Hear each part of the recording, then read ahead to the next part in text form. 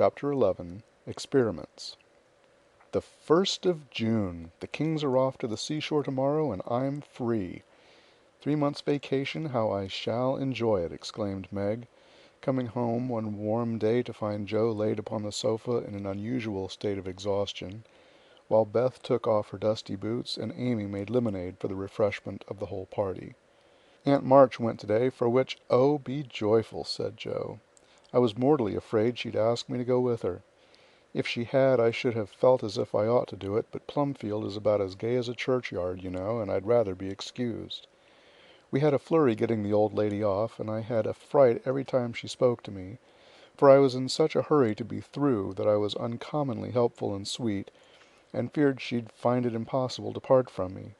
I quaked till she was fairly in the carriage, and had a final fright, for as it drove off she popped out her head, saying, "Josephine, won't you—" I didn't hear any more, for I basely turned and fled. I did actually run, and whisked round the corner where I felt safe. "Poor old Jo, she came in looking as if bears were after her," said Beth, as she cuddled her sister's feet with a motherly air. "Aunt March is a regular samphire, is she not?" observed Amy, tasting her mixture critically. "She means vampire, not seaweed, but it doesn't matter. It's too warm to be particular about one's parts of speech," murmured Joe.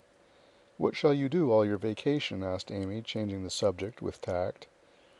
"I shall lie abed late and do nothing," replied Meg, from the depths of the rocking-chair. "I've been routed up early all winter and had to spend my days working for other people, so now I'm going to rest and revel to my heart's content." "No," said Joe, "that dozy way wouldn't suit me. I've laid in a heap of books, and I'm going to improve my shining hours reading on my perch in the old apple tree, when I'm not having—" "Don't say larks," implored Amy, as a return snub for the samphire correction. "I'll say nightingales, then, with Laurie. That's proper and appropriate, since he's a warbler."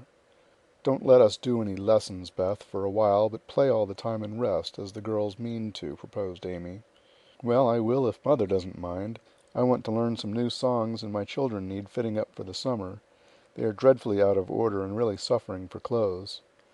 "May we, Mother?" asked Meg, turning to Mrs. March, who sat sewing in what they called Marmy's corner. "You may try your experiment for a week and see how you like it. I think by Saturday night you will find that all play and no work is as bad as all work and no play." "Oh dear, no, it will be delicious, I'm sure," said Meg complacently. "I now propose a toast, as my friend and partner, Sary Gamp, says." "Fun forever and no grubbing," cried Joe, rising, glass in hand, as the lemonade went round. They all drank it merrily, and began the experiment by lounging for the rest of the day. Next morning Meg did not appear till 10 o'clock. Her solitary breakfast did not taste good, and the room seemed lonely and untidy, for Joe had not filled the vases, Beth had not dusted, and Amy's books lay scattered about. Nothing was neat and pleasant but Marmy's corner, which looked as usual. And there Meg sat, to rest and read, which meant to yawn and imagine what pretty summer dresses she would get with her salary. Joe spent the morning on the river with Laurie, and the afternoon reading and crying over The Wide, Wide World up in the apple tree. Beth began by rummaging everything out of the big closet where her family resided, but getting tired before half done, she left her establishment topsy-turvy and went to her music, rejoicing that she had no dishes to wash. Amy arranged her bower, put on her best white frock, smoothed her curls, and sat down to draw under the honeysuckle, hoping someone would see and inquire who the young artist was. As no one appeared but an inquisitive Daddy Longlegs, who examined her work with interest, she went to walk, got caught in a shower, and came home dripping. At tea-time they compared notes, and all agreed that it had been a delightful, though unusually long, day. Meg, who went shopping in the afternoon and got a sweet blue muslin, had discovered, after she had cut the breadths off, that it wouldn't wash, which mishap made her slightly cross. Joe had burned the skin off her nose boating, and got a raging headache by reading too long. Beth was worried by the confusion of her closet and the difficulty of learning 3 or 4 songs at once, and Amy deeply regretted the damage done her frock, for Katie Brown's party was to be the next day, and now, like Flora McFlimsy, she had nothing to wear. But these were mere trifles, and they assured their mother that the experiment was working finely. She smiled, said nothing, and with Hannah's help did their neglected work, keeping home pleasant and the domestic machinery running smoothly. It was astonishing what a peculiar and uncomfortable state of things was produced by the resting and reveling process. The days kept getting longer and longer, the weather was unusually variable, and so were tempers. An unsettled feeling possessed everyone, and Satan found plenty of mischief for the idle hands to do. As the height of luxury, Meg put out some of her sewing, and then found time hang so heavily that she fell to snipping and spoiling her clothes in attempts to furbish them up a la Moffat.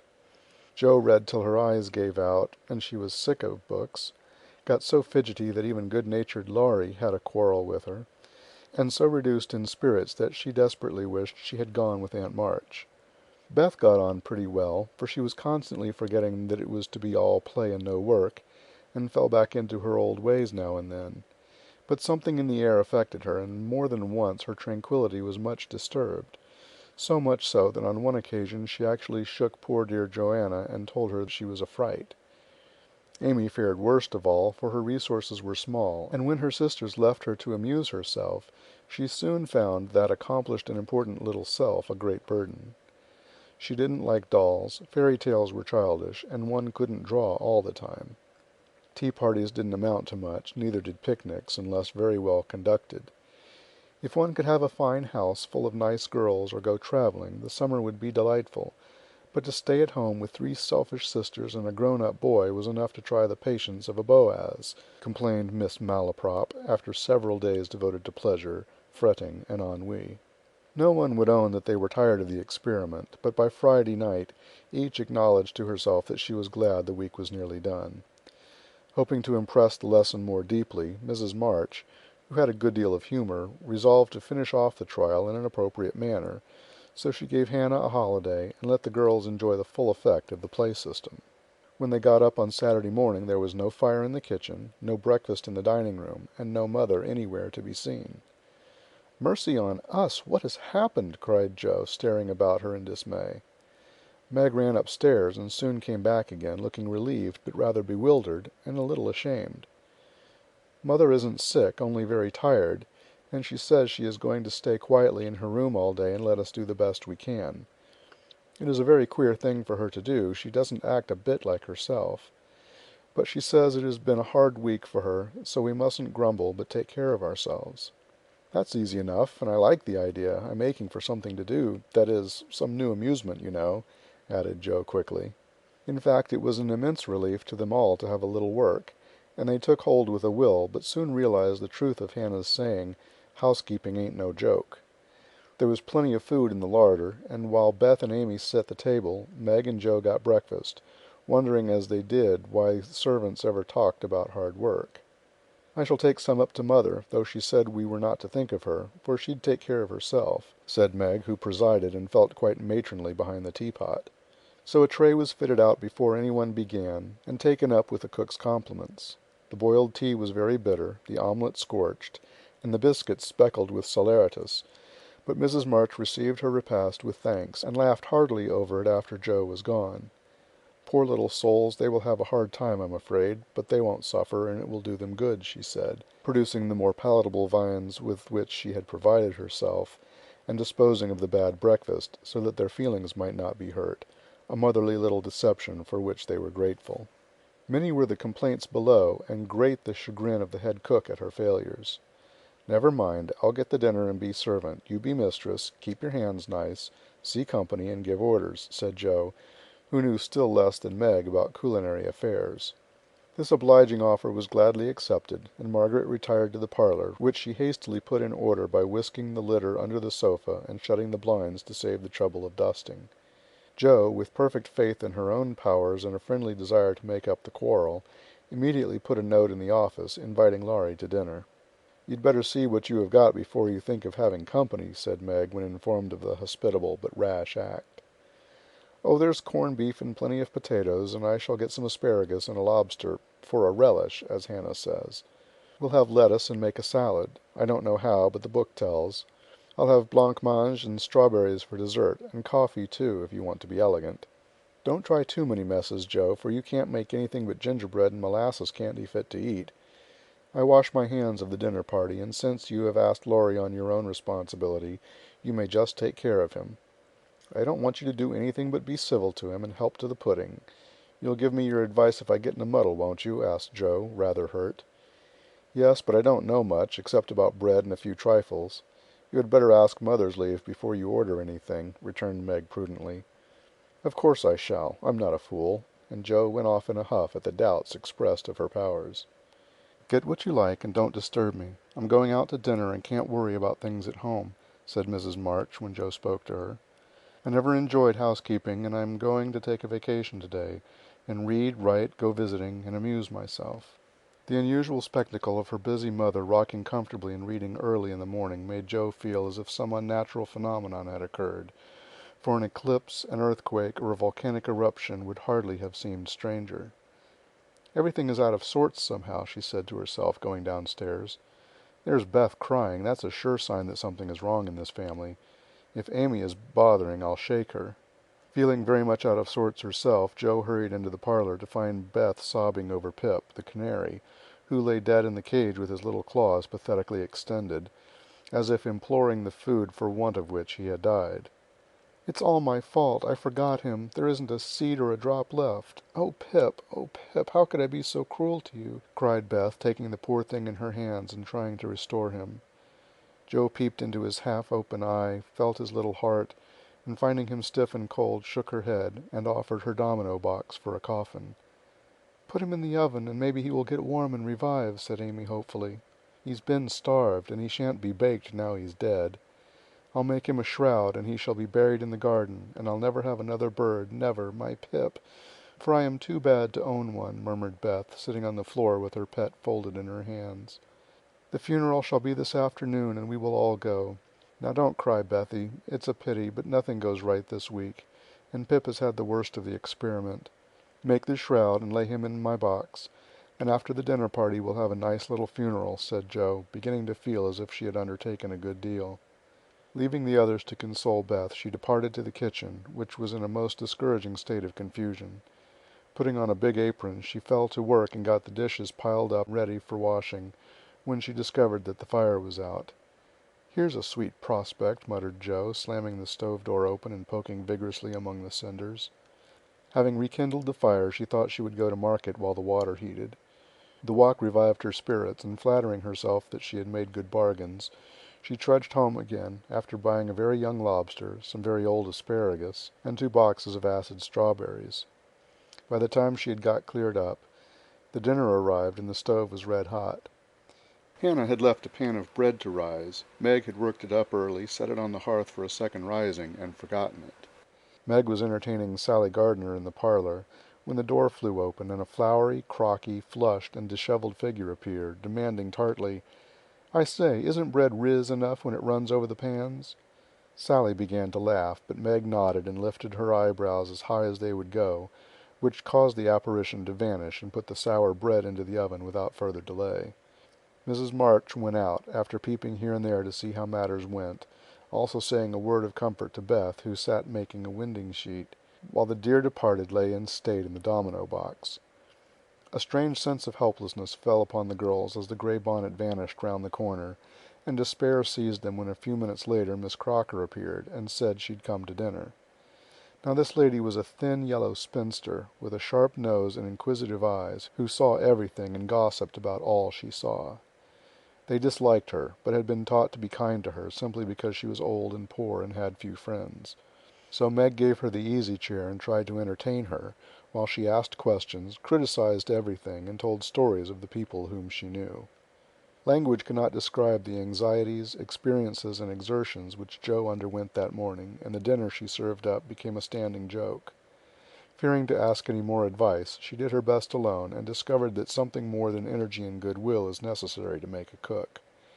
She boiled the asparagus for an hour, and was grieved to find the heads cooked off and the stalks harder than ever. The bread burned black, for the salad dressing so aggravated her that she could not make it fit to eat. The lobster was a scarlet mystery to her, but she hammered and poked till it was unshelled and its meager proportions concealed in a grove of lettuce leaves.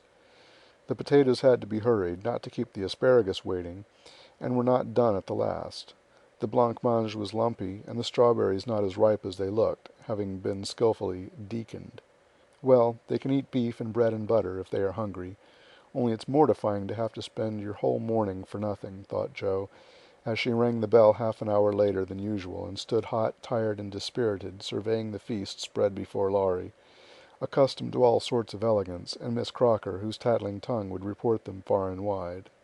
Poor Jo would gladly have gone under the table, as one thing after another was tasted and left. While Amy giggled, Meg looked distressed, Miss Crocker pursed her lips, and Laurie talked and laughed with all his might to give a cheerful tone to the festive scene.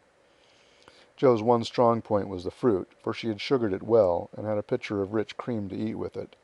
Her hot cheeks cooled a trifle, and she drew a long breath as the pretty glass plates went round, and everyone looked graciously at the little rosy islands floating in a sea of cream. Miss Crocker tasted first, made a wry face, and drank some water hastily. Jo, who refused, thinking there might not be enough, for they dwindled sadly after the picking over, glanced at Laurie, but he was eating away manfully, though there was a slight pucker about his mouth, and he kept his eye fixed on his plate. Amy, who was fond of delicate fare, took a heaping spoonful, choked, hid her face in her napkin, and left the table precipitately. "Oh, what is it?" exclaimed Jo, trembling. "Salt instead of sugar, and the cream is sour," replied Meg with a tragic gesture. Jo uttered a groan and fell back in her chair, remembering that she had given a last hasty powdering to the berries out of one of the 2 boxes on the kitchen table, and had neglected to put the milk in the refrigerator. She turned scarlet and was on the verge of crying when she met Laurie's eyes, which would look merry in spite of his heroic efforts. The comical side of the affair suddenly struck her, and she laughed till the tears ran down her cheeks. So did everyone else, even Croker, as the girls called the old lady, and the unfortunate dinner ended gaily, with bread and butter, olives, and fun. "I haven't strength of mind enough to clear up now, so we will sober ourselves with a funeral," said Jo as they rose, and Miss Crocker made ready to go, being eager to tell the new story at another friend's dinner table. They did sober themselves for Beth's sake. Laurie dug a grave under the ferns in the grove. Little Pip was laid in, with many tears by his tender-hearted mistress, and covered with moss, while a wreath of violets and chickweed was hung on the stone which bore his epitaph, composed by Jo while she struggled with the dinner. "Here lies Pip March, who died the 7th of June, loved and lamented sore, and not forgotten soon." At the conclusion of the ceremonies, Beth retired to her room, overcome with emotion and lobster, but there was no place of repose, for the beds were not made, and she found her grief much assuaged by beating up the pillows and putting things in order. Meg helped Jo clear away the remains of the feast, which took half the afternoon and left them so tired that they agreed to be contented with tea and toast for supper. Laurie took Amy to drive, which was a deed of charity, for the sour cream seemed to have had a bad effect upon her temper. Mrs. March came home to find the 3 older girls hard at work in the middle of the afternoon, and a glance at the closet gave her an idea of the success of one part of the experiment. Before the housewives could rest, several people called, and there was a scramble to get ready to see them. Then tea must be got, errands done, and 1 or 2 necessary bits of sewing neglected until the last minute. As twilight fell, dewy and still, one by one they gathered on the porch where the June roses were budding beautifully, and each groaned or sighed as she sat down, as if tired or troubled. "What a dreadful day this has been," began Jo, usually the first to speak. "It has seemed shorter than usual, but so uncomfortable," said Meg. "Not a bit like home," added Amy. "It can't seem so without Marmee and little Pip," sighed Beth, glancing with full eyes at the empty cage above her head. "Here's Mother dear, and you shall have another bird tomorrow if you want it." As she spoke, Mrs. March came and took her place among them, looking as if her holiday had not been much pleasanter than theirs. "Are you satisfied with your experiment, girls, or do you want another week of it?" she asked, as Beth nestled up to her, and the rest turned toward her with brightening faces, as flowers turn toward the sun. "I don't," cried Jo decidedly. "Nor I," echoed the others. "You think, then, that it is better to have a few duties, and live a little for others, do you?" "Lounging and larking doesn't pay," observed Jo, shaking her head. "I'm tired of it, and mean to go to work at something right off." "Suppose you learn plain cooking. That's a useful accomplishment, which no woman should be without," said Mrs. March, laughing inaudibly at the recollection of Jo's dinner party, for she had met Miss Crocker, and heard her account of it. "Mother, did you go away and let everything be, just to see how we'd get on?" cried Meg, who had had suspicions all day. "Yes, I wanted you to see how the comfort of all depends on each doing her share faithfully." While Hannah and I did your work, you got on pretty well, though I don't think you were very happy or amiable. So I thought, as a little lesson, I would show you what happens when everyone thinks only of herself. Don't you feel that it is pleasanter to help one another, to have daily duties which make leisure sweet when it comes, and to bear and forbear, that home may be comfortable and lovely to us all? We do, Mother, we do, cried the girls. Then let me advise you to take up your little burdens again, for though they seem heavy sometimes, they are good for us, and lighten as we learn to carry them. Work is wholesome, and there is plenty for everyone. It keeps us from ennui and mischief, is good for health and spirits, and gives us a sense of power and independence better than money or fashion. We'll work like bees and love it too, see if we don't, said Joe. I'll learn plain cooking for my holiday task, and the next dinner party I have shall be a success. I'll make the set of shirts for Father instead of letting you do it, Marmee. I can and I will, though I'm not fond of sewing. That will be better than fussing over my own things, which are plenty nice enough as they are, said Meg. I'll do my lessons every day, and not spend so much time with my music and dolls. I am a stupid thing, and ought to be studying, not playing, was Beth's resolution, while Amy followed their example by heroically declaring, I shall learn to make buttonholes, and attend to my parts of speech. Very good. Then I am quite satisfied with the experiment, and fancy that we shall not have to repeat it. Only don't go to the other extreme and delve like slaves. Have regular hours for work and play, make each day both useful and pleasant, and prove that you understand the worth of time by employing it well. Then youth will be delightful, old age will bring few regrets, and life become a beautiful success in spite of poverty. We'll remember, Mother. And they did. End of chapter 11. Chapter 12. Camp Lawrence.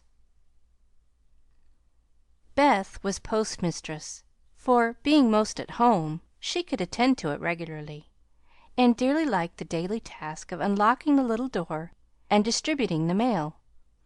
One July day she came in with her hands full, and went about the house leaving letters and parcels like the penny post. "Here's your posy, Mother. Laurie never forgets that," she said, putting the fresh nosegay in the vase that stood in Marmie's corner, and was kept supplied by the affectionate boy.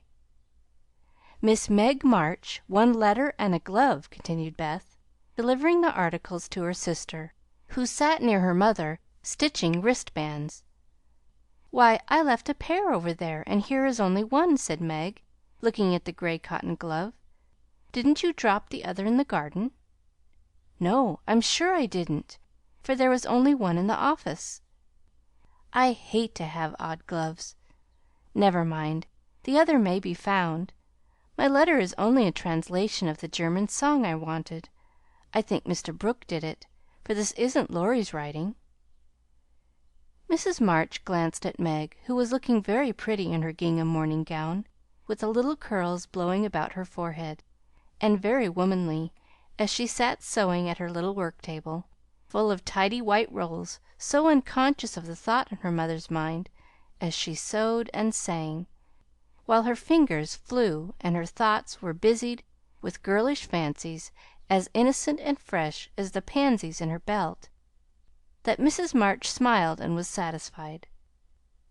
"2 letters for Dr. Joe, a book, and a funny old hat, which covered the whole post office and stuck outside," said Beth, laughing as she went into the study where Joe sat writing. "What a sly fellow Laurie is! I said I wished bigger hats were the fashion, because I burned my face every hot day. He said, 'Why mind the fashion? Wear a big hat and be comfortable.' I said I would if I had one, and he has sent me this to try me. I'll wear it for fun and show him I don't care for the fashion." And hanging the antique broad brim on a bust of Plato, Joe read her letters. One from her mother made her cheeks glow and her eyes fill, for it said to her, "My dear, I write a little word to tell you with how much satisfaction I watch your efforts to control your temper. You say nothing about your trials, failures, or successes, and think perhaps that no one sees them, but the friend whose help you daily ask, if I may trust the well worn cover of your guide book, I, too, have seen them all, and heartily believe in the sincerity of your resolution. since it begins to bear fruit.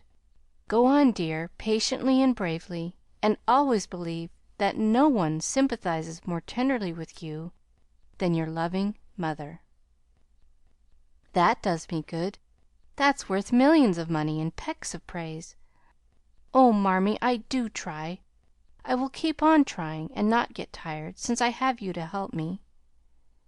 Laying her head on her arms, Jo wet her little romance with a few happy tears, for she had thought that no one saw and appreciated her efforts to be good, and this assurance was doubly precious, doubly encouraging, because unexpected and from the person whose commendation she most valued.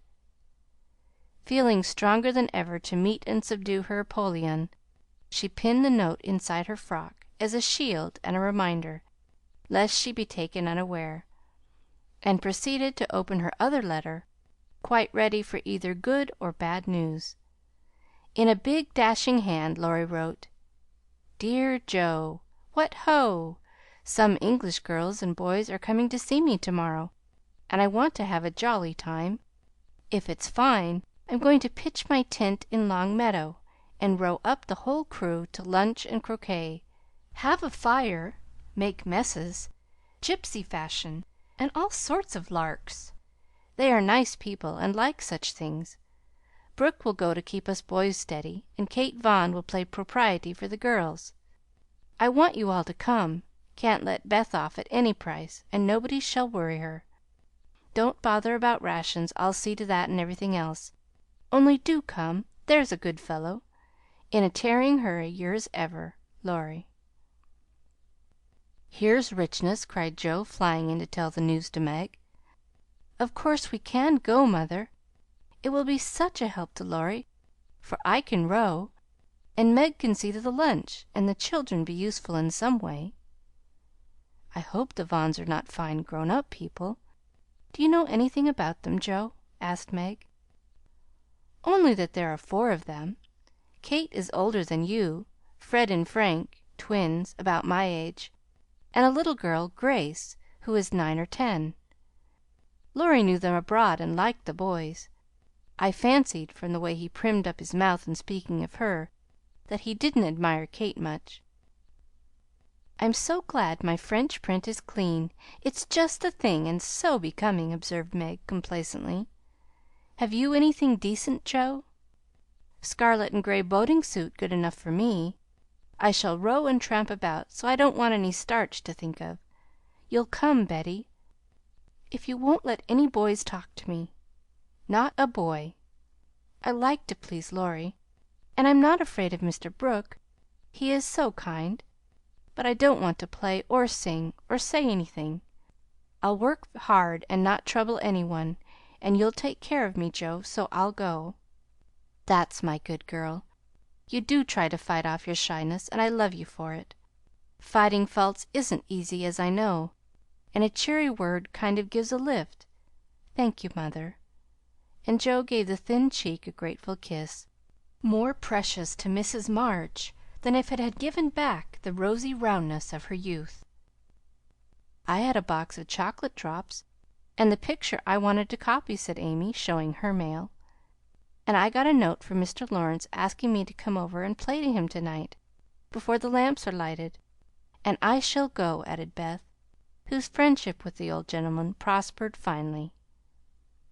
"Now let's fly round and do double duty to day, so that we can play to morrow with free minds," said Jo, preparing to replace her pen with a broom.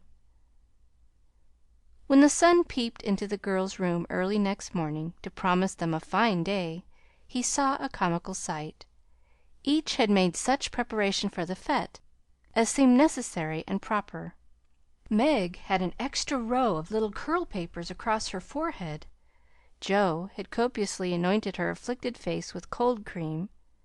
Beth had taken Joanna to bed with her to atone for the approaching separation, and Amy had capped the climax by putting a clothespin on her nose to uplift the offending feature. It was one of the kind artists use to hold the paper on their drawing boards, therefore quite appropriate and effective for the purpose it was now being put. This funny spectacle appeared to amuse the sun, for he burst out with such radiance that Jo woke up and roused her sisters by a hearty laugh at Amy's ornament. Sunshine and laughter were good omens for a pleasure party, and soon a lively bustle began in both houses. Beth, who was ready first, kept reporting what went on next door, and enlivened her sisters' toilettes by frequent telegrams from the window. "There goes the man with the tent." "I see Mrs. Barker doing up the lunch in a hamper and a great basket." "Now Mr. Lawrence is looking up at the sky and the weathercock. I wish he would go too." "There's Laurie looking like a sailor. Nice boy." "Oh, mercy me! Here's a carriage full of people, a tall lady, a little girl, and two dreadful boys. One is lame, poor thing. He's got a crutch. Laurie didn't tell us that. Be quick, girls, it's getting late. Why, there is Ned Moffat, I do declare! Meg, isn't that the man who bowed to you one day while we were shopping?" "So it is. How queer that he should come! I thought he was at the mountains. There is Sally. I'm glad she got back in time. Am I all right, Jo?" cried Meg in a flutter. "A regular daisy. Hold up your dress and put your hat on straight. It looks sentimental tipped that way, and will fly off at the first puff. Now then, come on!" "Oh, Jo, you are not going to wear that awful hat. It's too absurd. You shall not make a guy of yourself," remonstrated Meg, as Jo tied down with a red ribbon the broad brimmed, old fashioned Leghorn Laurie had sent for a joke. "I just will, though, for it's capital. So shady, light, and big. It will make fun, and I don't mind being a guy if I'm comfortable." With that Jo marched straight away, and the rest followed, a bright little band of sisters, all looking their best in summer suits, with happy faces under the jaunty hat brims. Laurie ran to meet and present them to his friends in the most cordial manner. The lawn was the reception room, and for several minutes a lively scene was enacted there. Meg was grateful to see that Miss Kate, though 20, was dressed with a simplicity which American girls would do well to imitate, and who was much flattered by Mr. Ned's assurances that he came especially to see her. Jo understood why Laurie primmed up his mouth when speaking of Kate, for that young lady had a stand off, don't touch me air, which contrasted strongly with the free and easy demeanor of the other girls. Beth took an observation of the new boys, and decided that the lame one was not dreadful, but gentle and feeble, and she would be kind to him on that account. Amy found Grace a well mannered, merry little person, and after staring dumbly at one another for a few minutes, they suddenly became very good friends. Tents, lunch, and croquet utensils having been sent on beforehand, the party was soon embarked, and the two boats pushed off together, leaving Mr. Lawrence waving his hat on the shore. Laurie and Jo rowed one boat, Mr. Brooke and Ned the other, while Fred Vaughn, the riotous twin, did his best to upset both by paddling about in a wherry like a disturbed water bug. Jo's funny hat deserved a vote of thanks, for it was of general utility. It broke the ice in the beginning by producing a laugh. It created quite a refreshing breeze, flapping to and fro as she rowed, and would make an excellent umbrella for the whole party if a shower came up, she said. Miss Kate decided that she was odd, but rather clever, and smiled upon her from afar. Meg, in the other boat, was delightfully situated face to face with the rowers, who both admired the prospect and feathered their oars with uncommon skill and dexterity. Mr. Brooke was a grave, silent young man, with handsome brown eyes and a pleasant voice. Meg liked his quiet manners, and considered him a walking encyclopedia of useful knowledge.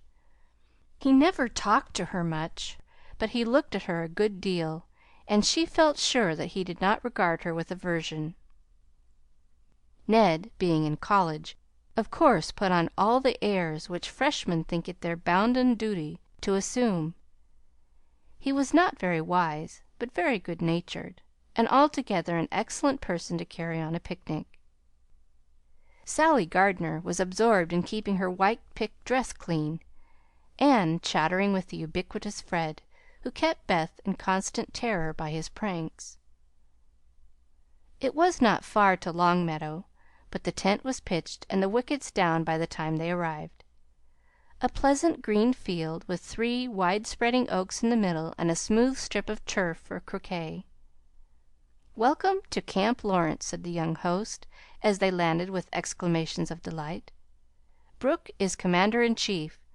I am commissary general.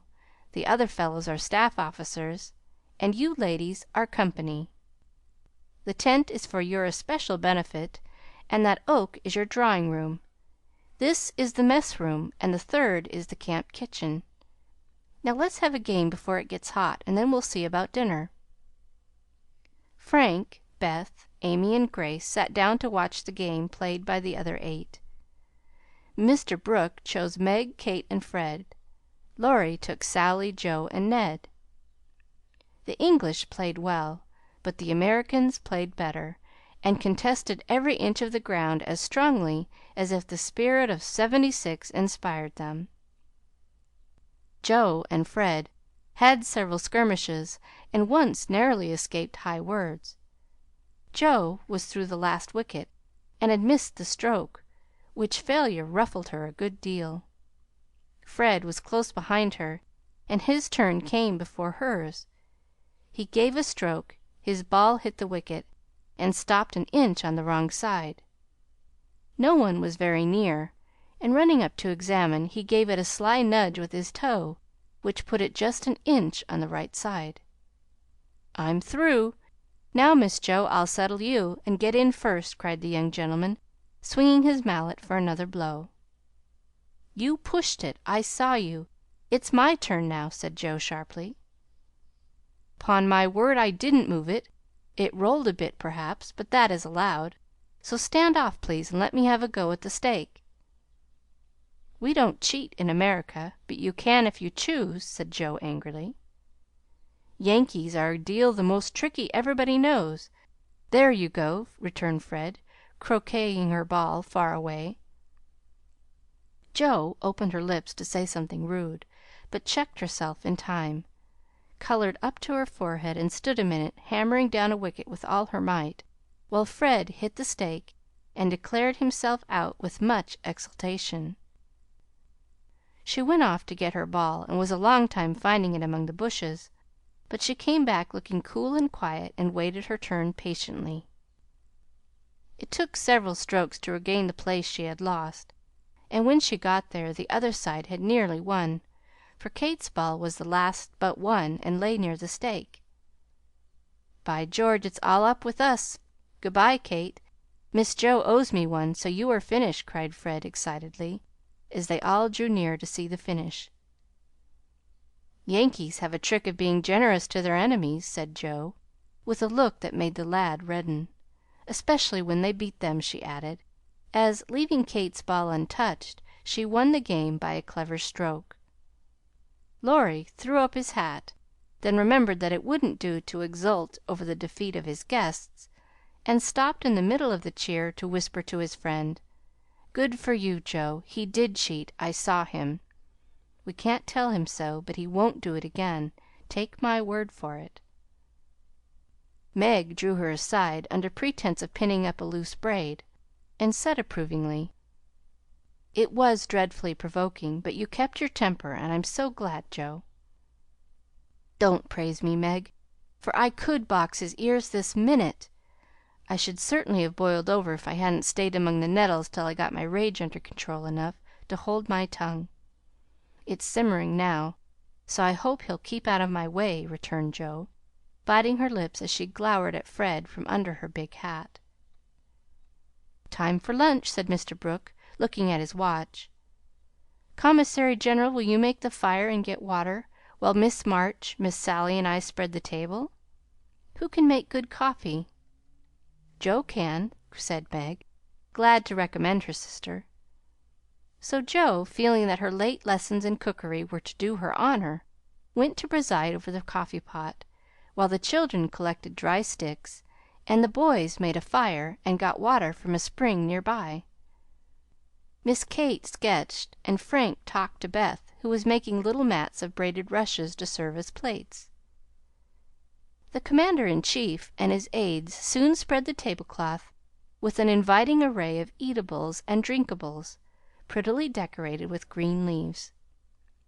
Joe announced that the coffee was ready, and every one settled themselves to a hearty meal, for youth is seldom dyspeptic, and exercise develops wholesome appetites. A very merry lunch it was, for everything seemed fresh and funny, and frequent peals of laughter startled a venerable horse who fed near by. There was a pleasing inequality in the table, which produced many mishaps to cups and plates. Acorns dropped in the milk, little black ants partook of the refreshments without being invited, and fuzzy caterpillars swung down from the tree to see what was going on. 3 white-headed children peeped over the fence, and an objectionable dog barked at them from the other side of the river with all his might and main. "There's salt here," said Laurie, as he handed Joe a saucer of berries. "Thank you, I prefer spiders," she replied, fishing up 2 unwary little ones who had gone to a creamy death. "How dare you remind me of that horrid dinner party, when yours is so nice in every way," added Joe, as they both laughed and ate out of one plate, the china having run short. "I had an uncommonly good time that day, and haven't got over it yet. This is no credit to me, you know. I don't do anything. It's you and Meg and Brooke who make it all go, and I'm no end obliged to you." "What shall we do when we can't eat any more?" asked Laurie, feeling that his trump card had been played when lunch was over. "Have games till it's cooler. I brought authors, and I dare say Miss Kate knows something new and nice. Go and ask her. She's company, and you ought to stay with her more." "Aren't you company, too? I thought she'd suit Brooke, but he keeps talking to Meg, and Kate just stares at them through that ridiculous glass of hers. I'm going, so you needn't try to preach propriety, for you can't do it, Joe." Miss Kate did know several new games, and as the girls would not, and the boys could not, eat any more, they all adjourned to the drawing room to play rigmarole. One person begins a story, any nonsense you like, and tells as long as he pleases, only taking care to stop short at some exciting point, when the next one takes it up and does the same. It's very funny when well done, and makes a perfect jumble of tragical, comical stuff to laugh over. "Please start it, Mr. Brooke," said Kate, with a commanding air which surprised Meg, who treated the tutor with as much respect as any other gentleman. Lying on the grass at the feet of the 2 young ladies, Mr. Brooke obediently began the story with the handsome brown eyes steadily fixed upon the sunshiny river.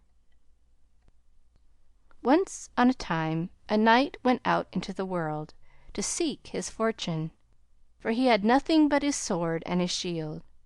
He traveled a long while, nearly 28 years, and had a hard time of it, till he came to the palace of a good old king, who had offered a reward to anyone who could tame and train a fine but unbroken colt, of which he was very fond.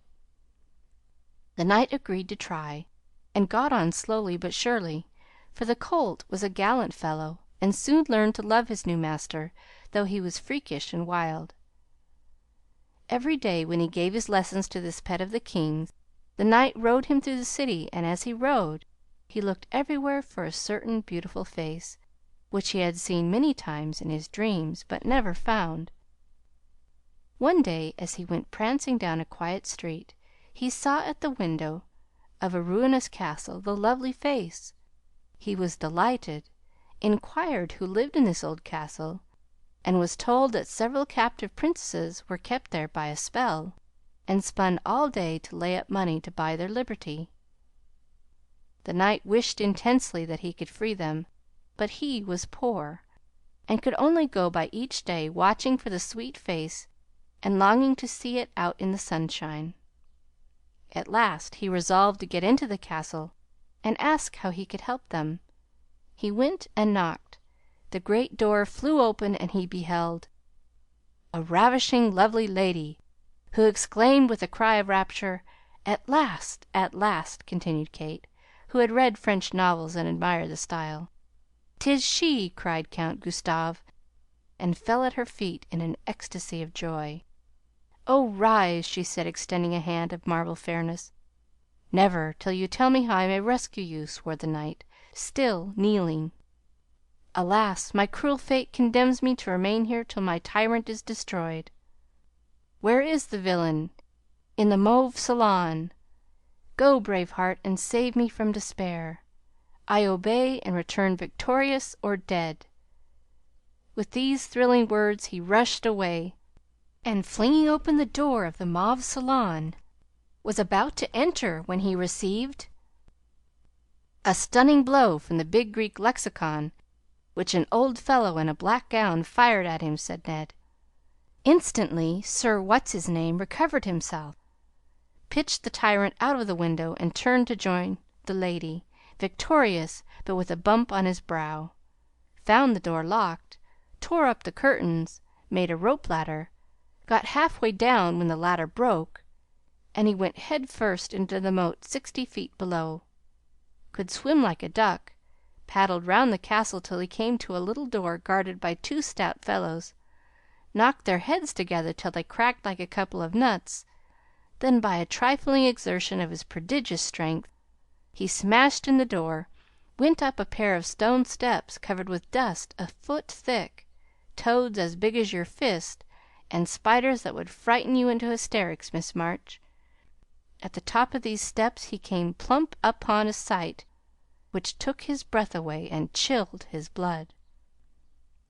A tall figure, all in white, with a veil over its face, and a lamp in its wasted hand, went on Meg. It beckoned, gliding noiselessly before him, down a corridor as dark and cold as any tomb. Shadowy effigies in armor stood on either side. A dead silence reigned. The lamp burned blue, and the ghostly figure ever and anon turned its face toward him, showing the glitter of awful eyes through its white veil. They reached a curtained door, behind which sounded lovely music. He sprang forward to enter, but the spectre plucked him back, and waved threateningly before him a "Snuff box," said Joe, in a sepulchral tone, which convulsed the audience. "Thank'ee," said the knight politely, as he took a pinch and sneezed 7 times, so violently that his head fell off. "Ha, ha!" laughed the ghost, and having peeped through the keyhole at the princesses spinning away for dear life, the evil spirit picked up her victim and put him in a large tin box, where there were 11 other knights packed together without their heads, like sardines, who all rose and began to "Dance a hornpipe," cut in Fred, as Joe paused for breath; and as they danced the rubbishy old castle turned to a man of war in full sail. "Up with the jib! Reef the tops, la Halids! Helm hard a lee, and man the guns!" roared the captain, as a Portuguese pirate hove in sight, with the flag black as ink flying from her foremast. "Go in and win, my hearties!" said the captain, and a tremendous fight began. Of course the British beat. They always do. "No, they don't," cried Joe aside. Having taken the pirate captain prisoner, sailed slap over the schooner, whose decks were piled high with dead, and whose lee scuppers ran blood, for the order had been "Cutlasses and die hard." Boatswain's mate took up a bite of the flying jib sheet. "And start this villain if he doesn't confess his sins double quick," said the British captain. The Portuguese held his tongue like a brick and walked the plank, while the jolly tars cheered like mad.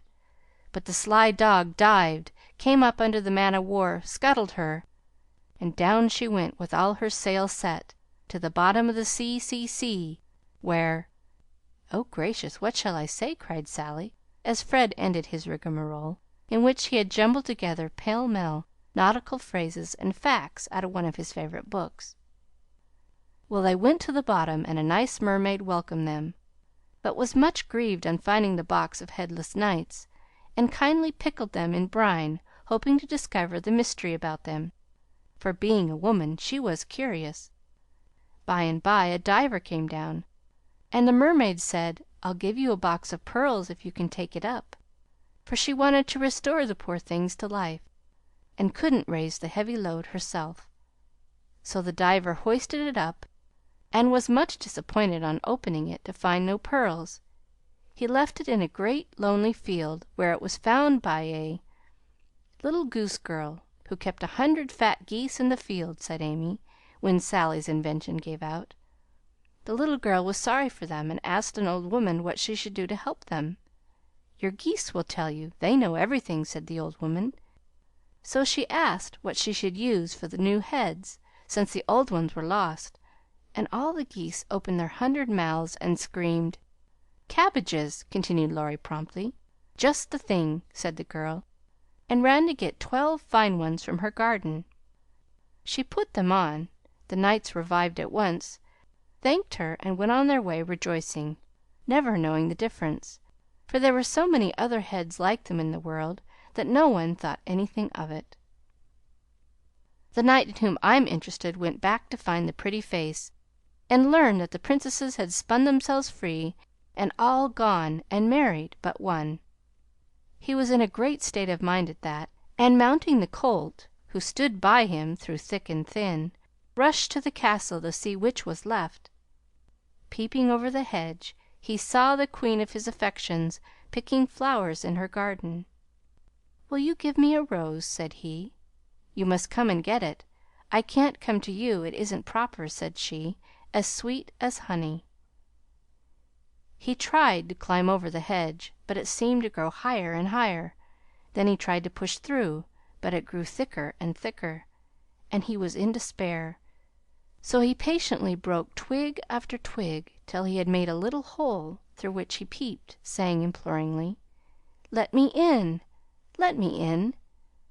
But the pretty Princess did not seem to understand, for she picked her roses quietly and left him to fight his way in. Whether he did or not, Frank will tell you.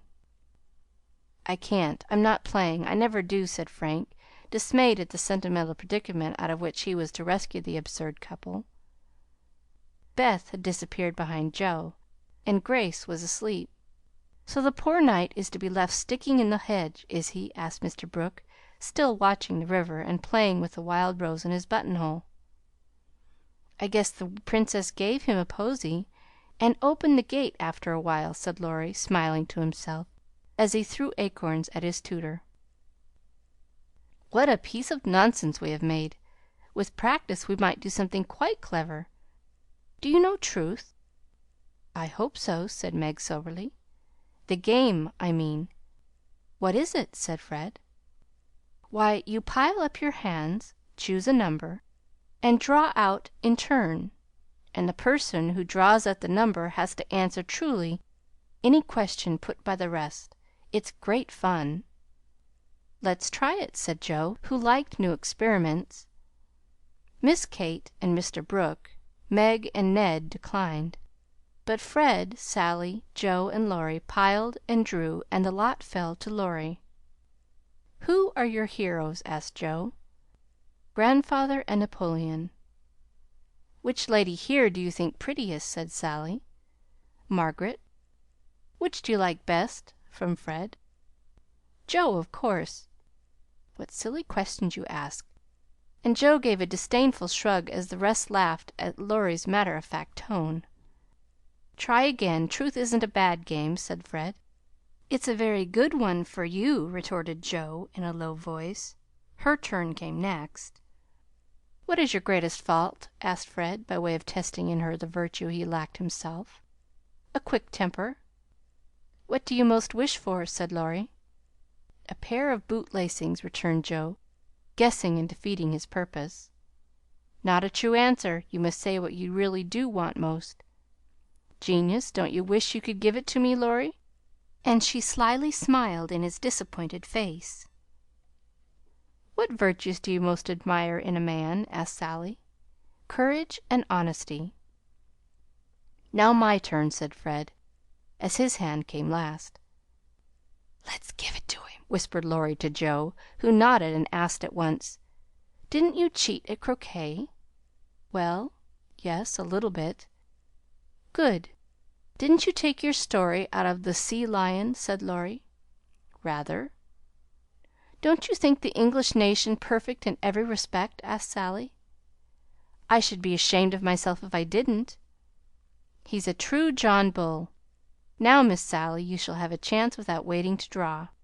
I'll harrow up your feelings first by asking if you don't think you are something of a flirt, said Laurie, as Joe nodded to Fred as a sign that peace was declared. You impertinent boy! Of course I'm not! exclaimed Sallie, with an air that proved the contrary. What do you hate most? asked Fred.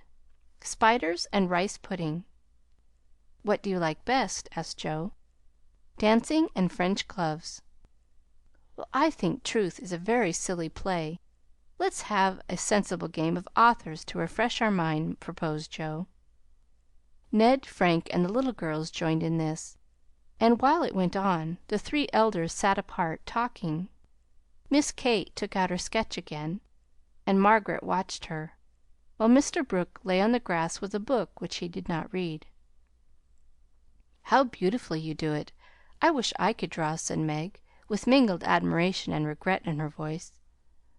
Why don't you learn? I should think you had taste and talent for it, replied Miss Kate graciously. I haven't time. Your mamma prefers other accomplishments, I fancy. So did mine, but I proved to her that I had talent by taking a few lessons privately, and then she was quite willing I should go on. Can't you do the same with your governess? I have none. I forgot. Young ladies in America go to school more than with us. Very fine schools they are, too, papa says. You go to a private one, I suppose? I don't go at all. I am a governess myself. Oh, indeed, said Miss Kate. But she might as well have said, Dear me, how dreadful, for her tone implied it, and something in her face made Meg color and wish she had not been so frank. Mr. Brooke looked up and said quickly, Young ladies in America love independence as much as their ancestors did, and are admired and respected for supporting themselves. Oh, yes, of course, it's very nice and proper in them to do so. We have many most respectable and worthy young women who do the same, and are employed by the nobility, because, being the daughters of gentlemen, they are both well bred and accomplished, you know, said Miss Kate, in a patronizing tone that hurt Meg's pride, and made her work seem not only more distasteful, but degrading. Did the German song suit Miss March? inquired Mr. Brooke, breaking an awkward pause. Oh, yes, it was very sweet, and I'm much obliged to whoever translated it for me. And Meg's downcast face brightened as she spoke. Don't you read German? asked Miss Kate, with a look of surprise. Not very well. My father, who taught me, is away, and I don't get on very fast alone, for I've no one to correct my pronunciation. Try a little now. Here is Schiller's Mary Stuart, and a tutor who loves to teach." And Mr. Brooke laid his book on her lap with an inviting smile. "It's so hard I'm afraid to try," said Meg, grateful, but bashful in the presence of the accomplished young lady beside her. "I'll read a bit to encourage you." And Miss Kate read one of the most beautiful passages in a perfectly correct but perfectly expressionless manner. Mr. Brooke made no comment as she returned the book to Meg, who said innocently, "I thought it was poetry." "Some of it is. Try this passage." There was a queer smile about Mr. Brooke's mouth as he opened at poor Mary's lament. Meg, obediently following the long grass blade which her new tutor used to point with, read slowly and timidly, unconsciously making poetry of the hard words by the soft intonation of her musical voice. Down the page went the green guide, and presently, forgetting her listener in the beauty of the sad scene, Meg read as if alone, giving a little touch of tragedy to the words of the unhappy queen. If she had seen the brown eyes then, she would have stopped short, but she never looked up, and the lesson was not spoiled for her. "Very well indeed," said Mr. Brooke, as she paused, quite ignoring her many mistakes, and looking as if he did indeed love to teach. Miss Kate put up her glass, and having taken a survey of the little tableau before her, shut her sketch book, saying with condescension, "You've a nice accent, and in time will be a clever reader. I advise you to learn, for German is a valuable accomplishment to teachers. I must look after Grace. She is romping." And Miss Kate strolled away, adding to herself with a shrug, "I didn't come to chaperon a governess, though she is young and pretty. What odd people these Yankees are! I'm afraid Laurie will be quite spoiled among them." "I forgot that English people rather turn up their noses at governesses, and don't treat them as we do," said Meg, looking after the retreating figures with an annoyed expression. "Tutors also have rather a hard time of it there, as I know to my sorrow. There's no place like America for us workers, Miss Margaret." And Mr. Brooke looked so contented and cheerful that Meg was ashamed to lament her hard lot. "I'm glad I live in it, then. I don't like my work, but I get a good deal of satisfaction out of it after all, so I won't complain. I only wished I liked teaching as you do." "I think you would if you had Laurie for a pupil. I shall be very sorry to lose him next year," said Mr. Brooke, busily punching holes in the turf. "Going to college, I suppose?" Meg's lips asked the question, but her eyes added, "And what becomes of you?" "Yes, it's high time he went, for he is ready, and as soon as he is off I shall turn soldier. I am needed." "I am so glad of that!" exclaimed Meg. "I should think every young man would want to go, though it is hard for the mothers and sisters who stay at home," she added sorrowfully. "I have neither, and very few friends to care whether I live or die," said Mr. Brooke, rather bitterly, as he absently put the dead rose in the hole he had made and covered it up, like a little grave. "Laurie and his grandfather would care a great deal, and we should all be very sorry to have any harm happen to you," said Meg heartily. "Thank you, that sounds pleasant," began Mr. Brooke, looking cheerful again; but before he could finish his speech, Ned, mounted on the old horse, came lumbering up to display his equestrian skill before the young ladies, and there was no more quiet that day. "Don't you love to ride?" asked Grace of Amy, as they stood resting after a race around the field with the others, led by Ned. "I dote upon it. My sister Meg used to ride when papa was rich, but we don't keep any horses now, except Ellen Tree," added Amy, laughing. "Tell me about Ellen Tree. Is it a donkey?" asked Grace, curiously. "Why, you see, Joe is crazy about horses, and so am I, but we've only got an old side saddle and no horse. Out in our garden is an apple tree that has a nice low branch, so Joe put the saddle on it, fixed some reins on the part that turns up, and we bounce away on Ellen Tree whenever we like." "How funny!" laughed Grace. "I have a pony at home, and ride nearly every day in the park with Fred and Kate. It's very nice, for my friends go too, and the Row is full of ladies and gentlemen." "Dear, how charming! I hope I shall go abroad some day, but I'd rather go to Rome than the Row," said Amy, who had not the remotest idea what the Row was, and wouldn't have asked for the world. Frank, sitting just behind the little girls, heard what they were saying, and pushed his crutch away from him with an impatient gesture as he watched the active lads going through all sorts of comical gymnastics. Beth, who was collecting the scattered author cards, looked up and said, in her shy yet friendly way, "I'm afraid you are tired. Can I do anything for you?" "Talk to me, please. It's dull sitting by myself," answered Frank, who had evidently been used to being made much of at home. If he asked her to deliver a Latin oration, it would not have seemed a more impossible task to bashful Beth. But there was no place to run to, no Joe to hide behind now, and the poor boy looked so wistfully at her that she bravely resolved to try. "What do you like to talk about?" she asked, fumbling over the cards, and dropping half as she tried to tie them up. "Well, I like to hear about cricket and boating and hunting," said Frank, who had not yet learned to suit his amusements to his strength. "My heart, what shall I do? I don't know anything about them," thought Beth. and forgetting the boy's misfortune in her flurry, she said, hoping to make him talk, "I never saw any hunting, but I suppose you know all about it."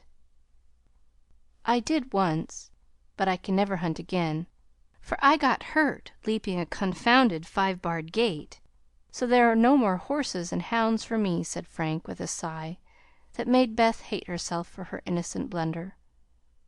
"Your deer are much prettier than our ugly buffaloes," she said, turning to the prairies for help, and feeling glad that she had read one of the boys' books in which Joe delighted. Buffaloes proved soothing and satisfactory, and in her eagerness to amuse another, Beth forgot herself and was quite unconscious of her sister's surprise and delight at the unusual spectacle of Beth talking away to one of the dreadful boys against whom she had begged protection. "Bless her heart, she pities him, so she is good to him," said Joe, beaming at her from the croquet ground. "I always said she was a little saint," added Meg, as if there could be no further doubt of it. "I haven't heard Frank laugh so much for ever so long," said Grace to Amy, as they sat discussing dolls and making tea sets out of the acorn cups. "My sister Beth is a very fastidious girl when she likes to be," said Amy, well pleased at Beth's success. She meant fascinating, but as Grace didn't know the exact meaning of either word, fastidious sounded well and made a good impression. An impromptu circus, fox and geese, and an amicable game of croquet finished the afternoon. At sunset the tent was struck, hampers packed, wickets pulled up, boats loaded, and the whole party floated down the river, singing at the tops of their voices. Ned, getting sentimental, warbled a serenade with the pensive refrain, "Alone, alone, ah, woe alone," and at the lines, "We each are young, we each have a heart, oh, why should we stand thus coldly apart?" He looked at Meg with such a lackadaisical expression that she laughed outright and spoiled his song. "How can you be so cruel to me?" he whispered under cover of a lively chorus. "You've kept close to that starched up Englishwoman all day, and now you snub me." "I didn't mean to, but you looked so funny I really couldn't help it," replied Meg, passing over the first part of his reproach, for it was quite true that she had shunned him, remembering the Moffatt party and the talk after it. Ned was offended and turned to Sally for consolation, saying to her rather pettishly, "There isn't a bit of flirt in that girl, is there?" "Not a particle, but she's a dear," returned Sally, defending her friend even while confessing her shortcomings. "She's not a stricken dear, anyway," said Ned, trying to be witty, and succeeding as well as very young gentlemen usually do. On the lawn where it had gathered, the little party separated with cordial good nights and good byes, for the Vaughns were going to Canada. As the four sisters went home through the garden, Miss Kate looked after them, saying, without the patronizing tone in her voice, "In spite of their demonstrative manners, American girls are very nice when one knows them." "I quite agree with you," said Mr. Brooke.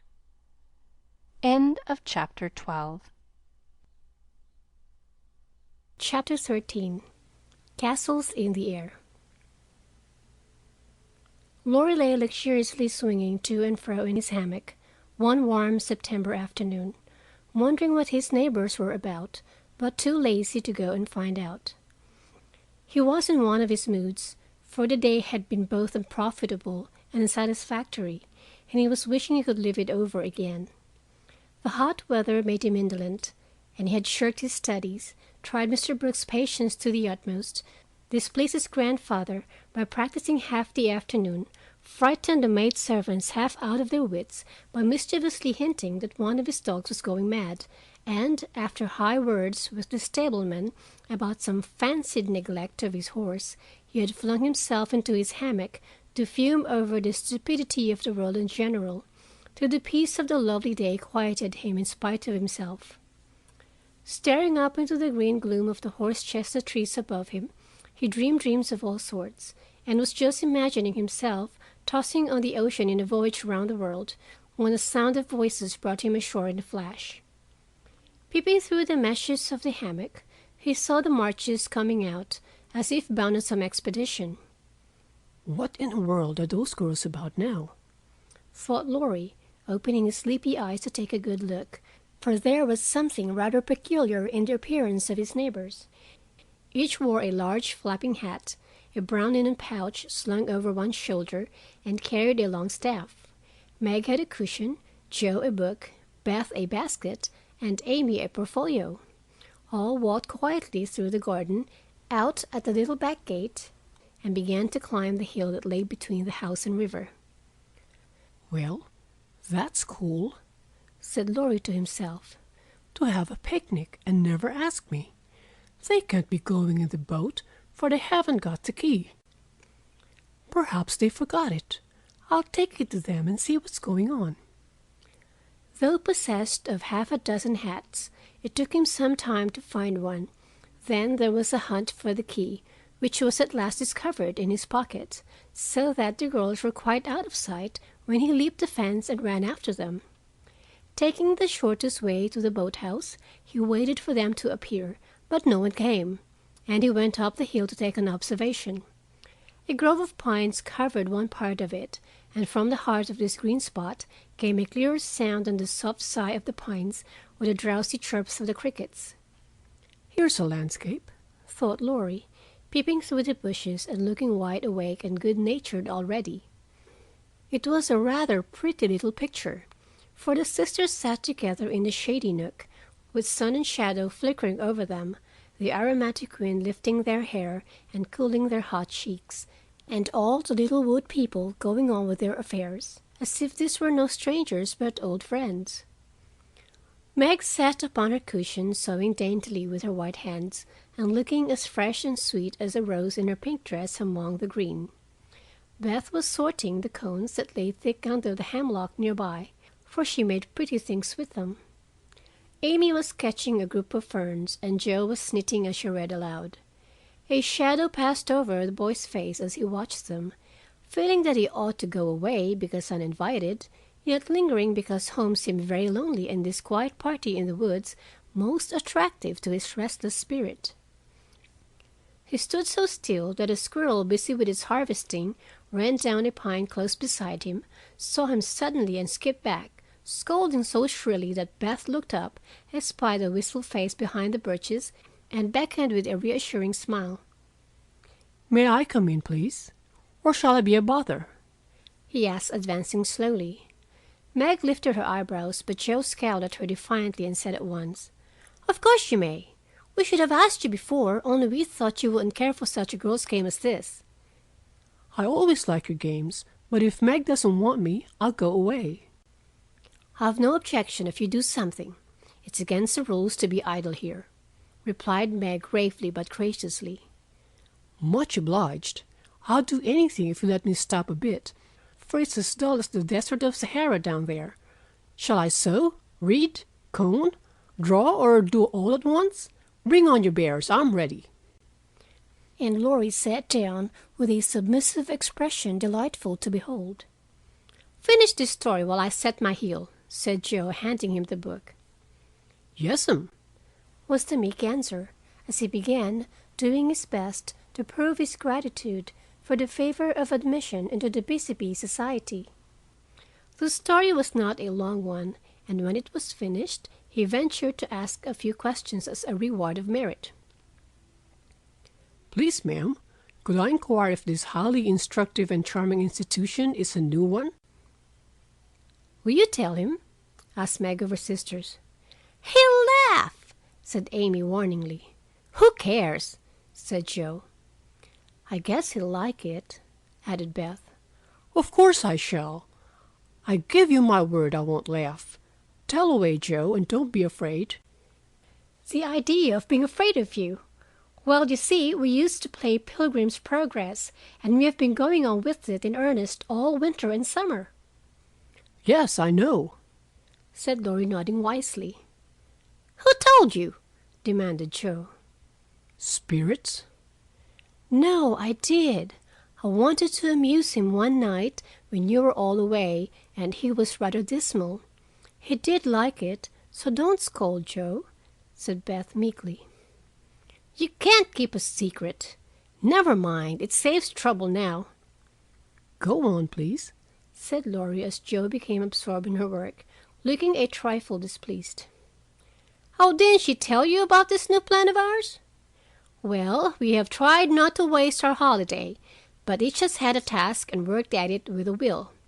The vacation is nearly over, the stints are all done, and we're ever so glad that we didn't dawdle.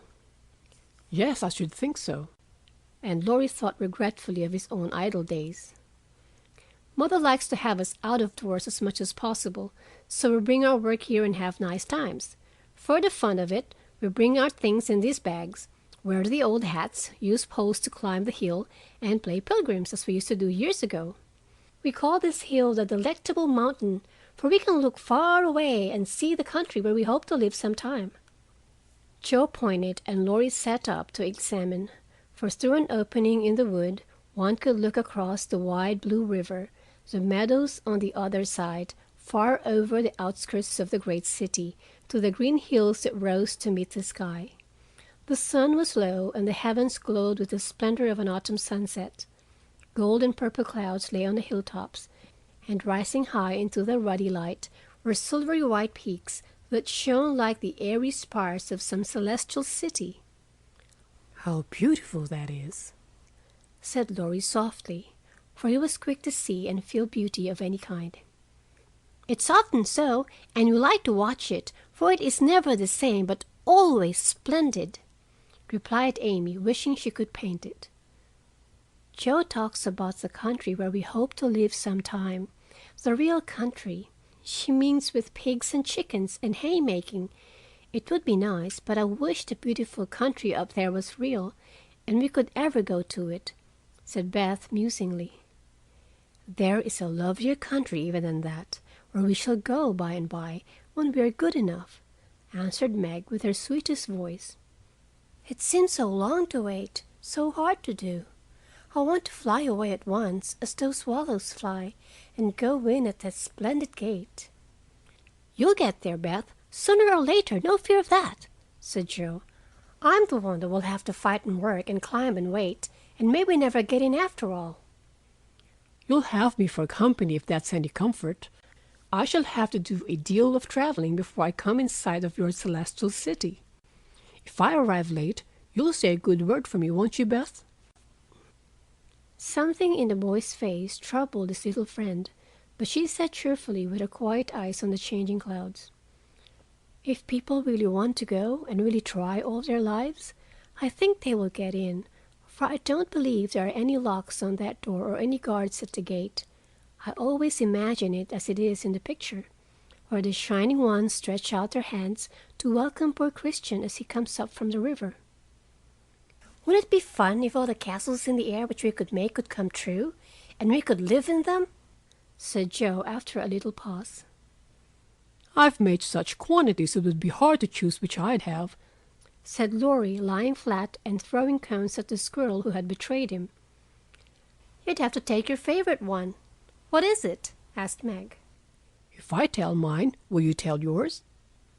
Yes, if the girls will too. We will! Now, Laurie. After I'd seen as much of the world as I want to, I'd like to settle in Germany and have just as much music as I choose. I'm to be a famous musician myself, and all creation is to rush to hear me. And I'm never to be bothered about money or business, but just enjoy myself and live for what I like. That's my favorite castle. What's yours, Meg? Margaret seemed to find it a little hard to tell hers, and waved the brake before her face as if to disperse imaginary gnats, while she said slowly, I should like a lovely house, full of all sorts of luxurious things, nice food, pretty clothes, handsome furniture, pleasant people, and heaps of money. I am to be mistress of it, and manage it as I like, with plenty of servants, so I never need work a bit. How I should enjoy it! For I wouldn't be idle, but do good, and make everyone love me dearly. Won't you have a master for your castle in the air? Asked Laurie slyly. I said pleasant people, you know, and Meg carefully tied up her shoe as she spoke, so that no one saw her face. "Why don't you say you'd have a splendid, wise, good husband and some angelic little children? You know your castle won't be perfect without," said blunt Joe, who had no tender fancies yet, and rather scorned romance except in books. "You'd have nothing but horses, inkstands, and novels in yours," answered Meg petulantly. "Wouldn't I, though? I'd have a stable full of Arabian steeds, rooms piled high with books, and I'd write out of a magic inkstand so that my work should be as famous as Laura's music. I want to do something splendid before I go into my castle, something heroic or wonderful that won't be forgotten after I'm dead. I don't know what, but I'm on the watch for it, and mean to astonish you all some day. I think I shall write books and get rich and famous. That would suit me, so that is my favorite dream." "Mine is to stay at home safe with Mother and Father and help take care of the family," said Beth contentedly. "Don't you wish for anything else?" asked Laurie. "Since I had my little piano, I'm perfectly satisfied. I only wish you may all keep well and be together, nothing else." "I have ever so many wishes, but the pet one is to be an artist and go to Rome and do fine pictures and be the best artist in the whole world," was Amy's modest desire. We're an ambitious set, aren't we? Every one of us but Beth wants to be rich and famous and gorgeous in every respect. I do wonder if any of us will ever get our wishes," said Laurie, chewing grass like a meditative calf.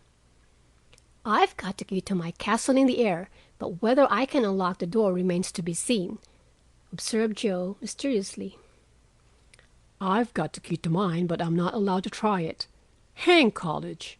muttered Laurie with an impatient sigh.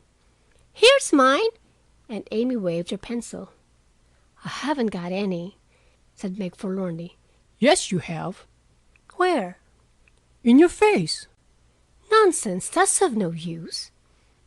Wait and see if it doesn't bring you something worth having," replied the boy, laughing at the thought of a charming little secret which he fancied he knew. Meg colored behind the brake, but asked no questions and looked across the river with the same expectant expression which Mr. Brooke had worn when he told the story of the night. "If we are all alive 10 years hence, let's meet and see how many of us have got our wishes, or how much nearer we are then than now," said Joe, always ready with a plan. "Bless me, how old I shall be! 27!"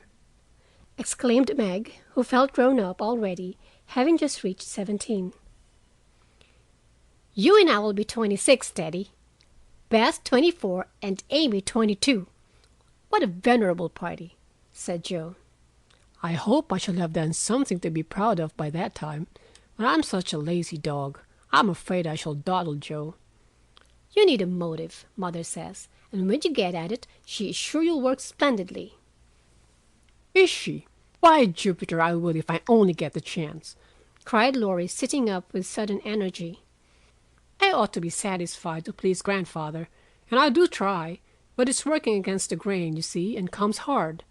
He wants me to be an India merchant, as he was, and I'd rather be shot. I hate tea and silk and spices and every sort of rubbish his old ships bring, and I don't care how soon they go to the bottom when I own them. Going to college ought to satisfy him, for if I give him 4 years, he ought to let me off from the business. But he's set, and I've got to do just as he did, unless I break away and please myself as my father did. If there was anyone left to stay with the old gentleman, I'd do it tomorrow." Laurie spoke excitedly and looked ready to carry his threat into execution on the slightest provocation, for he was growing up very fast, and, in spite of his indolent ways, had a young man's hatred of subjection, a young man's restless longing to try the world for himself.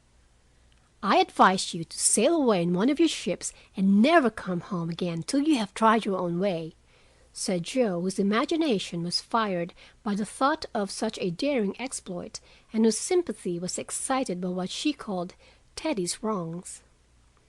"That's not right, Joe. You mustn't talk in that way, and Laurie mustn't take your bad advice. You should do just what your grandfather wishes, my dear boy," said Meg in her most maternal tone.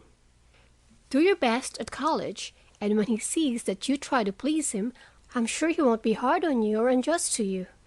As you say, there is no one else to stay with and love him, and you'd never forgive yourself if you left him without his permission.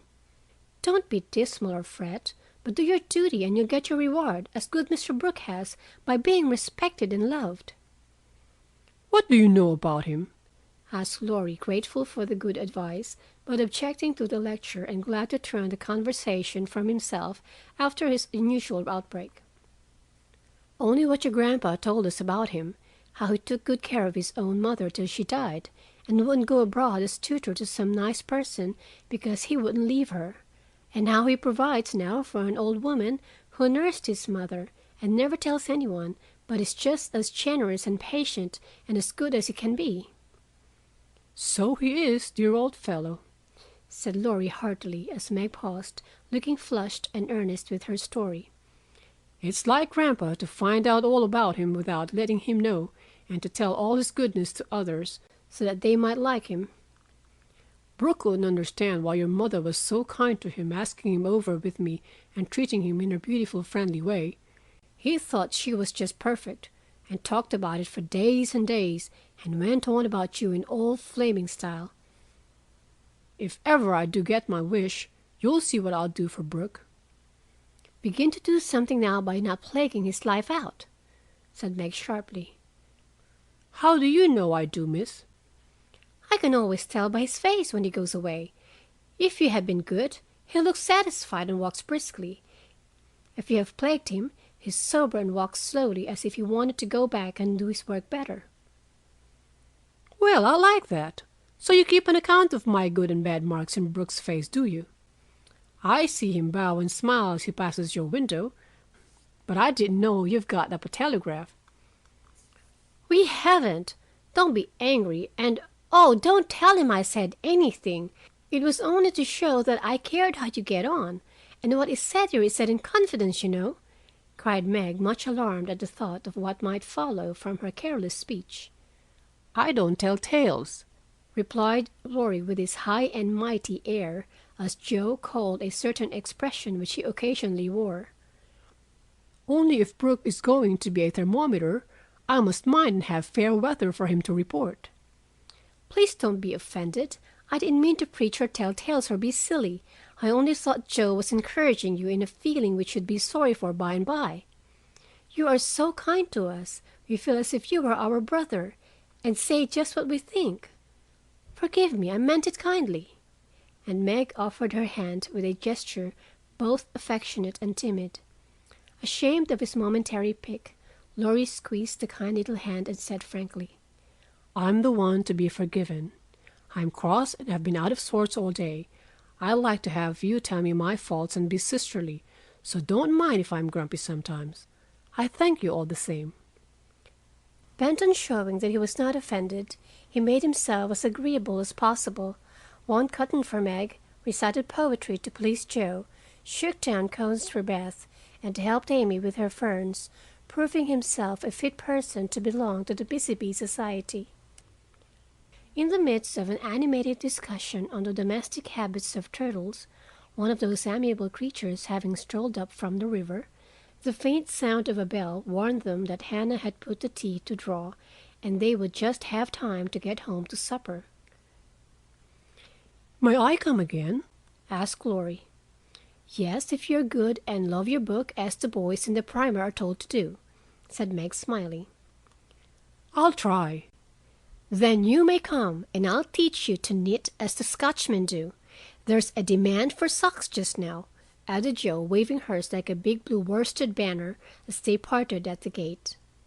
That night, when Beth played to Mr. Lawrence in the twilight, Laurie, standing in the shadow of the curtain, listened to the little David, whose simple music always quieted his moody spirit, and watched the old man, who sat with his gray hat on his hand, thinking tender thoughts of the dead child he had loved so much.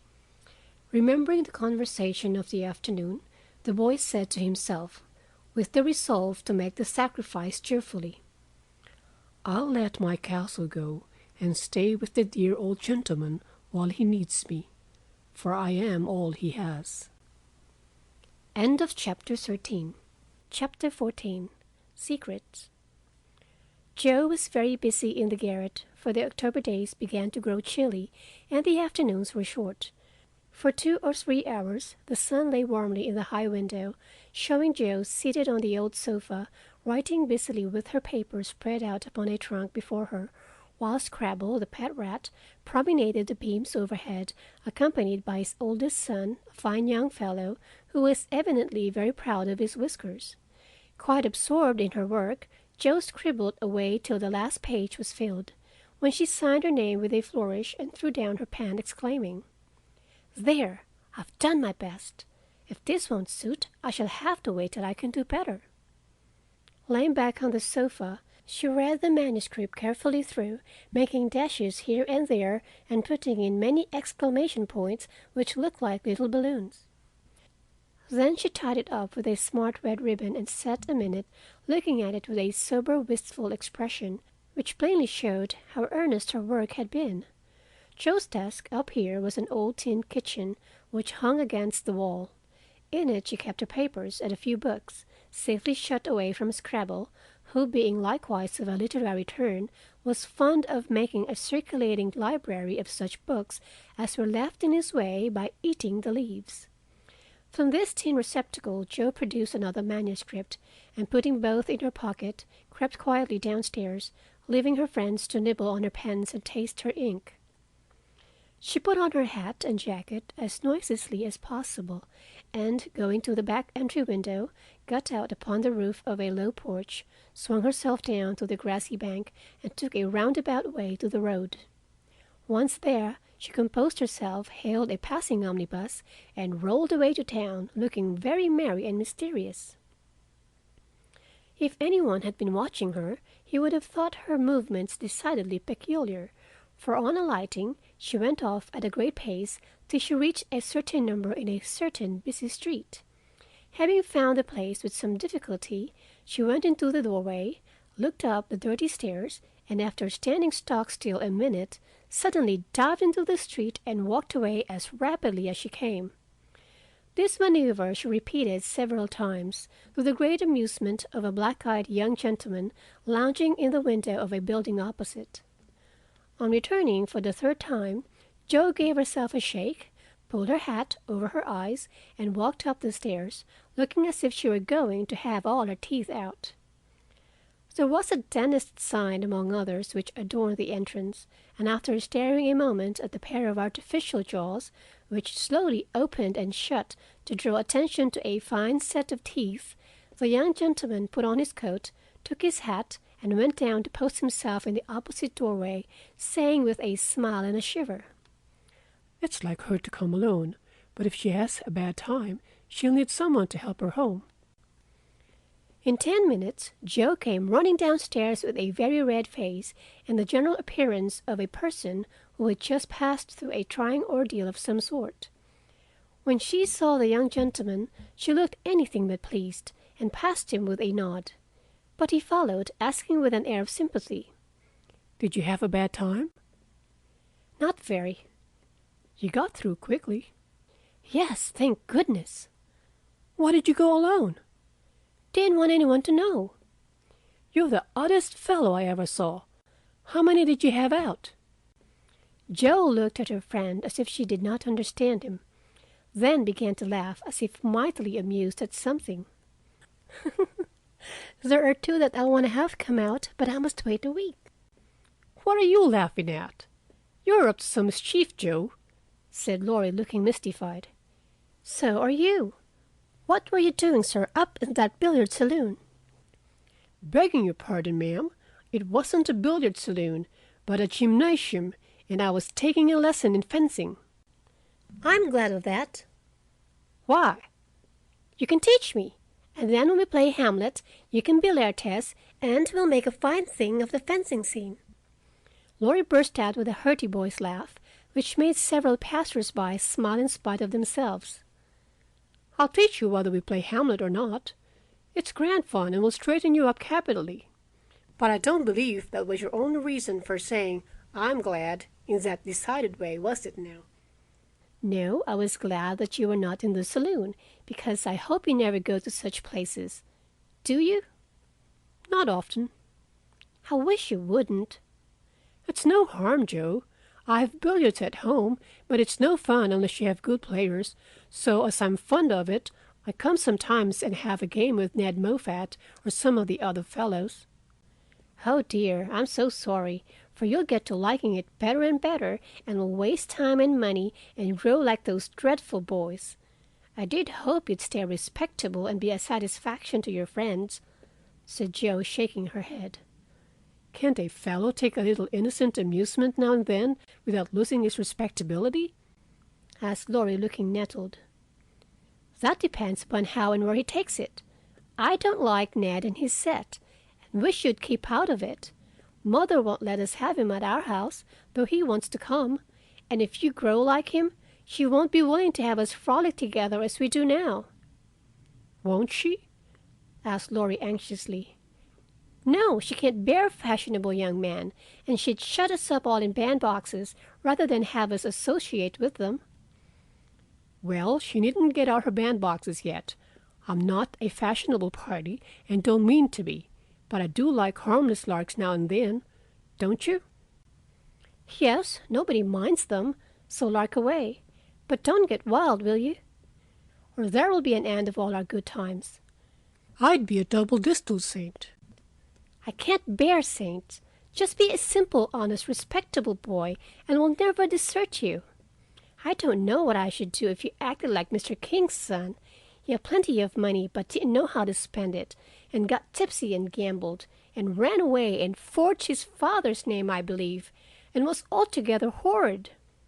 "You think I'm likely to do the same? Much obliged." "No, I don't. Oh, dear, no.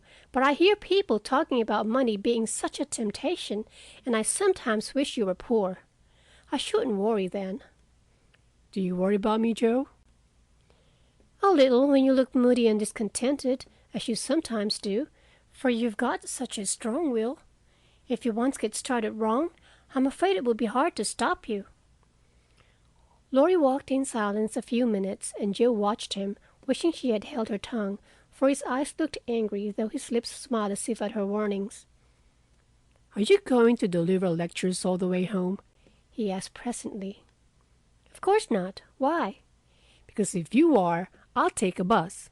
If you're not, I'd like to walk with you and tell you something very interesting." "I won't preach any more, and I'd like to hear the news immensely." "Very well, then, come on." "It's a secret, and if I tell you, you must tell me yours." "I haven't got any," began Jo, but stopped suddenly, remembering that she had. "You know you have. You can't hide anything, so up and fast, or I won't tell," cried Laurie. "Is your secret a nice one?" "Oh, isn't it? All about people you know, and such fun. You ought to hear it, and I've been aching to tell it this long time. Come, you begin." "You'll not say anything about it at home, will you?" "Not a word." "And you won't tease me in private?" "I never tease." "Yes, you do. You get everything you want out of people. I don't know how you do it, but you're a born wheedler." "Thank you. Far away." "Well, I've left 2 stories with a newspaper man, and he's to give his answer next week," whispered Jo in her confidant's ear. "Hurrah for Miss March, the celebrated American authoress!" cried Laurie, throwing up his hat and catching it again, to the great delight of 2 ducks, 4 cats, 5 hens, and half a dozen Irish children, for they were out of the city now. "Hush! It won't come to anything, I dare say, but I couldn't rest till I had tried, and I said nothing about it because I didn't want anyone else to be disappointed." "It won't fail. Why, Joe, your stories are works of Shakespeare compared to half the rubbish that is published every day. Would it be fun to see them in print, and shan't we feel proud of our authoress?" Jo's eyes sparkled, for it is always pleasant to be believed in, and a friend's praise is always sweeter than a dozen newspaper puffs. "Where's your secret? Play fair, Teddy, or I'll never believe you again," she said, trying to extinguish the brilliant hopes that blazed up at a word of encouragement. I may get into a scrape for telling, but I didn't promise not to, so I will, for I never feel easy in my mind till I've told you any plummy bit of news I get. I know where Meg's glove is. Is that all? Said Joe, looking disappointed, as Laurie nodded and twinkled with a face full of mysterious intelligence. It's quite enough for the present. I shall agree when I tell you where it is. Tell then. Laurie bent and whispered 3 words in Joe's ear, which produced a comical change.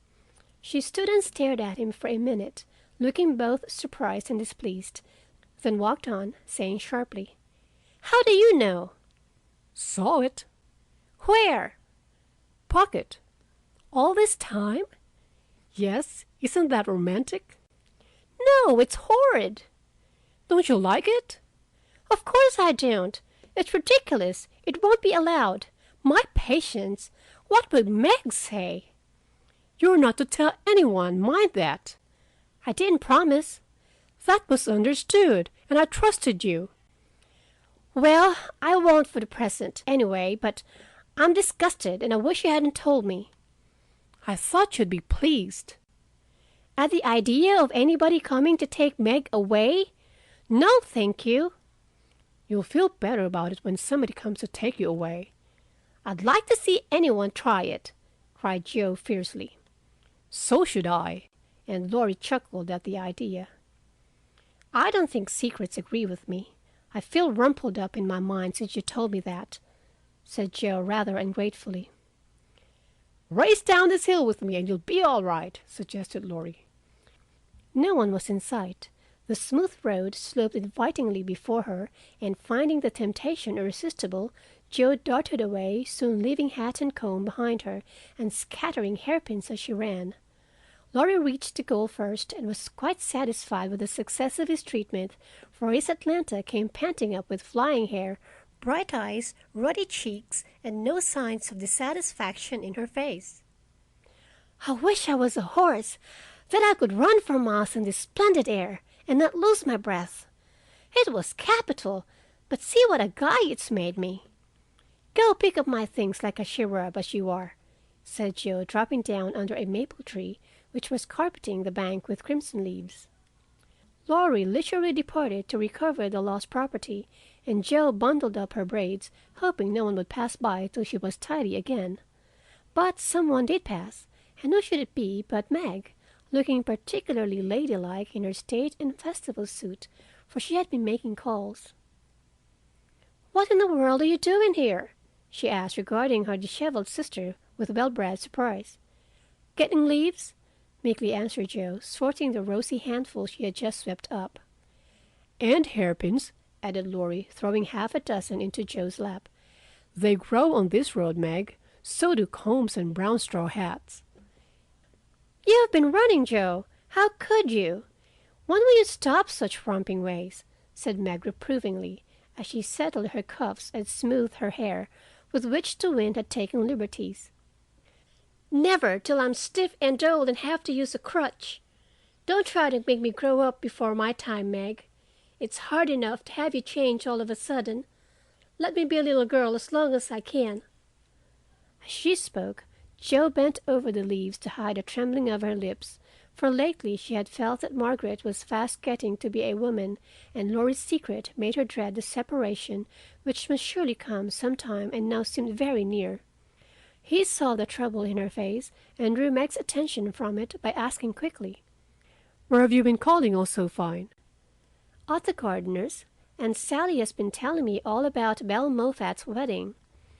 It was very splendid, and they have gone to spend the winter in Paris. Just think how delightful that must be." "Do you envy her, Meg?" said Laurie. "I'm afraid I do." "I'm glad of it," muttered Joe, trying on her hat with a jerk. "Why?" asked Meg, looking surprised. "Because if you care much about riches, you'll never go and marry a poor man," said Joe, frowning at Laurie, who was mutely warning her to mind what she said.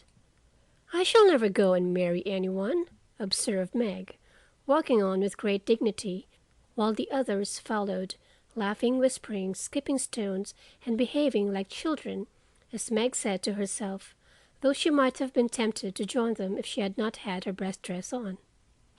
For a week or two Jo behaved so queerly that her sisters were quite bewildered.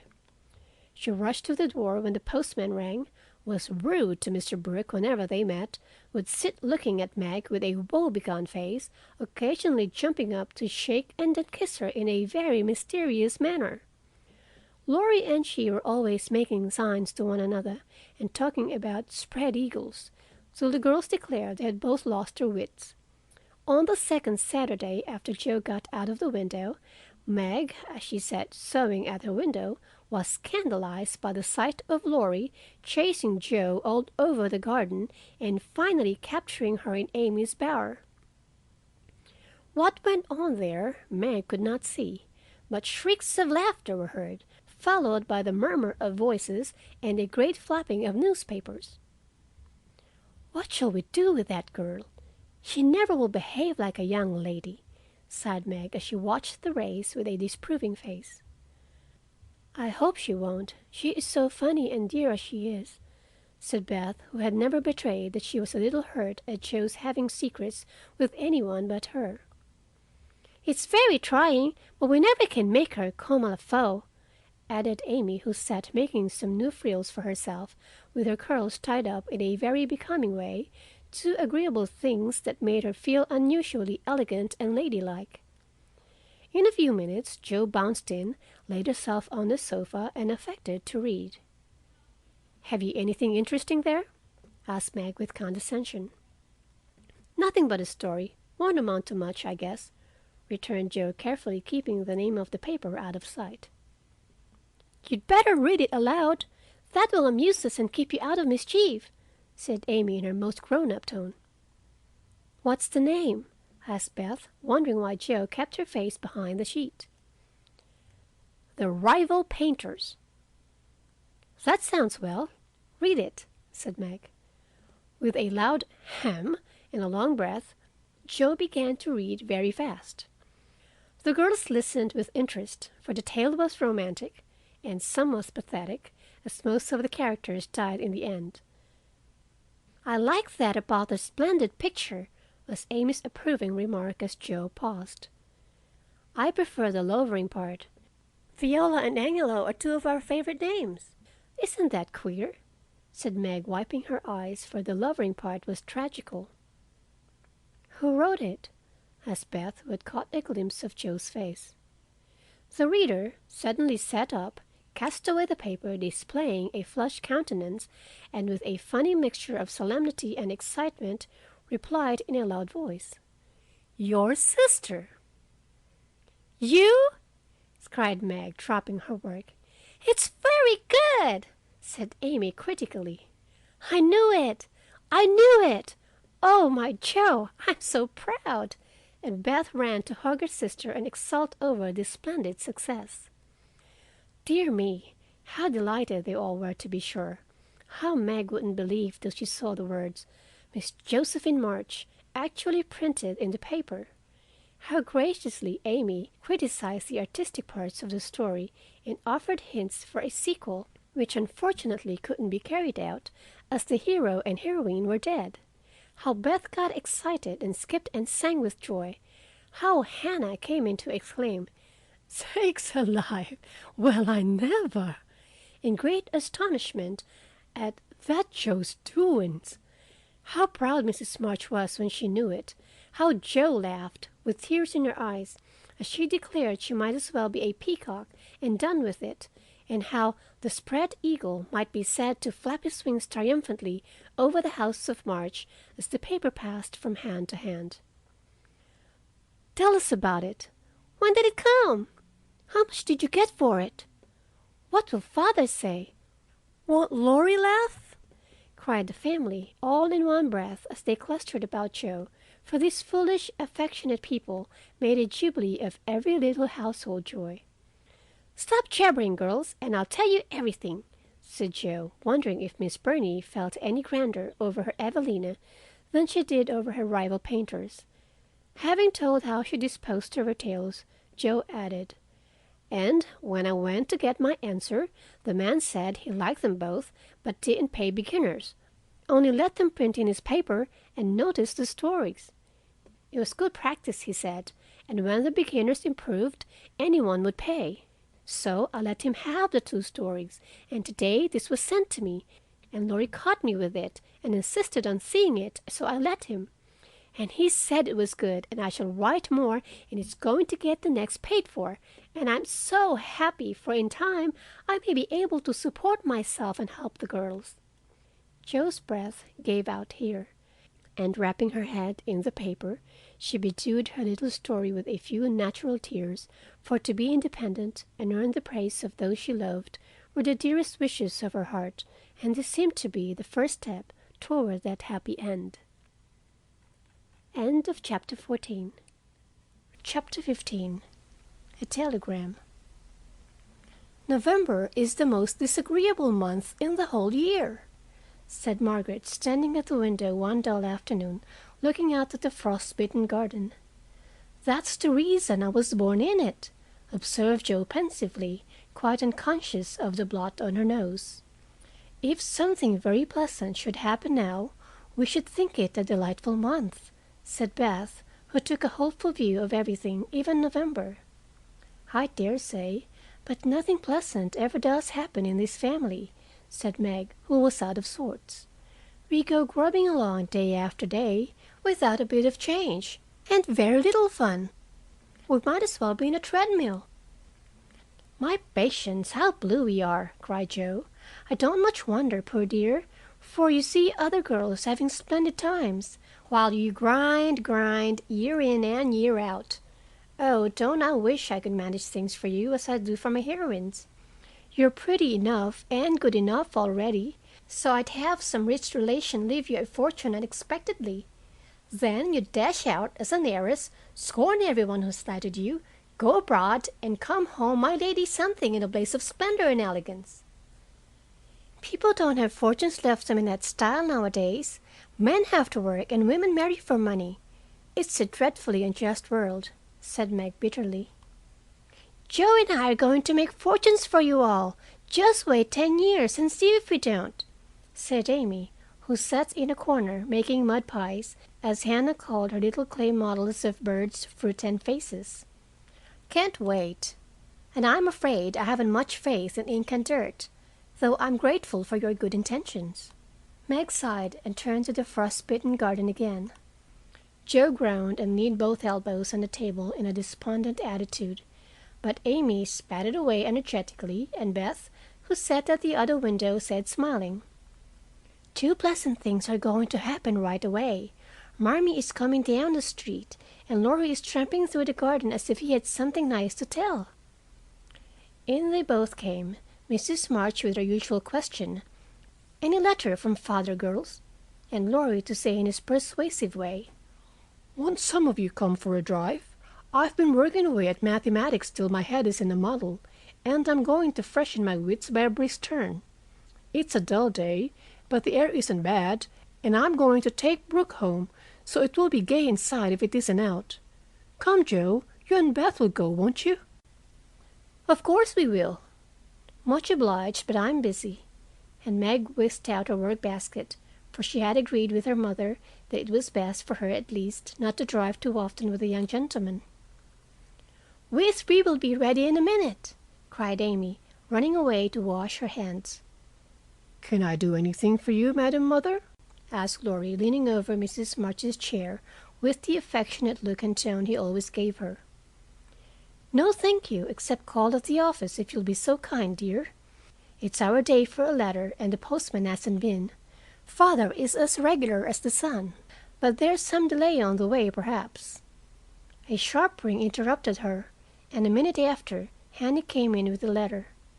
"It's one of them horrid telegraph things, Mom," she said, handing it as if she was afraid it would explode and do some damage. At the word telegraph, Mrs. March snatched it, read the 2 lines it contained, and dropped back into her chair as white as if the little paper had sent a bullet to her heart. Laurie dashed downstairs for water, while Meg and Hannah supported her, and Joe read aloud in a frightened voice. "Mrs. March, your husband is very ill. Come at once. S. Hale, Blank Hospital, Washington." How still the room was as they listened breathlessly, how strangely the day darkened outside, and how suddenly the whole world seemed to change as the girls gathered about their mother, feeling as if all the happiness and support of their lives was about to be taken from them. Mrs. March was herself again directly, read the message over, and stretched out her arms to her daughter, saying in a tone they never forgot, "I shall go at once, but it may be too late. Oh, children, children, help me to bear it." For several minutes there was nothing but the sound of sobbing in the room, mingled with broken words of comfort, tender assurances of help, and hopeful whispers that died away in tears. Poor Hannah was the first to recover, and with unconscious wisdom she set all the rest a good example, for with her work was panacea for most afflictions. "The Lord keep the dear man. I won't waste no time a-crying, but get your things ready right away, Mum," she said hurriedly, as she wiped her face on her apron, gave her mistress a warm shake of the hand with her own hard one, and went away to work like three women in one. "She's right. There's no time for tears now. Be calm, girls, and let me think." They tried to be calm, poor things, as their mother sat up, looking pale but steady, and put away her grief to think and plan for them. "Where's Laurie?" she asked presently, when she had collected her thoughts and decided on the first duties to be done. "Here, ma'am. Oh, let me do something!" cried the boy, hurrying from the next room, whither he had withdrawn, feeling that their first sorrow was too sacred for even his friendly eyes to see. "Send a telegram saying I will come at once. The next train goes early in the morning. I'll take that." "What else? The horses are ready. I can go anywhere, do anything," he said, looking ready to fly to the ends of the earth. "Leave a note at Aunt March's. Joe, give me that pen and paper." Tearing off the blank side of one of her newly copied pages, Joe drew the table before her mother, well knowing that money for the long sad journey must be borrowed, and feeling as if she could do anything to add a little to the sum for her father. "Now go, dear, but don't kill yourself driving at a desperate pace. There is no need of that." Mrs. March's warning was evidently thrown away, for 5 minutes later Laurie tore by the window on his own fleet horse, riding as if for his life. "Joe, run to the rooms and tell Mrs. King that I can't come. On the way, get these things. I'll put them down. They'll be needed, and I must go prepared for nursing. Hospital stores are not always good. Beth, go and ask Mr. Lawrence for a couple of bottles of old wine. I'm not too proud to beg for father. He shall have the best of everything. Amy, tell Hannah to get down the black trunk, and Meg, come and help me find my things, for I'm half bewildered." Writing, thinking, and directing all at once might well bewilder the poor lady, and Meg begged her to sit quietly in her room for a little while and let them work. Everyone scattered like leaves before a gust of wind, and the quiet, happy household was broken up as suddenly as if the paper had been an evil spell. Mr. Lawrence came hurrying back with Beth, bringing every comfort the kind old gentleman could think of for the invalid, and friendliest promises of protection for the girls during the mother's absence, which comforted her very much. There was nothing he didn't offer, from his own dressing gown to himself as escort, but the last was impossible. Mrs. March would not hear of the old gentleman's undertaking the long journey, yet an expression of relief was visible when he spoke of it, for anxiety ill fits one for traveling. He saw the look, knit his heavy eyebrows, rubbed his hands, and marched abruptly away, saying he'd be back directly. No one had time to think of him again, till as Meg ran through the entry, with a pair of rubbers in one hand and a cup of tea in the other, she came suddenly upon Mr. Brooke. "I'm very sorry to hear this, Miss March," he said in the kind, quiet tone which sounded very pleasantly to her perturbed spirit. "I came to offer myself as escort to your mother. Mr. Lawrence has commissions for me in Washington, and it will give me real satisfaction to be of service to her there." Down dropped the rubbers, and the tea was very near following, as Meg put out her hand, with a face so full of gratitude that Mr. Brooke would have felt repaid for a much greater sacrifice than the trifling one of time and comfort which he was about to take. "How kind you all are! Mother will accept, I'm sure, and it will be such a relief to know that she has someone to take care of her. Thank you, very, very much." Meg spoke earnestly, and forgot herself entirely till something in the brown eyes looking down at her made her remember the cooling tea and led the way into the parlor, saying she would call her mother.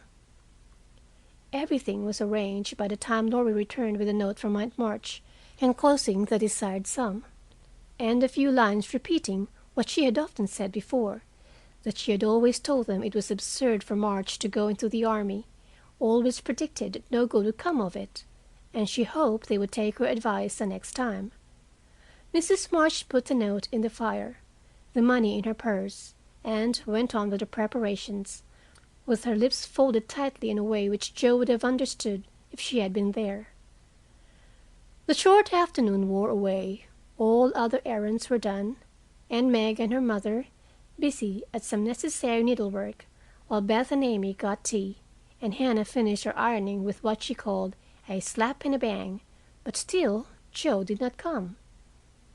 They began to get anxious, and Laurie went off to find her, for no one knew what freak Joe might take into her head. He missed her, however, and she came walking in with a very queer expression of countenance, for there was a mixture of fun and fear, satisfaction and regret in it, which puzzled the family as much as did the roll of bills she laid before her mother, saying with a little choke in her voice, "That's my contribution toward making father comfortable and bringing him home." "My dear, where did you get it?" $25. Joe, I hope you haven't done anything rash." "No, it's mine, honestly. I didn't beg, borrow, or steal it. I earned it, and I don't think you'll blame me, for I only sold what was my own." As she spoke, Joe took off her bonnet, and a general outcry arose, for all her abundant hair was cut short. "Your hair! Your beautiful hair! Oh, Joe, how could you? You're one beauty. My dear girl, there was no need of this." "She doesn't look like my Joe any more, but I love her dearly for it," as everyone exclaimed, and Beth hugged the cropped head tenderly. Joe assumed an indifferent air, which did not deceive anyone a particle, and said, rumpling up the brown bush and trying to look as if she liked it, "It doesn't affect the fate of the nation, so don't wail, Beth. It will be good for my vanity. I was getting too proud of my wig. It will do my brains good to have that mop taken off. My head feels deliciously light and cool, and the barber said I could soon have a curly crop, which will be boyish, becoming, and easy to keep in order. I'm satisfied, so please take the money and let's have supper." "Tell me about it, Joe. I'm not quite satisfied, but I can't blame you, for I know how willingly you sacrificed your vanity, as you call it, to your love. But, my dear, it was not necessary, and I'm afraid you will regret it one of these days," said Mrs. March. "No, I won't," returned Joe stoutly, feeling much relieved that her prank was not entirely condemned. "What made you do it?" asked Amy, who would as soon have thought of cutting off her head as her pretty hair. "Well, I was wild to do something for father," replied Joe, as they gathered about the table, for healthy young people can eat even in the midst of trouble. "I hate to borrow as much as mother does, and I knew Aunt March would croak, as she always does, if you ask for a ninepence. Meg gave all her quarterly salary toward the rent, and I only got some clothes with mine, so I felt wicked, and was bound to have some money if I sold the nose off my face to get it." "You needn't feel wicked, my child. You had no winter things, and got the simplest with your own hard earnings," said Mrs. March with a look that warmed Joe's heart. "I hadn't the least idea of selling my hair at first, but as I went along I kept thinking what I could do, and feeling as if I'd like to dive into some of the rich stores and help myself. In a barber's window I saw tails of hair with the prices marked, and one black tail, not so thick as mine, was $40. It came to me all of a sudden that I had one thing to make money out of, and without stopping to think, I walked in, asked if they bought hair and what they would give for mine." "I don't see how you dared to do it," said Beth in a tone of awe. "Oh, he was a little man who looked as if he merely lived to oil his hair. He rather stared at first, as if he wasn't used to having girls bounce into his shop and ask him to buy their hair. He said he didn't care about mine. It wasn't the fashionable color, and he never paid much for it in the first place. The work put into it made it dear and so on. It was getting late, and I was afraid if it wasn't done right away that I shouldn't have done it at all. And you know when I start to do a thing, I hate to give it up. So I begged him to take it, and told him why I was in such a hurry. It was silly, I dare say, but it changed his mind, for I got rather excited and told the story in my topsy-turvy way, and his wife heard and said so kindly, 'Take it, Thomas, and oblige the young lady. I'd do as much for our Jimmy any day if I had a spire of hair worth selling.'" "Who was Jimmy?" asked Amy, who liked to have things explained as they went along. "Her son, she said, who was in the army. How friendly such things make strangers feel, don't they? She talked away all the time the man clipped, and diverted my mind nicely." "Didn't you feel dreadfully when the first cut came?" asked Meg with a shiver. "I took a last look at my hair while the man got his things, and that was the end of it. I never snivel over trifles like that. I will confess, though, I felt queer when I saw the dear old hair laid out on the table, and felt only the short rough ends of my head. It almost seemed as if I'd an arm or leg off. The women saw me look at it and picked out a long lock for me to keep. I'll give it to you, Marmee, just to remember past glories by, for a crop is so comfortable I don't think I shall ever have a mane again." Mrs. March folded the wavy chestnut lock and laid it away with the short gray one in her desk. She only said, "Thank you, dearie," but something in her face made the girls change the subject and talk as cheerfully as they could about Mr. Brooks' kindness, the prospect of a fine day tomorrow, and the happy times they would have when father came home to be nursed. No one wanted to go to bed when at 10 o'clock Mrs. March put by the last finished job and said, "Come, girls." Beth went to the piano and played the father's favorite hymn. All began bravely, but broke down one by one till Beth was left alone, singing with all her heart, for to her music was always a sweet consoler. "Go to bed and don't talk, for we must be up early and shall need all the sleep we can get. Good night, my darlings," said Mrs. March as the hymn ended, for no one cared to try another. They kissed her quietly and went to bed as silently as if the dear invalid lay in the next room. Beth and Amy soon fell asleep in spite of the great trouble, but Meg lay awake, thinking the most serious thoughts she had ever known in her short life. Jo lay motionless, and her sister fancied that she was asleep, till a stifled sob made her exclaim as she touched a wet cheek, "Jo, dear, what is it? Are you crying about father?" "No, not now." "What then?" My hair," burst out poor Jo, trying vainly to smother her emotion in the pillow. It did not seem at all comical to Meg, who kissed and caressed the afflicted heroine in the tenderest manner. "I'm not sorry," protested Jo with a choke. "I'd do it again tomorrow if I could. It's only the vain part of me that goes and cries in this silly way. Don't tell anyone. It's all over now. I thought you were asleep, so I just made a little private moan for my one beauty. How came you to be awake?" "I can't sleep. I'm so anxious," said Meg. "Think about something pleasant and you'll soon drop off." I tried, but felt wider awake than ever. "What did you think of?" "Handsome faces, eyes particularly," answered Meg, smiling to herself in the dark. "What color do you like best?" "Brown, that is, sometimes. Blue are lovely." Jo laughed, and Meg sharply ordered her not to talk, then amiably promised to make her hair curl, and fell asleep to dream of living in her castle in the air. The clocks were striking midnight, and the rooms were very still, as the figure glided quietly from bed to bed, smoothing a coverlet here, settling a pillow there, and pausing to look long and tenderly at each unconscious face, to kiss each with lips that mutely blessed, and to pray the fervent prayers which only mothers utter. As she lifted the curtain to look out into the dreary night, the moon broke suddenly from behind the clouds, and shone upon her like a bright, benignant face, which seemed to whisper in the silence, "Be comforted, dear soul, there's always light behind the clouds." End of chapter 15. Chapter 16. Letters.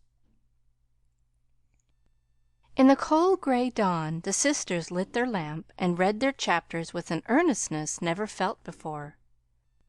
For now the shadow of a real trouble had come, the little books were full of help and comfort. And as they dressed, they agreed to say good-bye cheerfully and hopefully, and send their mother on her anxious journey unsaddened by tears or complaints from them. Everything seemed very strange when they went down. So dim and still outside, so full of light and bustle within. Breakfast at that early hour seemed odd, and even Hannah's familiar face looked unnatural, as she flew about her kitchen with her nightcap on.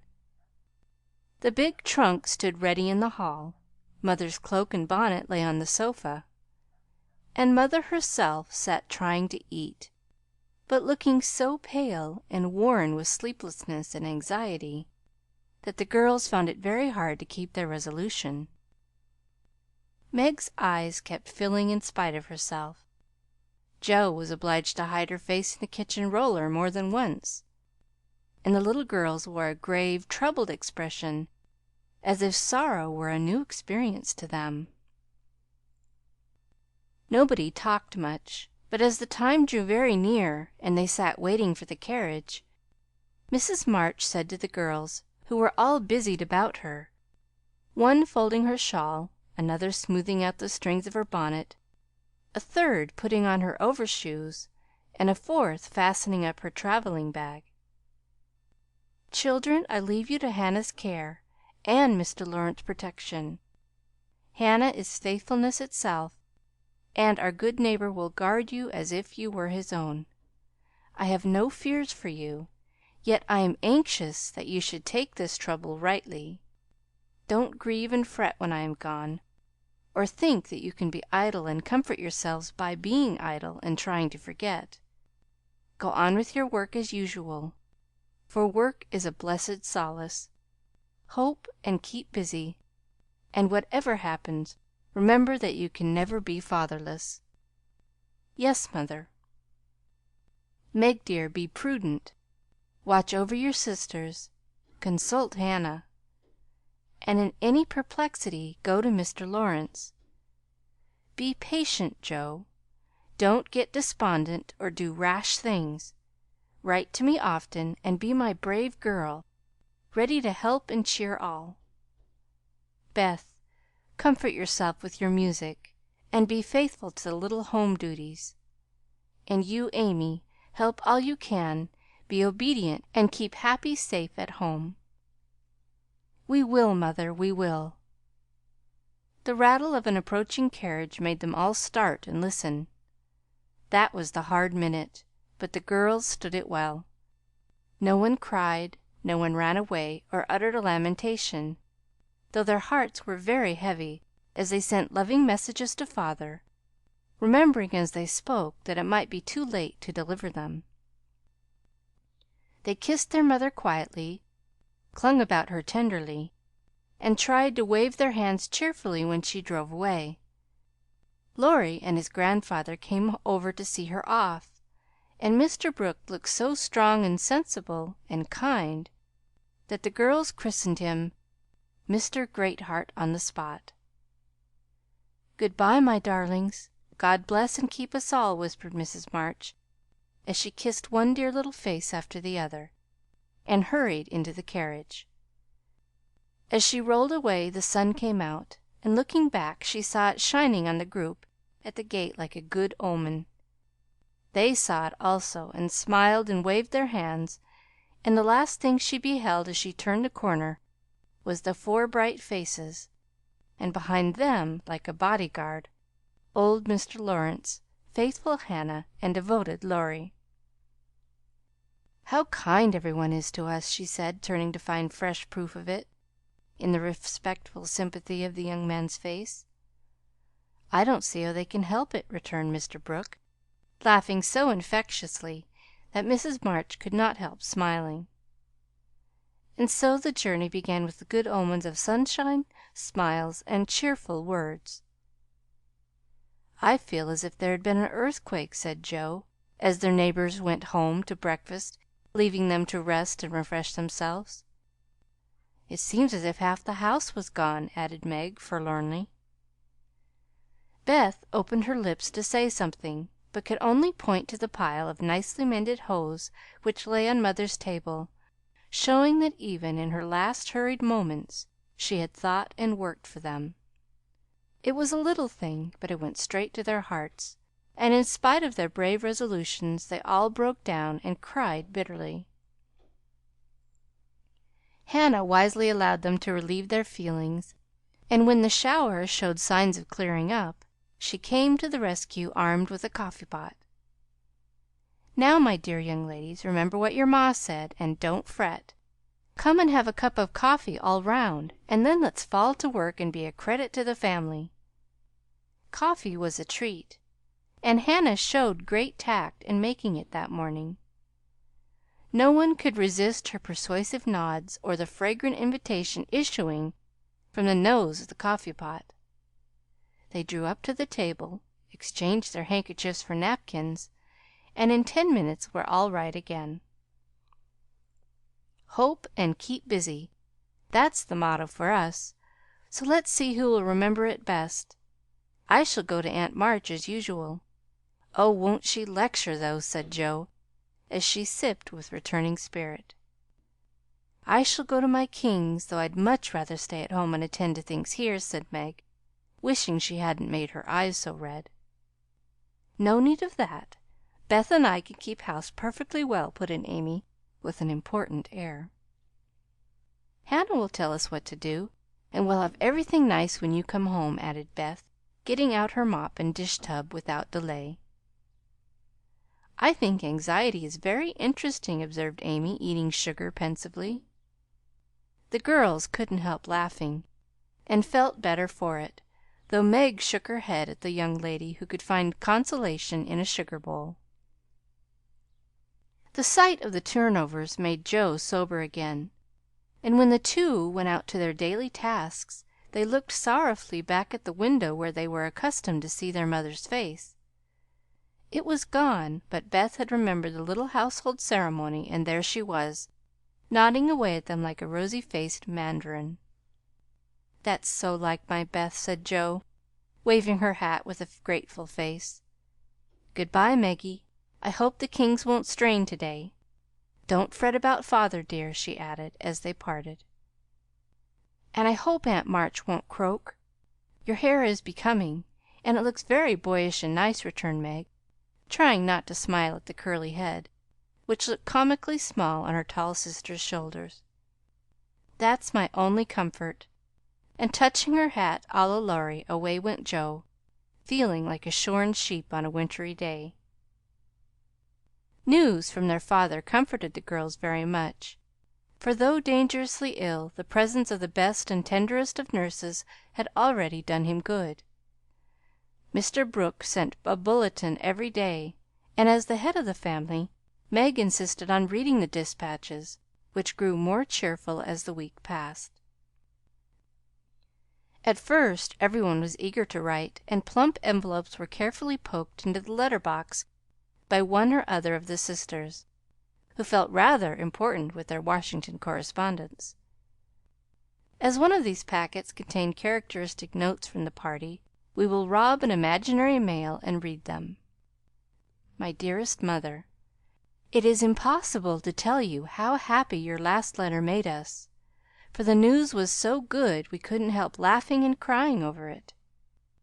How very kind Mr. Brooke is, and how fortunate that Mr. Lawrence's business detains him near you so long, since he is so useful to you and father. The girls are all as good as gold. Jo helps me with the sewing, and insists on doing all sorts of hard jobs. I should be afraid she might overdo if I didn't know her moral fit wouldn't last long. Beth is as regular about her tasks as a clock, and never forgets what you told her. She grieves about father, and looks sober except when she is at her little piano. Amy minds me nicely, and I take great care of her. She does her own hair, and I am teaching her to make buttonholes and mend her stockings. She tries very hard, and I know you will be pleased with her improvement when you come. Mr. Lawrence watches over us like a motherly old hen, as Jo says, and Laurie is very kind and neighborly. He and Jo keep us merry, for we get pretty blue sometimes, and feel like orphans with you so far away. Hannah is a perfect saint. She does not scold at all, and always calls me Miss Margaret, which is quite proper, you know, and treats me with respect. We are all well and busy, but we long day and night to have you back. Give my dearest love to father, and believe me, your ever own, Meg. This note, prettily written on scented paper, was a great contrast to the next, which was scribbled on a big sheet of thin foreign paper, ornamented with blots and all manners of flourishes and curly-tailed letters. My precious Marmee, 3 cheers for dear father. Brooke was a trump to telegraph right off, and let us know the minute he was better. I rushed up garret when the letter came, and tried to thank God for being so good to us, but I could only cry and say, I'm glad, I'm glad. Didn't that do as well as a regular prayer? For I felt a great many in my heart. We have such funny times, and now I can enjoy them, for everyone is so desperately good, it's like living in a nest of turtle doves. You'd laugh to see Meg head the table and try to be motherish. She gets prettier every day, and I'm in love with her sometimes. The children are regular archangels, and well, I'm Jo, and I'll never be anything else. Oh, I must tell you that I came near having a quarrel with Laurie. I freed my mind about a silly little thing, and he was offended. I was right, but didn't speak as I ought, and he marched home saying he wouldn't come again till I begged pardon. I declared I wouldn't, and got mad. It lasted all day. I felt bad and wanted you very much. Laurie and I are both so proud it's hard to beg pardon. But I thought he'd come to it, for I was in the right. He didn't come, and just at night I remembered what you said when Amy fell into the river. I read my little book, felt better, resolved not to let the sun set on my anger, and ran over to tell Laurie I was sorry. I met him at the gate coming for the same thing. We both laughed, begged each other's pardon, and felt all good and comfortable again. I made a poem yesterday when I was helping Hannah wash, and as father likes my silly little things, I put it in to amuse him. Give him my lovingest hug that ever was, and kiss yourself a dozen times for your topsy-turvy Jo. A Song from the Suds. Queen of my tub, I merrily sing, while the white foam rises high, and sturdily wash, and rinse, and wring, and fasten the clothes to dry. Then out in the free, fresh air they swing, under the sunny sky. I wish we could wash from our hearts and souls the stains of the week away, and let water and air by their magic make ourselves as pure as they. Then on the earth there would be indeed a glorious washing day. Along the path of a useful life will heart cease ever bloom. The busy mind has no time to think of sorrow or care or gloom, and anxious thoughts may be swept away as we bravely wield a broom. I am glad a task to me is given, to labor at day by day, for it brings me health and strength and hope, and I cheerfully learn to say, head you may think, heart you may feel, but hand you shall work away. Dear Mother, There is only room for me to send my love and some pressed pansies from the root I've been keeping safe in the house for father to see. I read every morning, try to be good all day, and sing myself to sleep with father's tune. I can't sing Land of the Leal now, it makes me cry. Everyone is very kind, and we are as happy as we can be without you. Amy wants the rest of the page, so I must stop. I didn't forget to cover the holders, and I wind the clock and air the rooms every day. Kiss dear father on the cheek he calls mine. Oh, do come soon. To your loving little Beth. Ma chère Mamma, we are all well. I do my lessons always, and never corroborate the girls. Meg says I mean contradict, spelled CONTRADICK, so I put in both words, and you can take the properest. Meg is a great comfort to me, and lets me have jelly every night at tea. It's so good for me, Joe says, because it keeps me sweet-tempered. Laurie is not as respectful, spelled RESPECKFUL, as he ought to be now I am almost in my teens. He calls me Chick and hurts my feelings by talking French to me very fast when I say merci or bonjour, as Hattie King does. The sleeves of my blue dress were all worn out, and Meg put in new ones, but the full front came wrong, and they are more blue than the dress. I felt bad, but did not fret. I bear my troubles well, but I do wish Hannah would put more starch in my aprons and have buckwheats every day. Can't she? Didn't I make that interrogation spelled INTERRIGATION point nice? Meg says my punctuation spelled PUNCHTUATION and spelling are disgraceful, and I am mortified, spelled MORTYFIED. But dear me, I have so many things to do I can't stop. Adieu. I send heaps of love to Papa. Your affectionate daughter, Amy Curtis March. Dear Miss March, I just drop a line to say we get on fust rate. The girls is clever and fly round right smart. Miss Meg is going to make a proper good housekeeper. She he's the liking for it, and gets the hang of things surprisin' quick.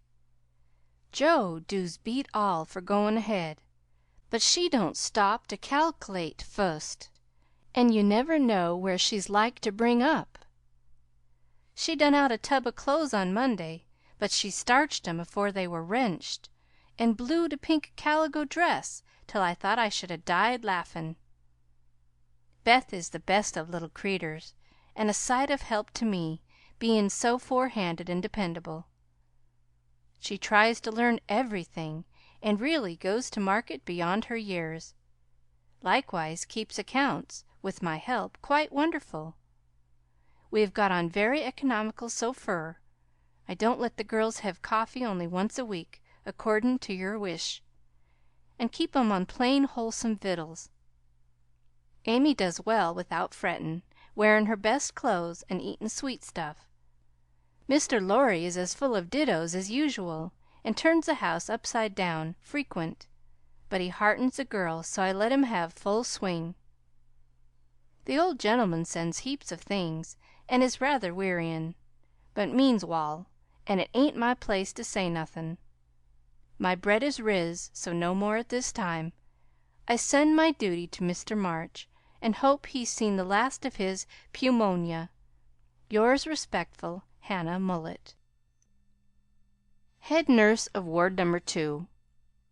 All serene on the Rappahannock. Troops in fine condition. Commissary Department well conducted. The Home Guard under Colonel Teddy always on duty. Commander-in-Chief General Lawrence reviews the Army daily. Quartermaster Mullet keeps order in camp, and Major Lyon does picket duty at night. A salute of 24 guns was fired on receipt of good news from Washington, and a dress parade took place at headquarters.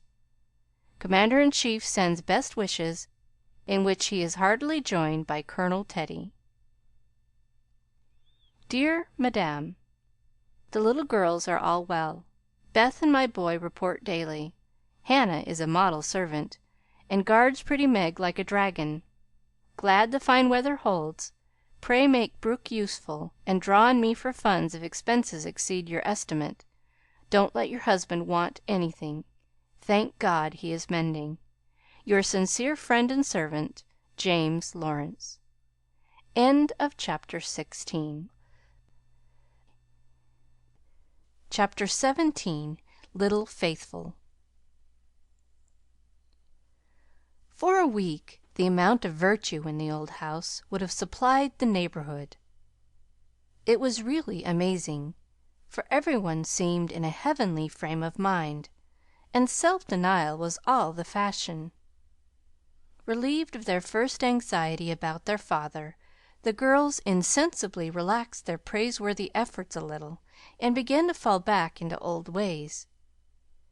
They did not forget their motto, but hoping and keeping busy seemed to grow easier, and after such tremendous exertions they felt that endeavor deserved a holiday, and gave it a good many. Joe caught a bad cold through neglect to cover the shorn head enough, and was ordered to stay at home till she was better, for Aunt March didn't like to hear people read with colds in their heads. Joe liked this, and after an energetic rummage from garret to cellar, subsided on the sofa to nurse her cold with arsenicum and books. Amy found that housework and art did not go well together, and returned to her mud pies. Meg went daily to her pupils and sewed, or thought she did, at home, but much time was spent in writing long letters to her mother, or reading the Washington dispatches over and over. Beth kept on, with only slight relapses into idleness or grieving. All the little duties were faithfully done each day, and many of her sisters also, for they were forgetful, and the house seemed like a clock whose pendulum was gone a-visiting. When her heart got heavy with longings for mother or fears for father, she went away into a certain closet, hid her face in the folds of a dear old gown, and made her little moan and prayed her little prayer quietly by herself. Nobody knew what cheered her up after a sober fit, but everyone felt how sweet and helpful Beth was, and fell into a way of going to her for comfort or advice in their small affairs. All were unconscious that this experience was a test of character, and when the first excitement was over, felt that they had done well and deserved praise. So they did, but their mistake was in ceasing to do well, and they learned their lesson through much anxiety and regret.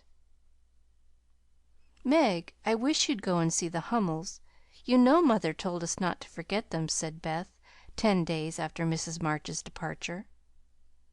"I'm too tired to go this afternoon," replied Meg, rocking comfortably as she sewed.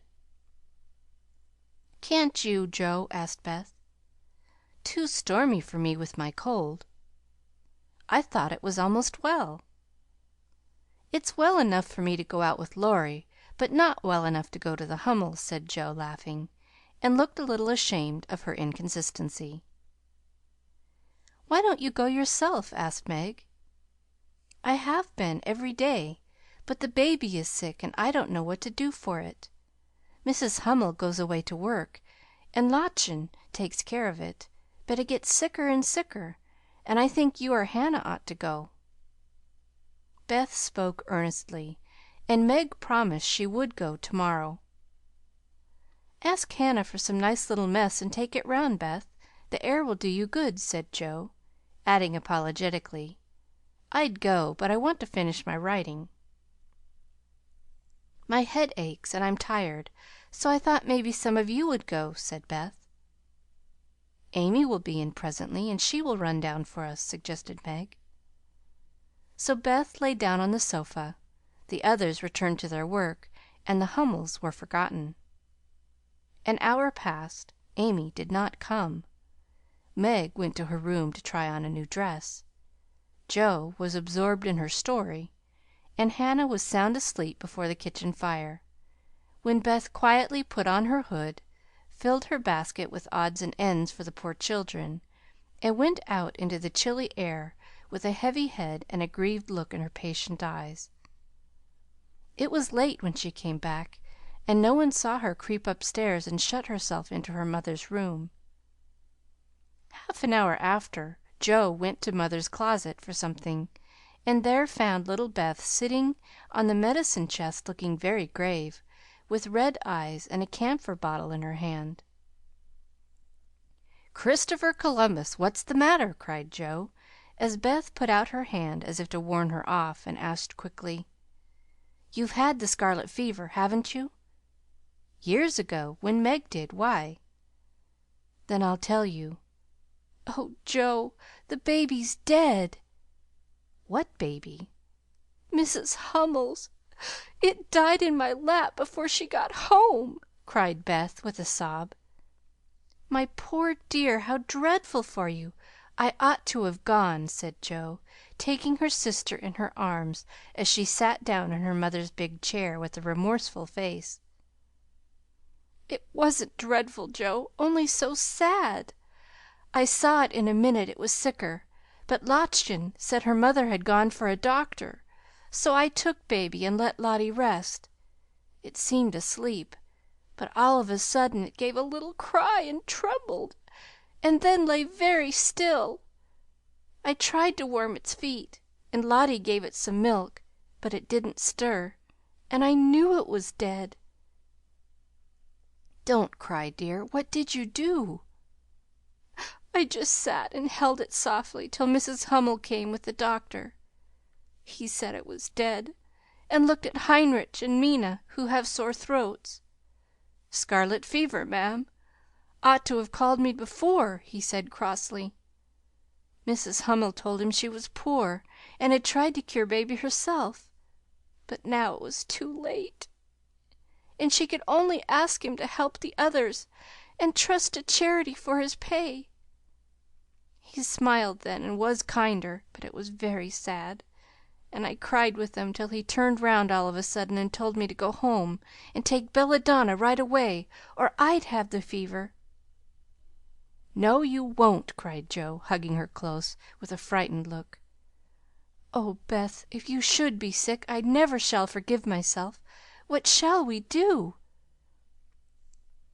"Don't be frightened. I guess I shan't have it badly.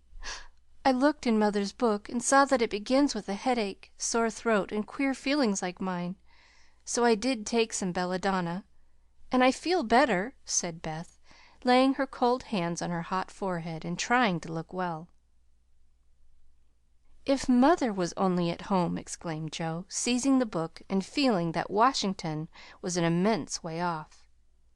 She read a page, looked at Beth, felt her head, peeped into her throat, and then said gravely, "You've been over the baby every day for more than a week, and among the others who are going to have it, so I'm afraid you are going to have it, Beth.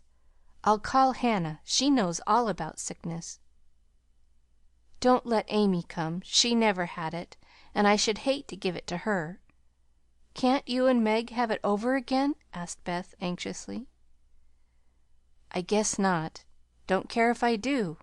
Serve me right, selfish pig, to let you go and stay writing rubbish myself," muttered Joe, as she went to consult Hannah. The good soul was wide awake in a minute, and took the lead at once, assuring that there was no need to worry, every one had scarlet fever, and if rightly treated nobody died, all of which Joe believed, and felt much relieved as they went up to call Meg. "Now I'll tell you what we'll do," said Hannah, when she had examined and questioned Beth. "We will have Dr. Bangs, just to take a look at you, dear, and see that we start right. Then we'll send Amy off to Aunt March's for a spell, to keep her out of harm's way, and one of you girls can stay at home and amuse Beth for a day or two." "I shall stay, of course. I'm oldest," began Meg, looking anxious and self reproachful. "I shall, because it's my fault she is sick. I told mother I'd do the errands, and I haven't," said Joe decidedly. "Which will you have, Beth? There ain't no need of but one," said Hannah. Joe, please." And Beth leaned her head against her sister with a contented look, which effectually settled that point. "I'll go and tell Amy," said Meg, feeling a little hurt, yet rather relieved on the whole, for she did not like nursing, and Joe did. Amy rebelled outright, and passionately declared that she had rather have the fever than go to Aunt March. Meg reasoned, pleaded, and commanded, all in vain. Amy protested that she would not go, and Meg left her in despair to ask Hannah what should be done. Before she came back, Laurie walked into the parlor to find Amy sobbing, with her head in the sofa cushions. She told her story, expecting to be consoled, but Laurie only put his hands in his pockets and walked about the room, whistling softly, as he knit his brows in deep thought. Presently he sat down beside her and said, in his most wheedlesome tone, "Now, be a sensible little woman, and do as they say. No, don't cry, but hear what a jolly plan I've got. You go to Aunt March's, and I'll come and take you out every day, driving or walking, and we'll have capital times. Won't that be better than moping here?" "I don't wish to be sent off as if I was in the way," began Amy, in an injured tone. "Bless your heart, child, it's to keep you well. You don't want to be sick, do you?" "No, I'm sure I don't, but I dare say I shall be, for I've been with Beth all the time." "That's the very reason you ought to go away at once, so you may escape it. Change of air and care will keep you well, I dare say, or if it does not entirely, you will have the fever more lightly. I advise you to be off as soon as you can, for scarlet fever is no joke, miss." "But it's dull at Aunt March's, and she is so cross," said Amy, looking rather frightened. "It won't be dull with me popping in every day to tell you how Beth is, and take you out gallivanting. The old lady likes me, and I'll be as sweet as possible to her, so she won't peck at us, whatever we do." "Will you take me out in the trotting wagon with Puck?" "On my honor as a gentleman." "And come every single day?" "See if I don't." "And bring me back the minute Beth is well?" "The identical minute." "And go to the theatre, truly?" "A dozen theatres, if we may." "Well, I guess I will," said Amy slowly. "Good girl! Call Meg and tell her you'll give in," said Laurie, with an approving pat, which annoyed Amy more than the giving in. Meg and Joe came running down to behold the miracle which had been wrought, and Amy, feeling very precious and self sacrificing, promised to go if the doctor said Beth was going to be ill. "How is the little dear?" asked Laurie, for Beth was his especial pet, and he felt more anxious about her than he liked to show. "She is lying down on mother's bed and feels better. The baby's death troubled her, but I dare say she has only got cold. Hannah says she thinks so, but she looks worried, and that makes me fidgety," answered Meg. "What a trying world it is!" said Joe, rumpling up her hair in a fretful way. "No sooner do we get out of one trouble than down comes another. There doesn't seem to be anything to hold on to when mother's gone, so I'm all at sea." "Well, don't make a porcupine of yourself. It isn't becoming. Settle your wig, Joe, and tell me if I shall telegraph to your mother, or do anything?" asked Laurie, who never had been reconciled to the loss of his friend's one beauty. "That is what troubles me," said Meg. "I think we ought to tell her if Beth is really ill, but Hannah says we mustn't, for mother can't leave father, and it will only make them anxious. Beth won't be sick long, and Hannah knows just what to do, and mother said we were to mind her, so I suppose we must, but it doesn't seem right to me." Well, I can't say. Suppose you ask grandfather after the doctor has been." "We will. Joe, go and get Dr. Bangs at once," commanded Meg. "We can't decide anything till he has been." "Stay where you are, Joe. I'm errand boy to this establishment," said Laurie, taking up his cap. "I'm afraid you are busy," began Meg. "No, I've done my lessons for the day." "Do you study in vacation time?" asked Joe. "I followed the good example my neighbors set me," was Laurie's answer, as he swung himself out of the room. "I have great hopes for my boy," observed Joe, watching him fly over the fence with an approving smile. "He does very well for a boy," was Meg's somewhat ungracious answer, for the subject did not interest her. Dr. Bangs came, said Beth had symptoms of the fever, but he thought she would have it lightly, though he looked sober over the Hummel story. Amy was ordered off at once, and provided with something to ward off danger. She departed in great state, with Joe and Laurie as escort. Aunt March received them with her usual hospitality. "What do you want now?" she asked, looking sharply over her spectacles, while the parrot, sitting on the back of her chair, called out, "Go away! No boys allowed here!"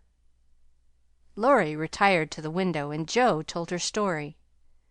"No more than I expected, if you are allowed to go poking about among poor folks. Amy can stay and make herself useful if she isn't sick, which I've no doubt she will be. Looks like it now. Don't cry, child. It worries me to hear people sniff." Amy was on the point of crying, but Laurie slyly pulled the parrot's tail, which caused Polly to utter an astonished croak and cry out, "Bless my boots!" in such a funny way that she laughed instead. "What do you hear from your mother?" asked the old lady gruffly. "Father is much better," replied Joe, trying to keep sober. "Oh, is he? Well, that won't last long, I fancy. March never had any stamina," was the cheerful reply. "Ha, ha! Never say die. Take a pinch of snuff. Good bye, good bye," squalled Polly, dancing on her perch and clawing at the old lady's cap as Laurie tweaked him in the rear. "Hold your tongue, you disrespectful old bird! And, Joe, you'd better go at once. It isn't proper to be gadding about so late with a rattle-pated boy like—" "Hold your tongue, you disrespectful old bird!" cried Polly, tumbling off the chair with a bounce, and running to pick the rattle-pated boy, who was shaking with laughter at the last speech. "I don't think I can bear it, but I'll try," thought Amy, as she was left alone with Aunt March. "Get along, you fright!" screamed Polly, and at that rude speech Amy could not restrain a sniff.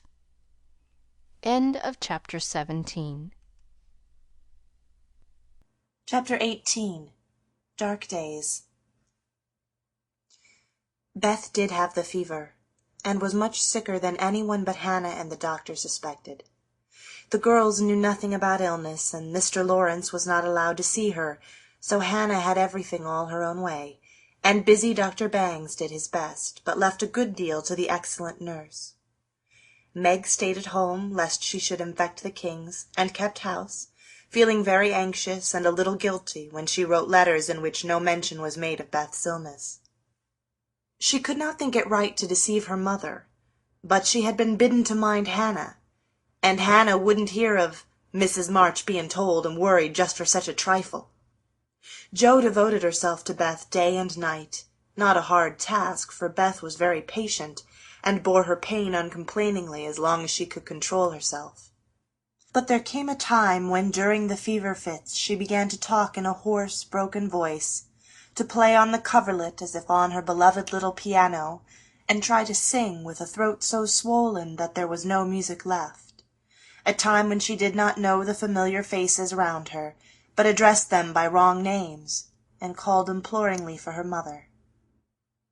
Then Jo grew frightened. Meg begged to be allowed to write the truth, and even Hannah said she would think of it, though there was no danger yet. A letter from Washington added to their trouble, for Mr. March had had a relapse, and could not think of coming home for a long while. How dark the days seemed now, how sad and lonely the house, and how heavy were the hearts of the sisters as they worked and waited, while the shadow of death hovered over the once happy home. Then it was that Margaret, sitting alone with tears dropping often on her work, felt how rich she had been in things more precious than any luxuries money could buy, in love, protection, peace, and health, the real blessings of life.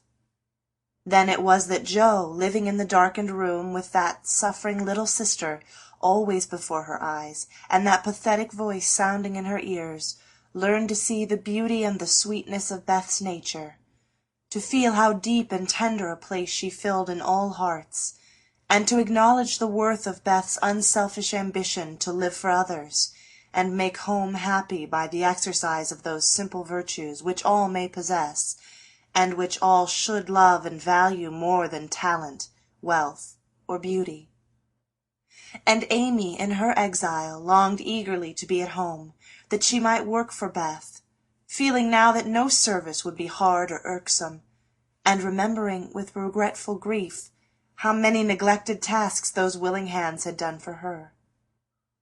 Laurie haunted the house like a restless ghost, and Mr. Lawrence locked the grand piano because he could not bear to be reminded of the young neighbor who used to make the twilight pleasant for him. Everyone missed Beth. The milkman, baker, grocer, and butcher inquired how she did. Poor Mrs. Hummel came to beg pardon for her thoughtlessness, and to get a shroud for Minna. The neighbors sent all sorts of comforts and good wishes, and even those who knew her best were surprised to find how many friends shy little Beth had made. Meanwhile she lay on her bed with old Joanna at her side, for even in her wanderings she did not forget her forlorn protégée. She longed for her cats, but would not have them brought, lest they should get sick, and in her quiet hours she was full of anxiety about Jo. She sent loving messages to Amy, bade them tell her mother that she would write soon, and often begged for pencil and paper to try to say a word, that father might not think she had neglected him. But soon even these intervals of consciousness ended, and she lay hour after hour tossing to and fro, with incoherent words on her lips, or sank into a heavy sleep which brought her no refreshment. Dr. Bangs came twice a day. Hannah sat up at night. Meg kept a telegram in her desk all ready to send off at any minute, and Jo never stirred from Beth's side. The 1st of December was a wintry day indeed to them, for a bitter wind blew, snow fell fast, and the year seemed getting ready for its death. When Dr. Bangs came that morning he looked long at Beth, held the hot hand in both his own a minute, and laid it gently down, saying in a low tone to Hannah, "If Mrs. March can leave her husband, she'd better be sent for." Hannah nodded without speaking, for her lips twitched nervously. Meg dropped down into a chair as the strength seemed to go out of her limbs at the sound of those words, and Jo, after standing with a pale face for a minute, ran to the parlor, snatched up the telegram, and throwing on her things, rushed out into the storm. She was soon back, and while noiselessly taking off her cloak, Laurie came in with a letter, saying that Mr. March was mending again. Jo read it thankfully, but the heavy weight did not seem lifted off her heart, and her face was so full of misery that Laurie asked quickly, "What is it? Is Beth worse?" "I've sent for Mother," said Jo, tugging at her rubber boots with a tragical expression. "Good for you, Jo. Did you do it on your own responsibility?" asked Laurie, as he seated her in the hall chair and took off the rebellious boots, seeing how her hands shook. "No, the doctor told us to." "Oh, Jo, it's not so bad as that," cried Laurie with a startled face. "Yes, it is. She doesn't know us. She doesn't even talk about the flocks of green doves, as she calls the vine leaves on the wall. She doesn't look like my Beth, and there's nobody to help us bear it.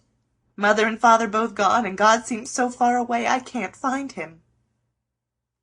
As the tears streamed fast down poor Jo's cheeks, she stretched out her hand in a helpless sort of way, as if groping in the dark, and Laurie took it in his, whispering as well as he could with a lump in his throat, "I'm here. Hold on to me, Jo dear." She could not speak, but she did hold on, and the warm grasp of the friendly human hand comforted her sore heart, and seemed to lead her nearer to the divine arm which alone could uphold her in her trouble. Laurie longed to say something tender and comfortable, but no fitting words came to him, so he stood silent, gently stroking her bent head as her mother used to do. It was the best thing he could have done, far more soothing than the most eloquent words, for Jo felt the unspoken sympathy, and, in the silence, learned the sweet solace which affection administers to sorrow. Soon she dried the tears which had relieved her, and looked up with a grateful face. "Thank you, Teddy. I'm better now. I don't feel so forlorn, and will try to bear it if it comes." "Keep hoping for the best. That will help you, Jo. Soon your mother will be here, and then everything will be right." "I'm so glad Father is better. Now she won't feel so bad about leaving him. Oh, me!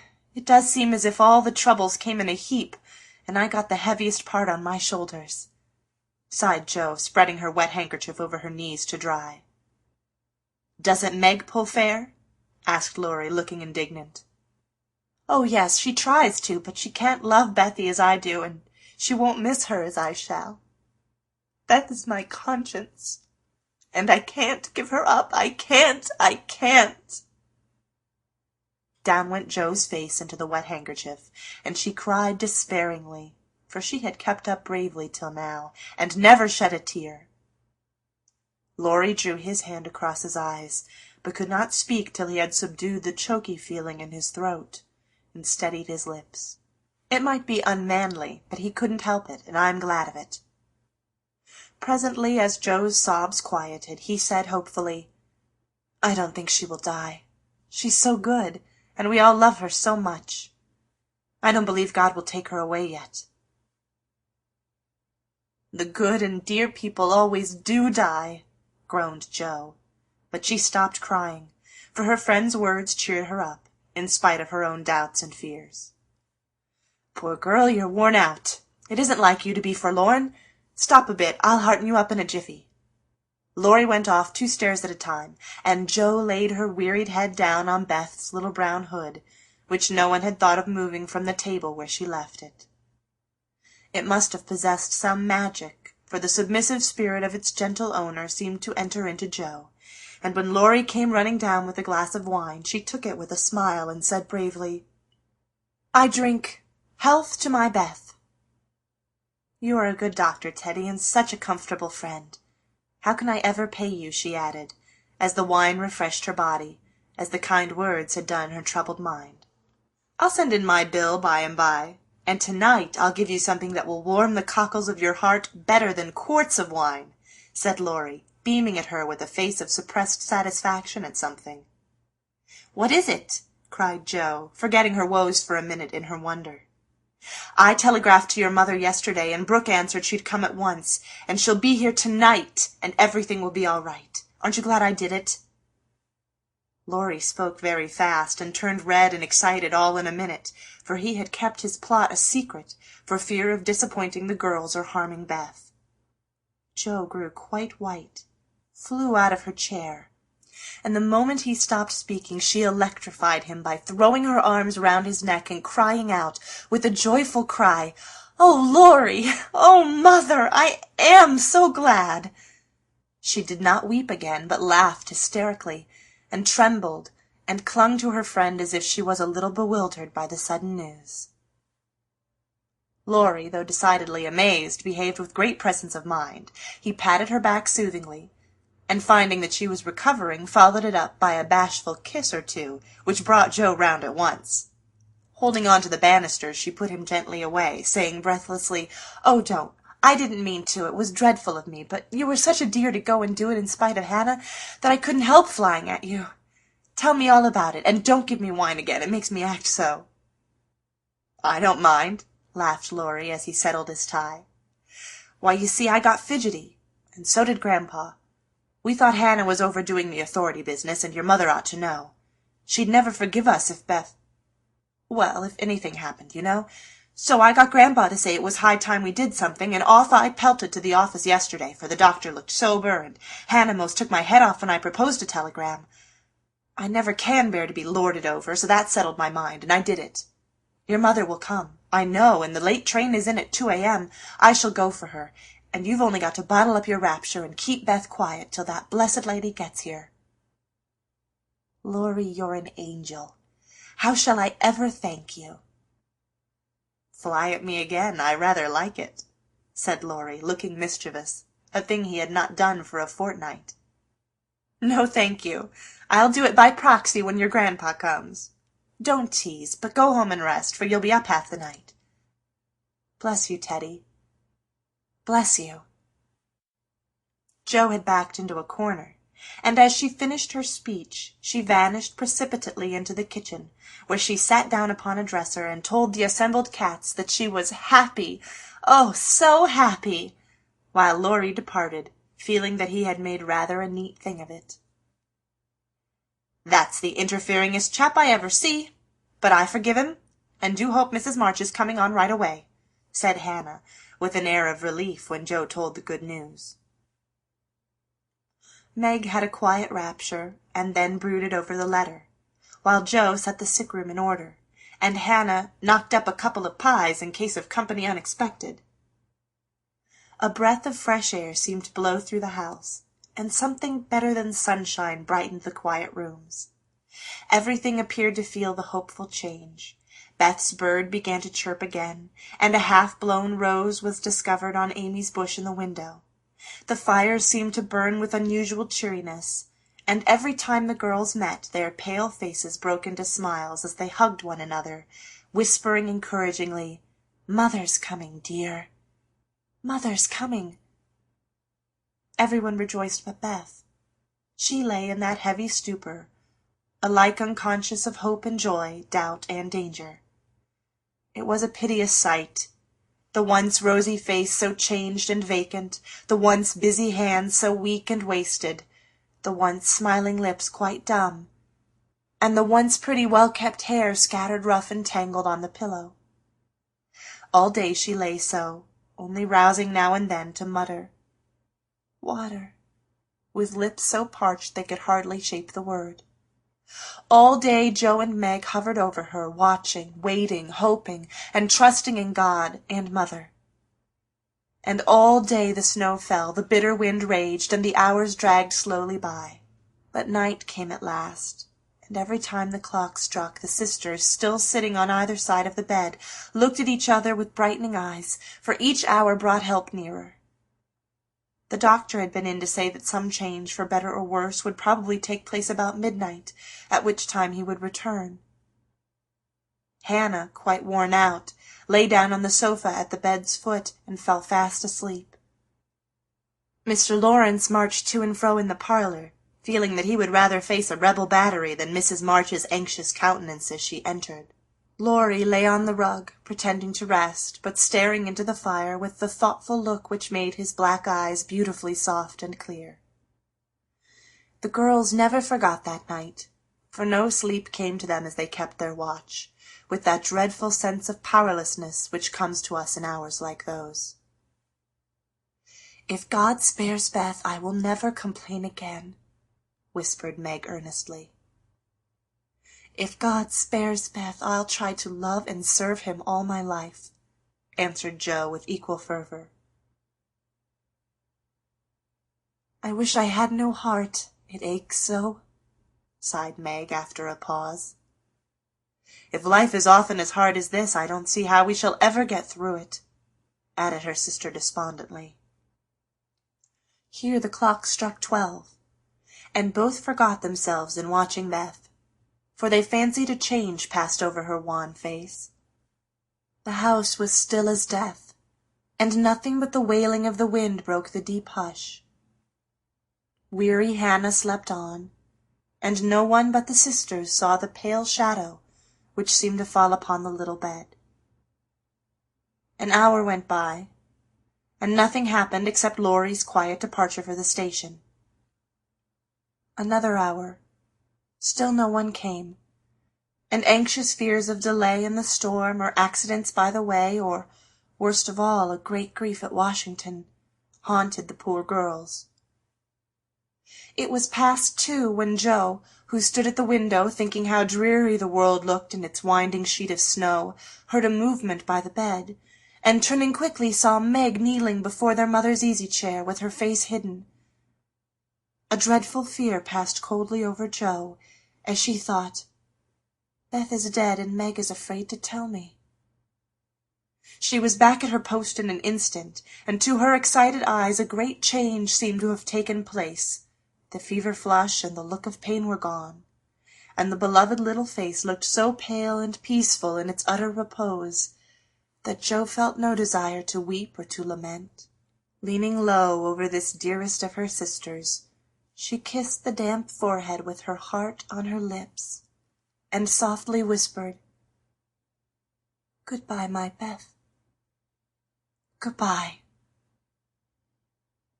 As if waked by the stir, Hannah started out of her sleep, hurried to the bed, looked at Beth, felt her hands, listened at her lips, and then, throwing her apron over her head, sat down to rock to and fro, exclaiming under her breath, "The fever's turned.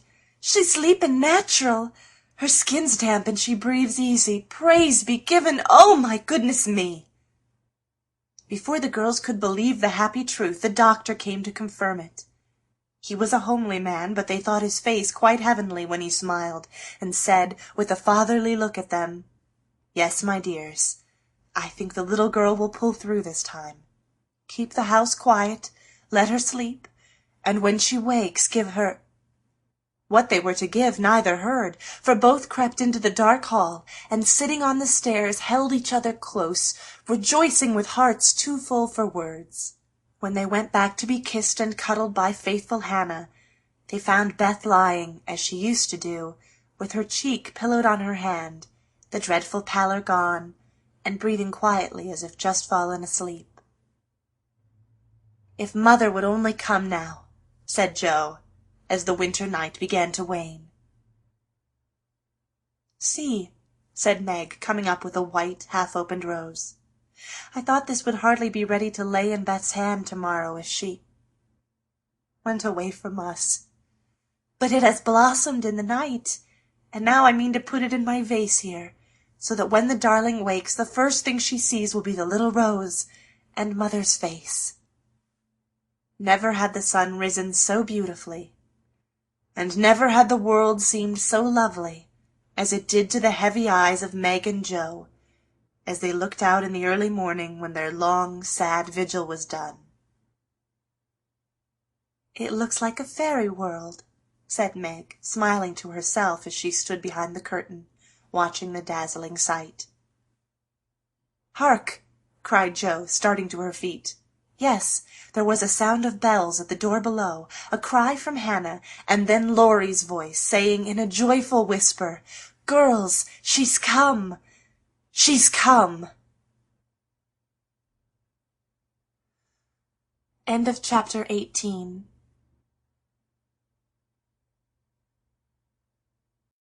Chapter 19. Amy's Will. While these things were happening at home, Amy was having hard times at Aunt March's. She felt her exile deeply, and for the first time in her life realized how much she was beloved and petted at home.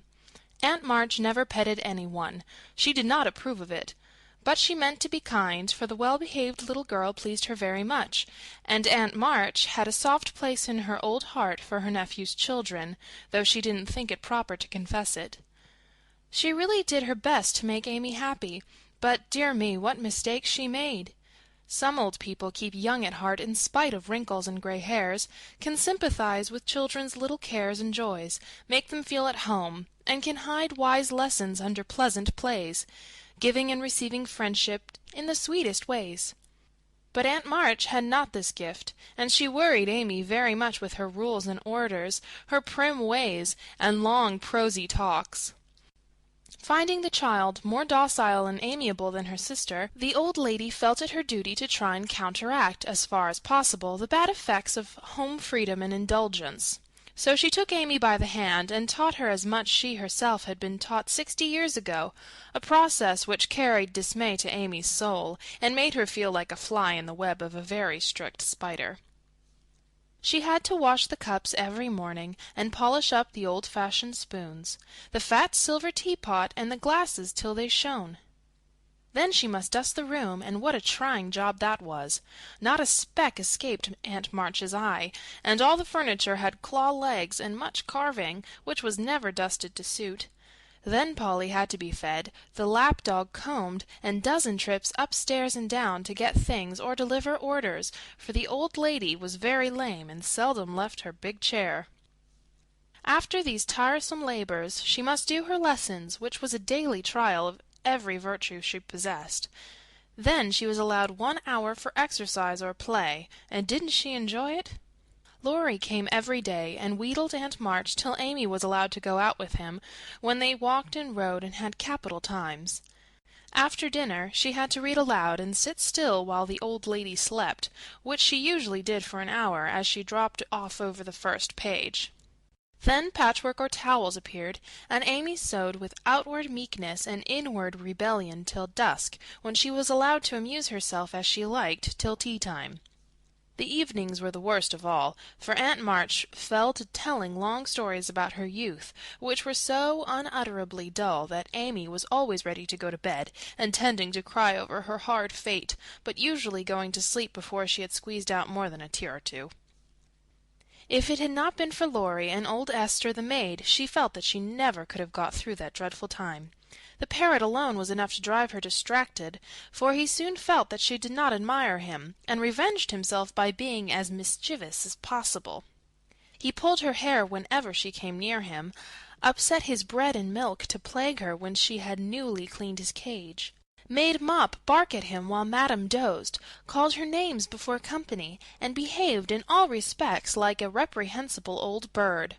Then she could not endure the dog, a fat, cross beast, who snarled and yelped at her when she made his toilet, and who lay on his back with all his legs in the air and a most idiotic expression of countenance when he wanted something to eat, which was about a dozen times a day.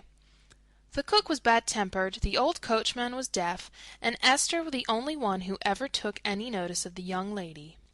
Esther was a Frenchwoman who had lived with Madame, as she called her mistress, for many years, and who rather tyrannized over the old lady, who could not get along without her. Her real name was Estelle, but Aunt March ordered her to change it, and she obeyed on condition that she was never asked to change her religion.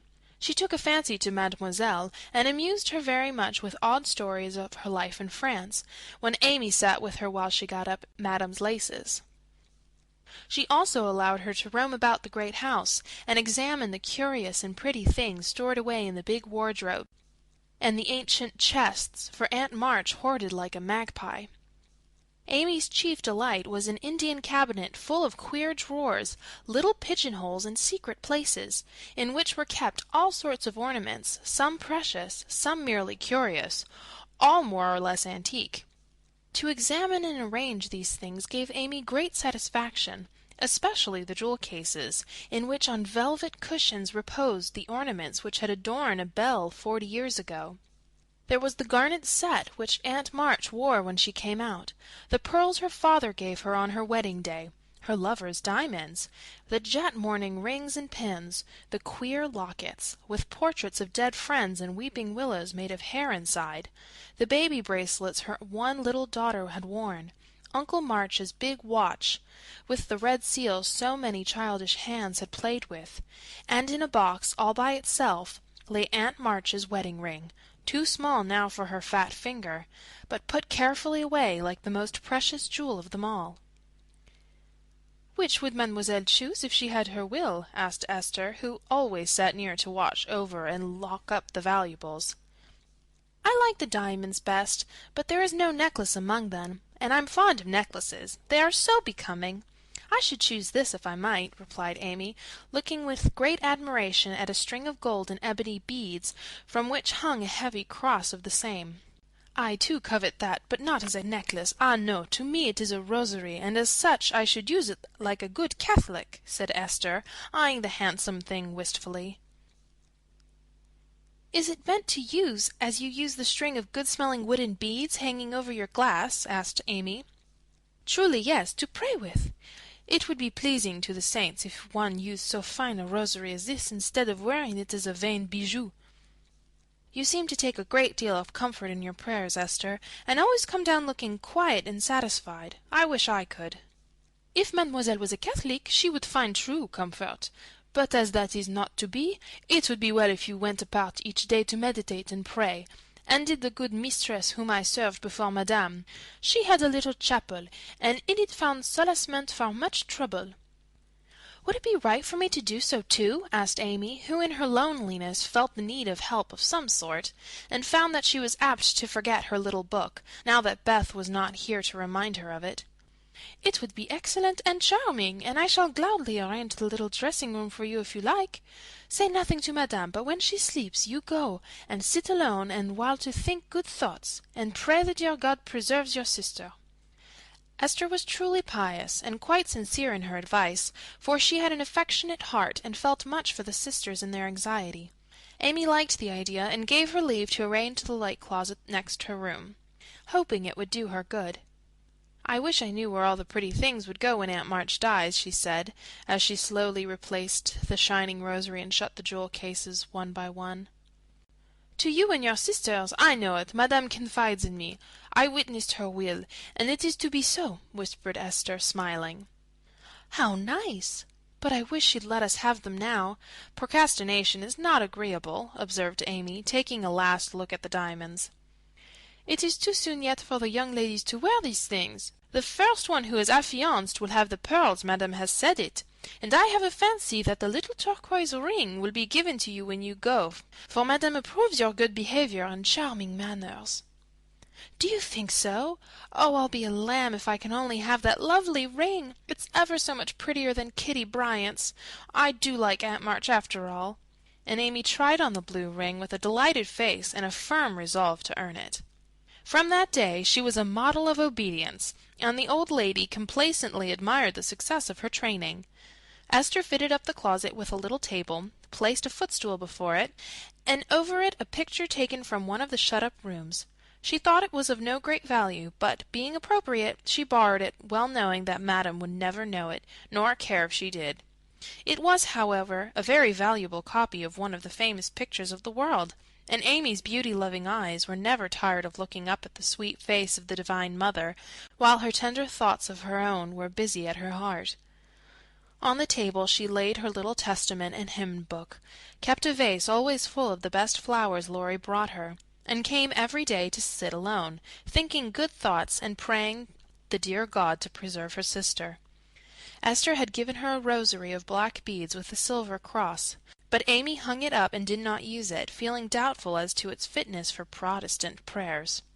The little girl was very sincere in all this, for being left alone outside the safe home nest, she felt the need of some kind hand to hold by so sorely that she instinctively turned to the strong and tender friend whose fatherly love most closely surrounds his little children. She missed her mother's help to understand and rule herself, but having been taught where to look, she did her best to find the way and walk in it confidingly. But Amy was a young pilgrim, and just now her burden seemed very heavy. She tried to forget herself, to keep cheerful, and be satisfied with doing right, though no one saw or praised her for it. In her first effort at being very, very good, she decided to make her will, as Aunt March had done, so that if she did fall ill and die, her possessions might be justly and generously divided. It cost her a pang even to think of giving up the little treasures which in her eyes were as precious as the old lady's jewels. During one of her play hours she wrote out the important document as well as she could, with some help from Esther as to certain legal terms, and when the good-natured Frenchwoman had signed her name, Amy felt relieved and laid it by to show Laurie, whom she wanted as a second witness. As it was a rainy day, she went upstairs to amuse herself in one of the large chambers, and took Polly with her for company. In this room there was a wardrobe full of old-fashioned costumes, with which Esther allowed her to play, and it was her favorite amusement to array herself in the faded brocades, and parade up and down before the long mirror, making stately curtsies, and sweeping her train about with a rustle which delighted her ears. So busy was she on this day that she did not hear Laurie's ring, nor see his face peeping in at her as she gravely promenaded to and fro, flirting her fan and tossing her head, on which she wore a great pink turban, contrasting oddly with her blue brocade dress and yellow quilted petticoat. She was obliged to walk carefully, for she had on high-heeled shoes, and as Laurie told Joe afterward, it was a comical sight to see her mince along in her gay suit, with Polly sidling and bridling just behind her, imitating her as well as he could, and occasionally stopping to laugh or exclaim, "Ain't we fine? Get along, you fright! Hold your tongue! Kiss me, dear! Ha-ha!" Having with difficulty restrained an explosion of merriment, lest it should offend her Majesty, Laurie tapped and was graciously received. "Sit down and rest while I put these things away. Then I want to consult you about a very serious matter," said Amy, when she had shown her splendor and driven Polly into a corner. "That bird is the trial of my life," she continued, removing the pink mountain from her head, while Laurie seated himself astride a chair. "Yesterday, when Aunt was sleeping and I was trying to be as still as a mouse, Polly began to squall and flap about in his cage, so I went to let him out, and found a big spider there. I poked it out, and it ran under the bookcase. Polly marched straight after it, stooped down and peeped under the bookcase, saying in his funny way with a cock of his eye, 'Come out and take a walk, my dear.' I couldn't help laughing, which made Polly swear, and Aunt woke up and scolded us both." "Did the spider accept the old fellow's invitation?" asked Laurie. "Yes, out it came, and away ran Polly, frightened to death, and scrambled up on Aunt's chair, calling out, 'Catch her! Catch her! Catch her!' as I chased the spider." "That's a lie! Oh, Lor!" cried the parrot, pecking at Laurie's toes. "I'd wring your neck if you were mine, you'll torment!" cried Laurie, shaking his fist at the bird, who put his head on one side and gravely croaked, "Alleluia! Bless your buttons, dear!" "Now I'm ready," said Amy, shutting the wardrobe and taking a piece of paper out of her pocket. "I want you to read that, please, and tell me if it is legal and right. I felt I ought to do it, for life is uncertain, and I don't want any ill feeling over my tomb." Laurie bit his lips, and turning a little from the pensive speaker, read the following document with praiseworthy gravity, considering the spelling. "My last will and testament. I, Amy Curtis March, being in my sane mind to give and bequeath all my earthly properties to my father, my best pictures, sketches, maps, and works of art, including frames, also my $100 to do what he likes with. To my mother, all my clothes except the blue apron with pockets, also my likeness and my medal with much love. To my dear sister Margaret I give my turquoise ring, if I get it. Also my green box with the doves on it. Also my piece of real lace for her neck, and my sketch of her as a memorial of her little girl. To Joe I leave my breastpin, the one mended with sealing wax. Also my bronze inkstand, she lost the cover, and my most precious plaster rabbit, because I am sorry I burned up her story. To Beth, if she lives after me, I give my dolls, and the little bureau, my fan, my linen collars, and my new slippers if she can wear them, being thin when she gets well. And I herewith also leave her my regret that I ever made fun of old Joanna. To my friend and neighbor Theodore Lawrence I bequeath my papier-mâché portfolio, my clay model of a horse, though he did say it hadn't any neck. Also, in return for his great kindness in the hour of affliction, any one of my artistic works he likes. Notre Dame is the best. To our venerable benefactor, Mr. Lawrence, I leave my purple box with a looking-glass in the cover, which will be nice for his pens, and reminds him of the departed girl who thanks him for his favors to her family, especially Beth. I wish my favorite playmate, Kitty Bryant, to have the blue silk apron and my gold bead ring with a kiss. To Hannah I give the bandbox she wanted, and all the patchwork I leave, hoping she will remember me when it's you see. And now, having disposed of my most valuable property, I hope all will be satisfied, and not blame the dead. I forgive everyone, and trust we may all meet when the trump shall sound. Amen. To this will and testament I set my hand and seal on this 20th day of November, Anni Domino, 1861. Amy Curtis March. Witnesses: Estelle Valnor, Theodore Lawrence. The last name was written in pencil, and Amy explained that he was to rewrite it in ink and seal it up for her properly. "What put it into your head? Did anyone tell you about Beth's giving away her things?" asked Laurie soberly, as Amy laid a bit of red tape with sealing wax, a tapper, and a standish before him. She explained, and then asked anxiously, "What about Beth?" "I'm sorry I spoke, but as I did, I'll tell you. She felt so ill one day that she told Joe she wanted to give her piano to Meg, her cats to you, and the poor old doll to Joe, who would love it for her sake. She was sorry she had so little to give, and left locks of hair to the rest of us, and her best love to Grandpa. She never thought of a will." Laurie was signing and sealing as he spoke, and did not look up till a great tear dropped on the paper. Amy's face was full of trouble, but she only said, "Don't people put sort of postscripts to their wills sometimes?" "Yes, codicils they call 'em." "Put one in mine, then, that I wish all my curls cut off and given round to my friends. I forgot it, but I want it done, though it will spoil my looks." Laurie added it, smiling at Amy's last and greatest sacrifice. Then he amused her for an hour, and was much interested in all her trials. But when he came to go, Amy held him back to whisper with trembling lips, "Is there really any danger about Beth?" "I'm afraid there is, but we must hope for the best, so don't cry, dear." And Laurie put his arm about her with a brotherly gesture which was very comforting. When he had gone, she went to her little chapel, and sitting in the twilight, prayed for Beth with streaming tears and an aching heart, feeling that a million turquoise rings would not console her for the loss of her gentle little sister.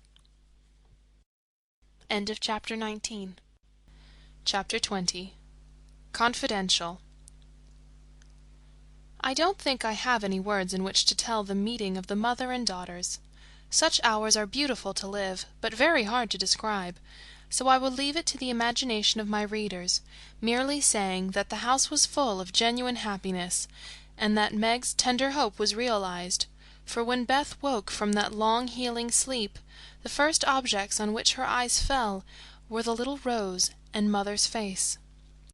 Too weak to wonder at anything, she only smiled and nestled close in the loving arms about her, feeling that the hungry longing was satisfied at last. Then she slept again, and the girls waited upon their mother, for she would not unclasp the thin hand which clung to hers even in sleep. Hannah had dished up an astonishing breakfast for the traveller, finding it impossible to vent her excitement in any other way, and Meg and Joe fed their mother like dutiful young storks, while they listened to her whispered account of father's state, Mr. Brooks's promise to stay and nurse him, the delays which the storm occasioned on the homeward journey, and the unspeakable comfort Laurie's hopeful face had given her when she arrived, worn out with fatigue, anxiety, and cold. What a strange yet pleasant day that was! So brilliant and gay without, for all the world seemed abroad to welcome the first snow. So quiet and reposeful within, for every one slept, spent with watching, and a Sabbath stillness reigned through the house, while nodding Hannah mounted guard at the door. With a blissful sense of burdens lifted off, Meg and Joe closed their weary eyes and lay at rest, like storm-beaten boats safe at anchor in a quiet harbor. Mrs. March would not leave Beth's side, but rested in the big chair, waking often to look at, touch, and brood over her child, like a miser over some recovered treasure. Laurie, meanwhile, posted off to comfort Amy, and told his story so well that Aunt March actually sniffed herself, and never once said, "I told you so." Amy came out so strong on this occasion that I think the good thoughts in the little chapel really began to bear fruit. She dried her tears quickly, restrained her impatience to see her mother, and never even thought of the turquoise ring when the old lady heartily agreed in Laurie's opinion that she behaved like a capital little woman. Even Polly seemed impressed, for he called her a good girl, blessed her buttons, and begged her to "come and take a walk, dear," in his most affable tone. She would very gladly have gone out to enjoy the bright wintry weather, but discovering that Laurie was dropping with sleep in spite of manful efforts to conceal the fact, she persuaded him to rest on the sofa, while she wrote a note to her mother. She was a long time about it, and when she returned he was stretched out with both arms under his head, sound asleep, while Aunt March had pulled down the curtains and sat doing nothing in an unusual fit of benignity. After a while they began to think he was not going to wake up till night, and I'm not sure that he would, had he not been effectually roused by Amy's cry of joy at sight of her mother. There probably were a good many happy little girls in and about the city that day, but it is my private opinion that Amy was the happiest of all, when she sat in her mother's lap and told her trials, receiving consolation and compensation in the shape of approving smiles and fond caresses. They were alone together in the chapel, to which her mother did not object when its purpose was explained to her. "On the contrary, I like it very much, dear," looking from the dusty rosary to the well-worn little book, and the lovely picture with its garland of evergreen. "It is an excellent plan to have some place where we can go to be quiet, when things vex or grieve us. There are a good many hard times in this life of ours, but we can always bear them if we ask help in the right way. I think my little girl is learning this." "Yes, Mother, and when I go home I mean to have a corner in the big closet to put my books and the copy of that picture which I've tried to make. The woman's face is not good, it's too beautiful for me to draw, but the baby is done better, and I love it very much. I like to think he was a little child once, for then I don't seem so far away, and that helps me." As Amy pointed to the smiling Christ child on his mother's knee, Mrs. March saw something on the lifted hand that made her smile. She said nothing, but Amy understood the look, and after a minute's pause she added gravely, "I wanted to speak to you about this, but I forgot it. Aunt gave me the ring today. She called me to her and kissed me, and put it on my finger, and said I was a credit to her, and she'd like to keep me always. She gave that funny guard to keep the turquoise on, as it's too big. I'd like to wear them, Mother. Can I?" "They are very pretty, but I think you're rather too young for such ornaments, Amy," said Mrs. March, looking at the plump little hand with the band of sky-blue stones on the forefinger, and the quaint guard formed of two tiny golden hands clasped together. "I'll try not to be vain," said Amy. "I don't think I like it only because it's so pretty, but I want to wear it as the girl in the story wore her bracelet, to remind me of something." "Do you mean Aunt March?" asked her mother, laughing. "No, to remind me not to be selfish." Amy looked so earnest and sincere about it that her mother stopped laughing, and listened respectfully to the little plan. "I've thought a great deal lately about my bundle of naughties, and being selfish is the largest one in it, so I'm going to try hard to cure it if I can. Beth isn't selfish, and that's the reason everyone loves her and feels so bad at the thoughts of losing her. People wouldn't feel so bad about me if I was sick, and I don't deserve to have them, but I'd like to be loved and missed by a great many friends, so I'm going to try and be like Beth all I can. I'm apt to forget my resolutions, but if I had something always about me to remind me, I guess I should do better. May we try this way?" "Yes, but I have more faith in the corner of that big closet. Wear your ring, dear, and do your best. I think you will prosper, for the sincere wish to be good is half the battle. Now I must go back to Beth. Keep up your heart, little daughter, and we will soon have you home again." That evening, while Meg was writing to her father to report the traveller's safe arrival, Jo slipped upstairs into Beth's room, and finding her mother in her usual place, stood a minute twisting her fingers in her hair, with a worried gesture and an undecided look. "What is it, dearie?" asked Mrs. March, holding out her hand, with a face which invited confidence. "I want to tell you something, Mother." "About Meg?" "How quickly you guessed! Yes, it's about her, and though it's a little thing, it fidgets me." "Beth is asleep. Speak low and tell me all about it. That Moffat hasn't been here, I hope?" asked Mrs. March, rather sharply. "No, I should have shut the door in his face if he had," said Jo, settling herself on the floor at her mother's feet. "Last summer Meg left a pair of gloves over at the Lawrences', and only one was returned. We forgot about it, till Teddy told me that Mr. Brooke owned that he liked Meg, but didn't dare say so. She was so young and he so poor. Now isn't it a dreadful state of things?" "Do you think Meg cares for him?" asked Mrs. March with an anxious look. "Mercy me, I don't know anything about love and such nonsense," cried Joe, with a funny mixture of interest and contempt. "In novels the girls show it by starting and blushing, fainting away, growing thin, and acting like fools. Now Meg does not do anything of the sorts. She eats and drinks and sleeps like a sensible creature. She looks straight in my face when I talk about that man, and only blushes a little bit when Teddy jokes about lovers. I forbid him to do it, but he doesn't mind me as he ought." "Then you fancy that Meg is not interested in John?" "Who?" cried Joe, staring. "Mr. Brooke. I call him John now. We fell into the way of doing so at the hospital, and he likes it." "Oh dear, I know you'll take his part. He's been good to father, and you won't send him away. But let Meg marry him if she wants to. Mean thing, to go petting papa and helping you just to wheedle you into liking him." And Joe pulled her hair again with a wrathful tweak.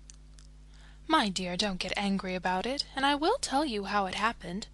John went with me, at Mr. Lawrence's request, and was so devoted to poor father that we couldn't help getting fond of him. He was perfectly open and honorable about Meg, for he told us he loved her, but would earn a comfortable home before he asked her to marry him. He only wanted our leave to love her and work for her, and the right to make her love him if he could. He is a truly excellent young man, and we could not refuse to listen to him, but I will not consent to Meg's engaging herself so young." "Of course not. It would be idiotic. I knew there was mischief brewing. I felt it, and now it's worse than I imagined. I just wish I could marry Meg myself and keep her safe in the family." This odd arrangement made Mrs. March smile, but she said gravely, "Joe, I confide in you, and don't wish you to say anything to Meg yet. When John comes back, and I see them together, I can judge better of her feelings towards him." "She'll see those handsome eyes that she talks about, and then it will be all up with her. She's got such a soft heart it will melt like butter in the sun if anyone looks sentimentally at her. She read the short reports he sent more than she did your letters, and pinched me when I spoke of it, and likes brown eyes, and doesn't think John an ugly name, and she'll go and fall in love, and there's an end of peace and fun and cozy times together. I see it all. They'll go lovering around the house, and we shall have to dodge. Meg will be absorbed and no good to me any more. Brooke will scratch up a fortune somehow, carry her off, and make a hole in the family, and I shall break my heart, and everything will be abominably uncomfortable. Oh dear me, why weren't we all boys? Then there wouldn't be any bother." Joe leaned her chin on her knees in a disconsolate attitude, and shook her fist at the reprehensible John. Mrs. March sighed, and Joe looked up with an air of relief. "You don't like it, Mother. I'm glad of it. Let's send him about his business, and not tell Meg a word of it, but all be happy together, as we always have been." "I did wrong to sigh, Joe. It is natural and right you should all go to homes of your own in time, but I do want to keep my girls as long as I can, and I am sorry that this happened so soon, for Meg is only 17, and it will be some years before John can make a home for her. Your father and I have agreed that she shall not bind herself in any way, nor be married before 20. If she and John love one another, they can wait, and test the love by doing so. She is conscientious, and I have no fear of her treating him unkindly. My pretty tender-hearted girl, I hope things will go happily with her." "Hadn't you rather have her marry a rich man?" asked Joe, as her mother's voice faltered a little over the last words. "Money is a good and useful thing, Joe, and I hope my girls will never feel the need of it too bitterly, nor be tempted by too much. I should like to know that John was firmly established in some good business, which gave him an income large enough to keep free from debt and make Meg comfortable. I'm not ambitious for a splendid fortune, a fashionable position, or a great name for my girls. If rank and money come with love and virtue also, I should accept them gratefully, and enjoy your good fortune, but I know by experience how much genuine happiness can be had in a plain little house, where the daily bread is earned, and some privations give sweetness to the few pleasures. I am content to see Meg begin humbly, for if I am not mistaken, she will be rich in the possession of a good man's heart, and that is better than a fortune." "I understand, Mother, and quite agree, but I'm disappointed about Meg, for I'd planned to have her marry Teddy by and by, and sit in the lap of luxury all her days. Wouldn't it be nice?" asked Joe, looking up with a brighter face. "He is younger than she, you know," began Mrs. March, but Joe broke in. "Only a little. He's old for his age, and tall, and can be quite grown up in his manners if he likes. Then he's rich and generous and good and loves us all, and I say it's a pity my plan is spoiled." "I'm afraid Laurie is hardly grown up enough for Meg, and altogether too much of a weathercock just now for any one to depend on. Don't make plans, Joe, but let time and their own hearts mate your friends. We can't meddle safely in such matters, and had better not get romantic rubbish, as you call it, into our heads, lest it spoil our friendship." "Well, I won't, but I hate to see things going all criss-cross and getting snarled up, when a pull here and a snip there would straighten it out. I wish wearing flatterons on our heads would keep us from growing up. But buds will be roses and kittens cats, more's the pity." "What's that about flatterons and cats?" asked Meg, as she crept into the room with the finished letter in hand. "Only one of my stupid speeches. I'm going to bed. Come, Peggy," said Joe, unfolding herself like an animated puzzle. "Quite right, and beautifully written. Please add that I send my love to John," said Mrs. March, as she glanced over the letter and gave it back. "Do you call him John?" asked Meg, smiling, with her innocent eyes looking down into her mother's. "Yes, he has been like a son to us, and we are very fond of him," replied Mrs. March, returning the look with a keen one. "I'm glad of that. He is so lonely. Good night, Mother dear. It is so inexpressibly comfortable to have you here," was Meg's answer. The kiss her mother gave her was a very tender one, and as she went away, Mrs. March said, with a mixture of satisfaction and regret, "She does not love John yet, but will soon learn to." End of chapter 20. Chapter 21. Laurie makes mischief, and Joe makes peace. Joe's face was a study next day, for the secret rather weighed upon her, and she found it hard not to look mysterious and important. Meg observed it, but did not trouble herself to make inquiries, for she had learned that the best way to manage Joe was by the law of contraries, so she felt sure of being told everything if she did not ask. She was rather surprised, therefore, when the silence remained unbroken, and Joe assumed a patronizing air, which decidedly aggravated Meg, who in turn assumed an air of dignified reserve, and devoted herself to her mother. This left Joe to her own devices, for Mrs. March had taken her place as nurse, and bade her rest, exercise, and amuse herself after her long confinement. Amy being gone, Laurie was her only refuge, and much as she enjoyed his society, she rather dreaded him just then, for he was an incorrigible tease, and she feared he would coax the secret from her. She was quite right, for the mischief-loving lad no sooner suspected a mystery than he set himself to find it out, and led Joe a trying life of it.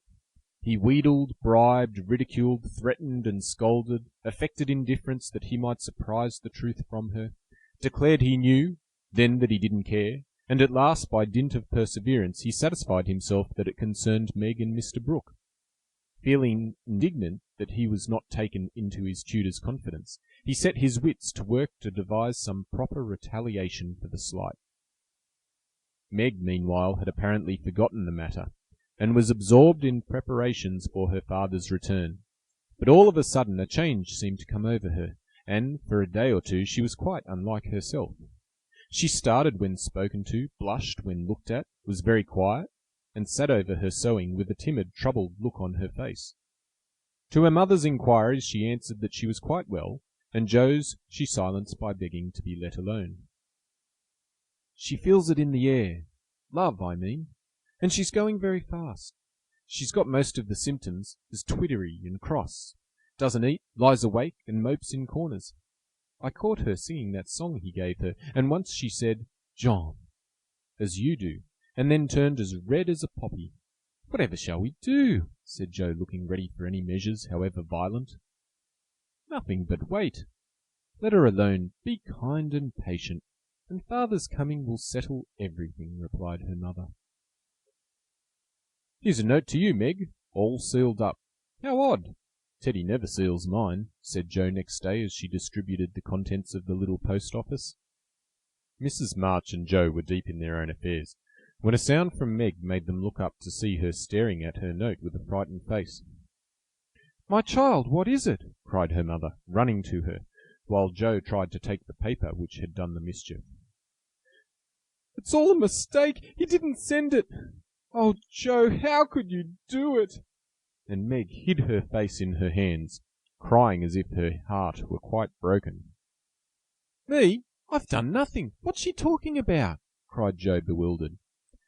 Meg's mild eyes kindled with anger as she pulled a crumpled note from her pocket and threw it at Jo, saying reproachfully, You wrote it, and that bad boy helped you. How could you be so rude, so mean, and cruel to us both? Jo hardly heard her, for she and her mother were reading the note, which was written in a peculiar hand.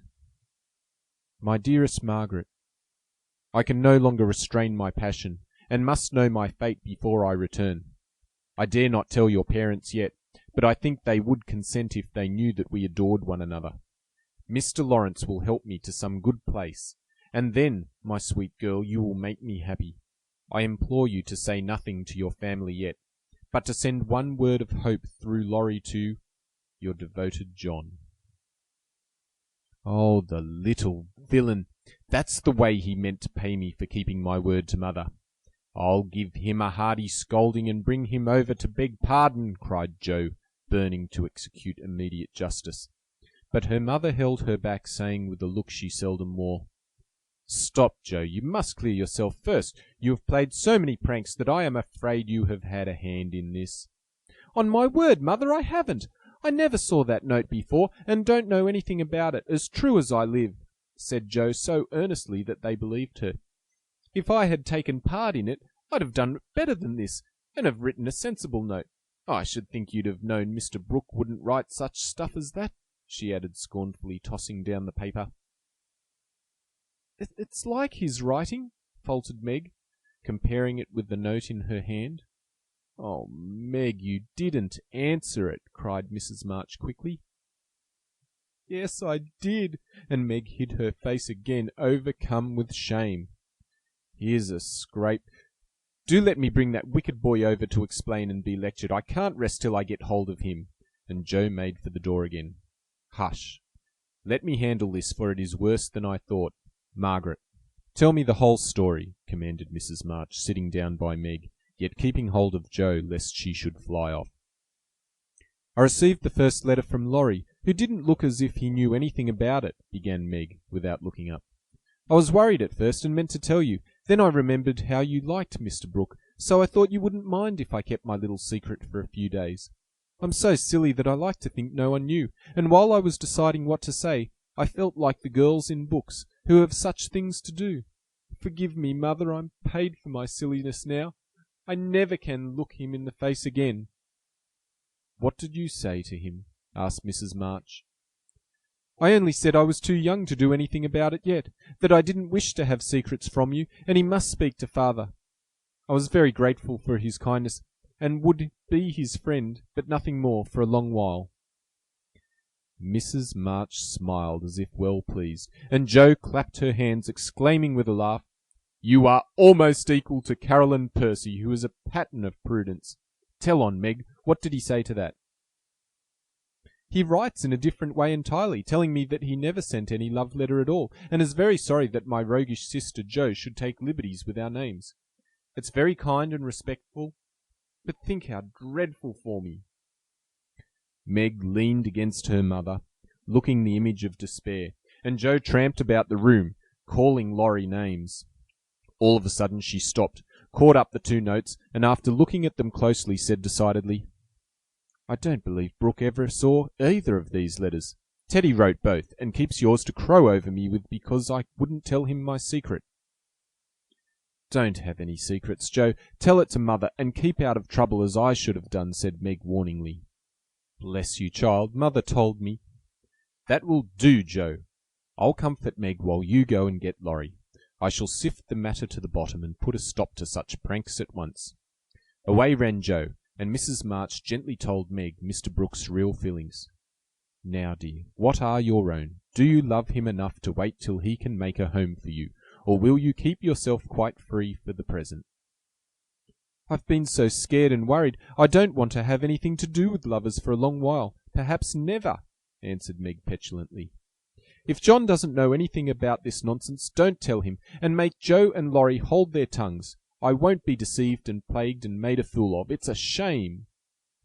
Seeing Meg's usually gentle temper was roused and her pride hurt by this mischievous joke, Mrs. March soothed her by promises of entire silence and great discretion for the future. The instant Laurie's step was heard in the hall, Meg fled into the study, and Mrs. March received the culprit alone.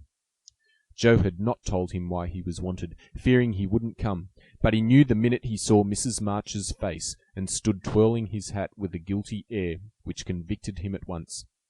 Joe was dismissed, but chose to march up and down the hall like a sentinel, having some fear that the prisoner might bolt. The sound of voices in the parlour rose and fell for half an hour, but what happened during that interview the girls never knew. When they were called in, Laurie was standing by their mother with such a penitent face that Joe forgave him on the spot, but did not think it wise to betray the fact. Meg received his humble apology, and was much comforted by the assurance that Brooke knew nothing of the joke. I'll never tell him to my dying day. Wild horses shan't drag it out of me. So you'll forgive me, Meg, and I'll do anything to show how out-and-out sorry I am, he added, looking very much ashamed of himself. I'll try, but it was a very ungentlemanly thing to do. I didn't think you could be so sly and malicious, Laurie, replied Meg, trying to hide her maidenly confusion under a gravely reproachful air. It was altogether abominable, and I don't deserve to be spoken to for a month. But you will, though, won't you? And Laurie folded his hands together with such an imploring gesture, as he spoke in his irresistibly persuasive tone, that it was impossible to frown upon him in spite of his scandalous behaviour. Meg pardoned him, and Mrs. March's grave face relaxed, in spite of her efforts to keep sober, when she heard him declare that he would atone for his sins by all sorts of penances, and abase himself like a worm before the injured damsel. Joe stood aloof, meanwhile, trying to harden her heart against him, and succeeding only in primming up her face into an expression of entire disapprobation. Laurie looked at her once or twice, but as she showed no sign of relenting, he felt injured, and turned his back on her till the others were done with him, when he made her a low bow, and walked off without a word. As soon as he had gone, she wished she had been more forgiving, and when Meg and her mother went upstairs she felt lonely and longed for Teddy. After resisting for some time, she yielded to the impulse, and armed with a book to return, went over to the big house. "Is Mr. Lawrence in?" asked Joe of a housemaid, who was coming downstairs. "Yes, miss, but I don't believe he's seeable just yet." "Why not? Is he ill?" "La, no, miss. But he's had a scene with Mr. Lorry, who is in one of his tantrums about something, which vexes the old gentleman, so I dursn't go nigh him." "Where is Lorry?" "Shut up in his room, and he won't answer though I've been a-tapping. I don't know what's to become of the dinner, for it's ready and there's no one to eat it." "I'll go and see what the matter is. I'm not afraid of either of them." Up went Joe and knocked smartly on the door of Lorry's little study. "Stop that, or I'll open the door and make you," called out the young gentleman in a threatening tone. Joe immediately knocked again. The door flew open, and in she bounced before Lorry could recover from his surprise. Seeing that he was really out of temper, Joe, who knew how to manage him, assumed a contrite expression, and going artistically down upon her knee, said meekly, "Please forgive me for being so cross. I came to make it up, and can't go away till I have." "It's all right. Get up and don't be a goose, Joe," was the cavalier reply to her petition. "Thank you, I will. Could I ask what's the matter? You don't look exactly easy in your mind." "I've been shaken, and I won't bear it," growled Lorry indignantly. "Who did it?" demanded Joe. "Grandfather. If it had been anyone else, I'd have—" And the injured youth finished his sentence by an energetic gesture of the right arm. "That's nothing. I often shake you, and you don't mind," said Joe soothingly. "Pooh, you're a girl, and it's fun. But I'll allow no man to shake me. I don't think anyone would care to try it if you looked as much like a thundercloud as you do now. Why were you treated so?" Just because I wouldn't say what your mother wanted me for. I'd promised not to tell, and of course I wasn't going to break my word. Couldn't you satisfy your grandpa in any other way? No, he would have the truth, the whole truth, and nothing but the truth. I'd have told my part of the scrape if I could without bringing Meg in. As I couldn't, I held my tongue, and bore the scolding till the old gentleman collared me. Then I bolted for fear I should forget myself. It wasn't nice, but he's sorry, I know, so go down and make up. I'll help you. Hanged if I do. I'm not going to be lectured and pummeled by everyone just for a bit of a frolic. I was sorry about Meg and begged pardon like a man, but I won't do it again when I wasn't in the wrong. He didn't know that. He ought to trust me and not act as if I was a baby. It's no use, Joe. He's got to learn that I'm able to take care of myself and don't need anyone's apron string to hold on by. What pepper pots you are, sighed Joe. How do you mean to settle this affair? Well, he ought to beg pardon, and believe me when I say I can't tell him what the fuss is about. Bless you, he won't do that. I won't go down till he does. Now, Teddy, be sensible. Let it pass, and I'll explain what I can. You can't stay here, so what's the use of being melodramatic? I don't intend to stay here long anyway. I'll slip off and take a journey somewhere, and when Grandpa misses me, he'll come round fast enough. I dare say, but you ought not to go and worry him. Don't preach. I'll go to Washington and see Brooke. It's gay there, and I'll enjoy myself after the troubles. What fun you'd have. I wish I could run off too, said Joe, forgetting her part of mentor in lively visions of martial life at the capital. Come on then, why not? You go and surprise your father, and I'll stir up old Brooke. It would be a glorious joke. Let's do it, Joe. We'll leave a letter saying we are all right, and trot off at once. I've got money enough. It will do you good and no harm as you go to your father. For a moment Joe looked as if she would agree, for wild as the plan was, it just suited her. She was tired of care and confinement, longed for change, and thoughts of her father blended temptingly with the novel charms of camps and hospitals, liberty and fun. Her eyes kindled as they turned wistfully towards the window, but they fell on the old house opposite, and she shook her head with sorrowful decision.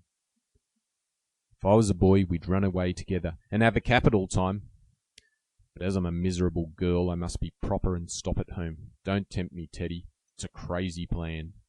That's the fun of it, began Laurie, who had got a wilful fit on him, and was possessed to break out of bounds in some way. Hold your tongue, cried Joe, covering her ears. Prunes and prisms are my doom, and I may as well make up my mind to it. I came here to moralize, not to hear things that make me skip to think of. I know Meg would wet blanket such a proposal, but I thought you had more spirit, began Laurie insinuatingly. Bad boy, be quiet. Sit down and think of your own sins. Don't go making me add to mine. If I get your grandpa to apologize for the shaking, will you give up running away? Asked Joe seriously. Yes, but you won't do it, answered Laurie, who wished to make up, but felt that his outraged dignity must be appeased first. If I can manage the young one, I can the old one, muttered Joe, as she walked away, leaving Laurie bent over a railroad map with his head propped up on both hands. Come in, said Mr. Lawrence's gruff voice, sounded gruffer than ever, as Joe tapped at his door. It's only me, sir, come to return a book, she said blandly, as she entered. Want any more? Asked the old gentleman, looking grim and vexed, but trying not to show it. Yes, please. I like old Sam so well, I think I'll try the second volume, returned Joe, hoping to propitiate him by accepting a second dose of Boswell's Johnson, as he had recommended that lively work. The shaggy eyebrows unbent a little as he rolled the steps towards the shelf where the Johnsonian literature was placed. Joe skipped up, and sitting on the top step affected to be searching for her book, but was really wondering how best to introduce the dangerous object of her visit. Mr. Lawrence seemed to suspect that something was brewing in her mind, for after taking several brisk turns about the room, he faced round on her, speaking so abruptly that Rasselas tumbled face downward on the floor. What has that boy been about? Don't try to shield him. I know he has been in mischief by the way he acted when he came home. I can't get a word from him, and when I threatened to shake the truth out of him, he bolted upstairs and locked himself in his room. He did wrong, but we forgave him, and all promised not to say a word to anyone, began Joe reluctantly. That won't do. He shall not shelter himself behind a promise from you soft-hearted girls. If he's done anything amiss, he shall confess, beg pardon, and be punished. Out with it, Joe. I won't be kept in the dark. Mr. Lawrence looked so alarming and spoke so sharply that Joe would have gladly run away if she could. But she was perched aloft on the steps, and he stood at the foot, a lion in the path, so she had to stay and brave it out. Indeed, sir, I cannot tell. Mother forbade it. Laurie has confessed, asked pardon, and been punished quite enough.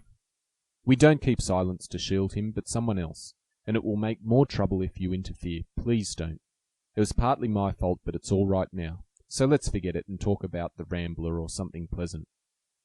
Hang the Rambler! Come down and give me your word that this harum-scarum boy of mine hasn't done anything ungrateful or impertinent. If he has, after all your kindness to him, I'll thrash him with my own hands. Threat sounded awful, but did not alarm Joe, for she knew the irascible old gentleman would never lift a finger against his grandson, whatever he might say to the contrary. She obediently descended, and made as light of the prank as she could without betraying Meg or forgetting the truth. Well, if the boy held his tongue because he promised and not from obstinacy, I'll forgive him. He's a stubborn fellow and hard to manage, said Mr. Lawrence, rubbing up his hair till it looked as if he had been out in a gale, and smoothing the frown from his brow with an air of relief. So am I, but a kind word will govern me when all the king's horses and all the king's men couldn't, said Joe, trying to say a kind word for her friend, who seemed to get out of one scrape only to fall into another. You think I'm not kind to him, eh? Was the sharp answer. Oh, do you know, sir? You are rather too kind sometimes, and then just a trifle hasty when he tries your patience. Don't you think you are? Joe was determined to have it out now, and tried to look quite placid, though she quaked a little after her bold speech. To her great relief and surprise, the old gentleman only threw his spectacles onto the table with a rattle and exclaimed frankly, You're right, girl, I am. I love the boy, but he tries my patience past bearing, and I know how it will end if we go on so. I'll tell you, he'll run away. Joe was sorry for that speech the minute it was made. She meant to warn him that Laurie would not bear much restraint, and hoped he would be more forbearing with the lad. Mr. Lawrence's ruddy face changed suddenly, and he sat down, with a troubled glance at the picture of a handsome man which hung over his table. It was Laurie's father, who had run away in his youth, and married against the imperious old man's will. Joe fancied he remembered and regretted the past, and she wished she had held her tongue. He won't do it unless he is very much worried, and only threatens it sometimes when he gets tired of studying. I often think I should like to, especially since my hair was cut. So if you ever miss us, you may advertise for 2 boys, and look among the ships bound for India. She laughed as she spoke, and Mr. Lawrence looked relieved, evidently taking the whole as a joke. You hussy, how dare you talk in that way? Where's your respect for me and your proper bringing up? Bless the boys and girls, what torments they are. Yet we can't do without them, he said, pinching her cheeks good-humouredly. Go and bring that boy down to his dinner. Tell him it's all right, and advise him not to put on tragedy airs with his grandfather. I won't bear it.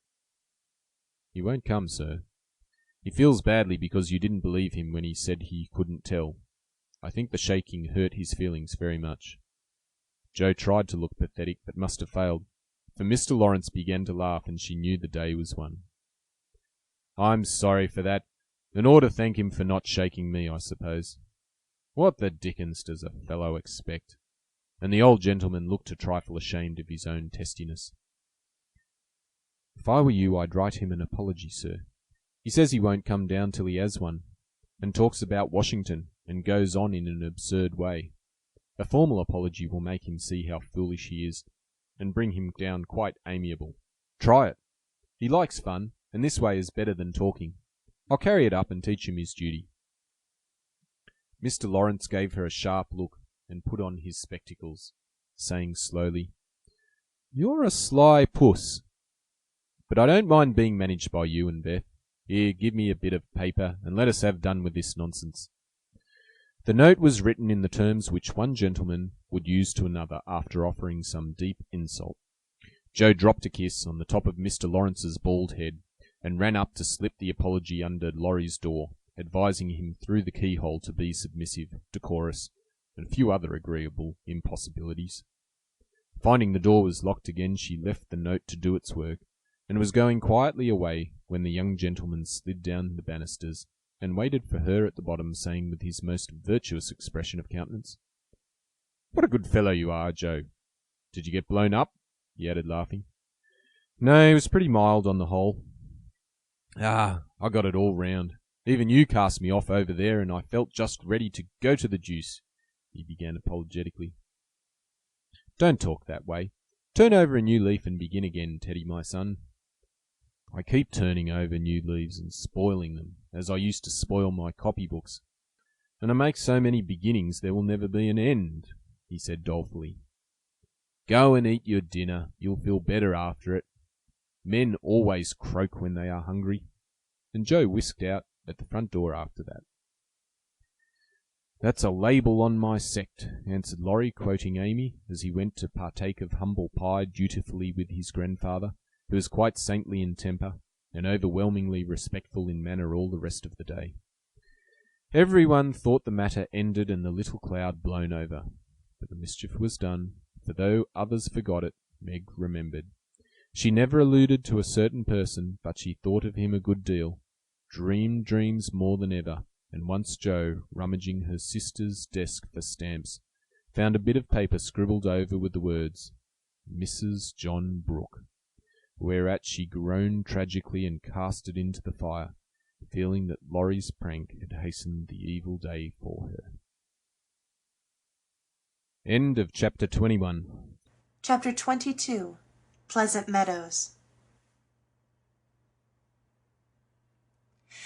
Like sunshine after storm were the peaceful weeks which followed. The invalids improved rapidly, and Mr. March began to talk of returning early in the new year.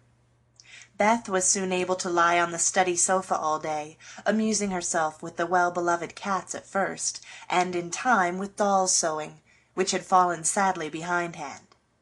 Her once active limbs were so stiff and feeble that Joe took her a daily airing about the house in her strong arms. Meg cheerfully blackened and burned her white hands cooking delicate messes for the dear, while Amy, a loyal slave of the ring, celebrated her return by giving away as many of her treasures as she could prevail on her sisters to accept. As Christmas approached, the usual mysteries began to haunt the house, and Joe frequently convulsed the family by proposing utterly impossible or magnificently absurd ceremonies in honor of this unusually merry Christmas. Laurie was equally impracticable, and would have had bonfires, sky-rockets, and triumphal arches if he had had his own way.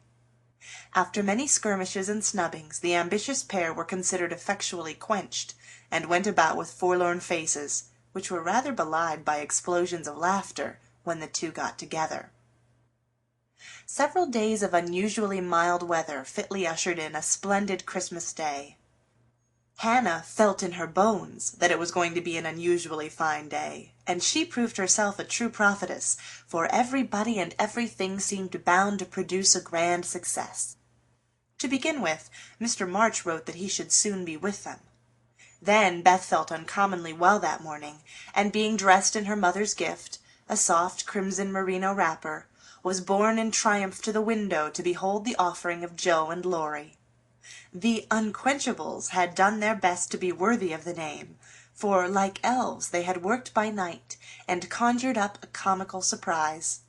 Out in the garden stood a stately snow-maiden, crowned with holly, bearing a basket of fruit and flowers in one hand, a great roll of new music in the other, a perfect rainbow of an afghan round her chilly shoulders, and a Christmas carol issuing from her lips on a pink paper streamer. The Jungfrau to Beth. God bless you, dear Queen Bess. May nothing you dismay, but health and peace and happiness be yours this Christmas day. Here's fruit to feed our busy bee and flowers for her nose. Here's music for her peony and afghan for her toes. A portrait of Joanna, see, by Raphael No. 2, who labored with great industry to make it fair and true. Except a ribbon red, I beg, for Madame Purr's tail, and ice cream made by lovely Peg, a Mont Blanc in a pail. Their dearest love my makers laid within my breast of snow, except it and the Alpine maid from Laurie and from Joe. How Beth laughed when she saw it! How Laurie ran up and down to bring in the gifts, and what ridiculous speeches Joe made as she presented them. "I'm so full of happiness that, if Father was only here, I couldn't hold one drop more," said Beth, quite sighing with contentment as Joe carried her off to the study to rest after the excitement, and to refresh herself with some of the delicious grapes the Jungfrau had sent her. "So am I," added Joe, slapping the pocket wherein reposed the long-desired Undine and Sintram. "I'm sure I am," echoed Amy, poring over the engraved copy of the Madonna and Child which her mother had given her in a pretty frame. "Of course I am," cried Meg, smoothing the silvery folds of her first silk dress, for Mr. Lawrence had insisted on giving it. "How can I be otherwise?" said Mrs. March gratefully, as her eyes went from her husband's letter to Beth's smiling face, and her hand caressed the brooch made of gray and golden, chestnut and dark brown hair, which the girls had just fastened on her breast. Now and then in this workaday world things do happen in the delightful story-book fashion, and what a comfort that is! Half an hour after everyone had said they were so happy they could only hold one drop more, the drop came. Laurie opened the parlor door and popped his head in very quietly. He might just as well have turned a somersault and uttered an Indian war-whoop, for his face was so full of suppressed excitement, and his voice so treacherously joyful, that everyone jumped up, though he only said, in a queer, breathless way, "Here's another Christmas present for the March family." Before the words were well out of his mouth, he was whisked away somehow, and in his place appeared a tall man, muffled up to the eyes, leaning on the arm of another tall man, who tried to say something and couldn't. Of course there was a general stampede, and for several minutes everybody seemed to lose their wits, for the strangest things were done and no one said a word. Mr. March became invisible in the embrace of 4 pairs of loving arms. Jo disgraced herself by nearly fainting away, and had to be doctored by Laurie in the china closet. Mr. Brooke kissed Meg entirely by mistake, as he somewhat incoherently explained, and Amy, the dignified, tumbled over a stool, and, never stopping to get up, hugged and cried over her father's boots, in the most touching manner. Mrs. March was the first to recover herself, and held up her hand with a warning, "Hush! Remember Beth!" But it was too late. The study door flew open. The little red wrapper appeared on the threshold. Joy put strength into the feeble limbs, and Beth ran straight into her father's arms. Never mind what happened just after that, for the full hearts overflowed, washing away the bitterness of the past, and leaving only the sweetness of the present. It was not at all romantic, but a hearty laugh set everybody straight again, for Hannah was discovered behind the door, sobbing over the fat turkey, which she had forgotten to put down when she rushed up from the kitchen. As the laugh subsided, Mrs. March began to thank Mr. Brooke for his faithful care of her husband, at which Mr. Brooke suddenly remembered that Mr. March needed rest, and seizing Laurie he precipitately retired. Then the 2 invalids were ordered to repose, which they did, by both sitting in one big chair and talking hard. Mr. March told how he had longed to surprise them, and how, when the fine weather came, he had been allowed by his doctor to take advantage of it, how devoted Brooke had been, and how he was altogether a most estimable and upright young man. Why Mr. March paused a minute just there, and, after a glance at Meg, who was violently poking the fire, looked at his wife with an inquiring lift of the eyebrows, I leave you to imagine. Also why Mrs. March gently nodded her head, and asked rather abruptly if he wouldn't have something to eat. Jo saw and understood the look, and she stalked grimly away to get wine and beef tea, muttering to herself as she slammed the door, "I hate estimable young men with brown eyes." There never was such a Christmas dinner as they had that day. The fat turkey was a sight to behold when Hannah set him up, stuffed, browned, and decorated. So was the plum pudding, which quite melted in one's mouth. Likewise the jellies, in which Amy revelled like a fly in a honey-pot. Everything turned out well, which was a mercy. Hannah said, "For my mind was that flustered, Mum, that's a miracle I didn't roast the pudding and stuff the turkey with raisins, let alone bilin' of it in a cloth." Mr. Lawrence and his grandson dined with them, also Mr. Brooke, at whom Joe glowered darkly, to Laurie's infinite amusement. 2 easy-chairs stood side by side at the head of the table, in which sat Beth and her father, feasting modestly on chicken and a little fruit. They drank healths, told stories, sung songs, reminisced, as the old folks say, and had a thoroughly good time. A sleigh ride had been planned, but the girls would not leave their father, so the guests departed early, and as twilight gathered, the happy family sat together round the fire. "Just a year ago we were groaning over the dismal Christmas we expected to have.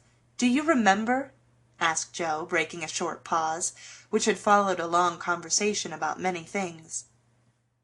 "Rather a pleasant year on the whole," said Meg, smiling at the fire, and congratulating herself on having treated Mr. Brooke with dignity. "I think it's been a pretty hard one," observed Amy, watching the light shine on her ring with thoughtful eyes. "I'm glad it's over, because we've got you back," whispered Beth, who sat on her father's knee. "Rather a rough road for you to travel, my little pilgrims, especially the latter part of it. But you have got on bravely, and I think the burdens are in a fair way to tumble off very soon," said Mr. March, looking with fatherly satisfaction at the 4 young faces gathered round him. "How do you know? Did Mother tell you?" asked Joe. "Not much. Straws show which way the wind blows, and I've made several discoveries today." "Oh, tell us what they are," cried Meg, who sat beside him.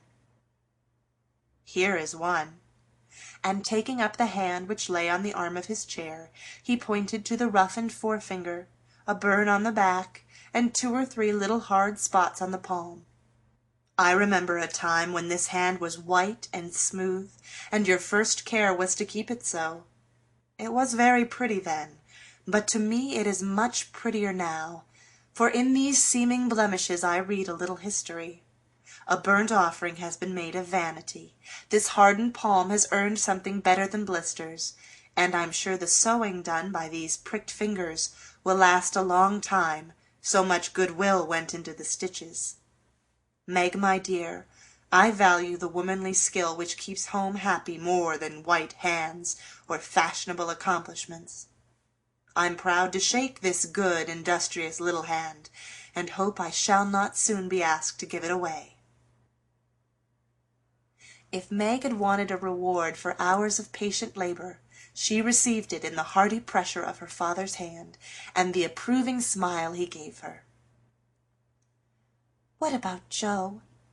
Please say something nice, for she has tried so hard and been so very, very good to me," said Beth in her father's ear. He laughed, and looked across at the tall girl who sat opposite, with an unusually mild expression in her brown face.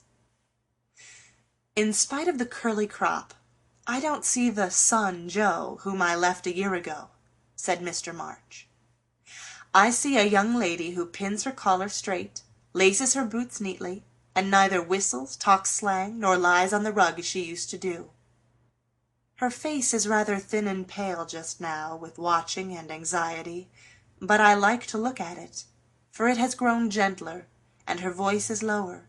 She doesn't bounce, but moves quietly, and takes care of a certain little person in a motherly way which delights me.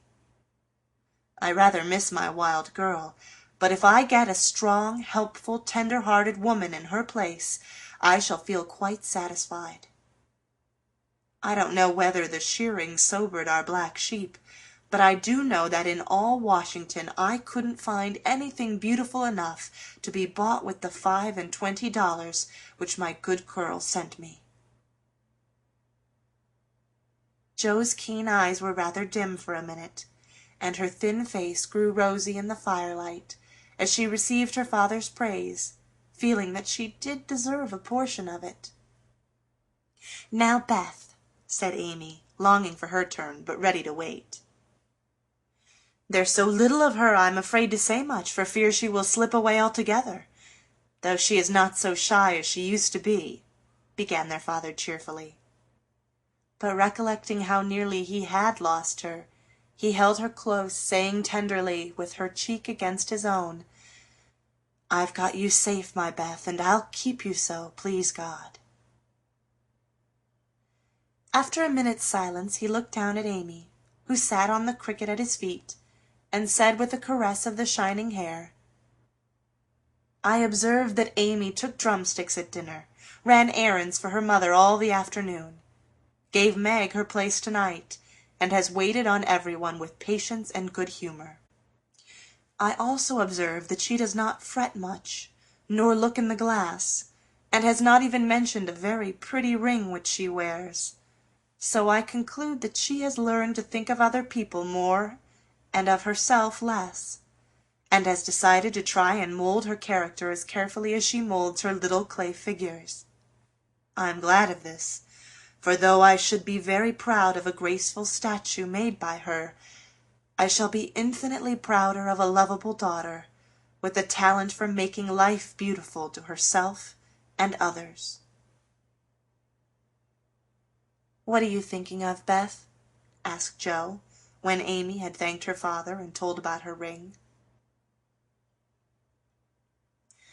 "I read in Pilgrim's Progress today how, after many troubles, Christian and Hopeful came to a pleasant green meadow where lilies bloomed all the year round, and there they rested happily, as we do now, before they went on to their journey's end," answered Beth, adding as she slipped out of her father's arms and went slowly to the instrument, "It's singing time now, and I want to be in my old place.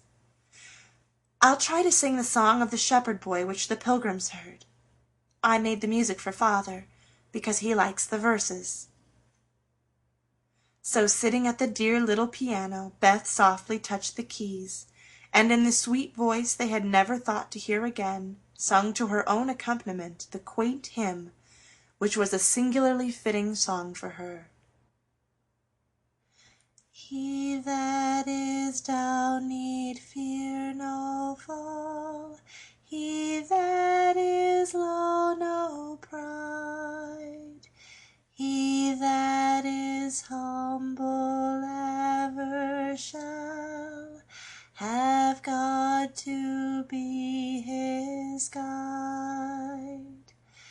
I am content with what I have, little be it or much, and Lord, contentment still I crave, because thou savest such.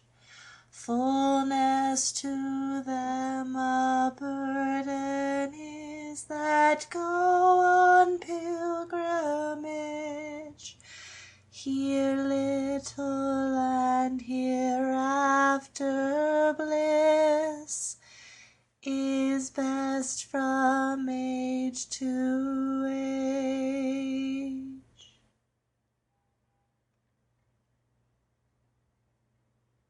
End of chapter 22.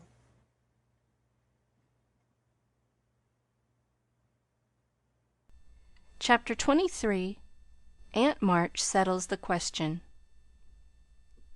Like bees swarming after their queen, mother and daughters hovered about Mr. March the next day, neglecting everything to look at, wait upon, and listen to the new invalid, who was in a fair way to be killed by kindness. As he sat propped up in a big chair by Beth's sofa, with the other three close by, and Hannah popping in her head now and then to peek at the dear man, nothing seemed needed to complete their happiness. But something was needed, and the elder ones felt it, though none confessed the fact. Mr. and Mrs. March looked at one another with an anxious expression, as their eyes followed Meg. Jo had sudden fits of sobriety, and was seen to shake her fist at Mr. Brooks' umbrella, which had been left in the hall. Meg was absent-minded, shy, and silent, started when the bell rang, and colored when John's name was mentioned.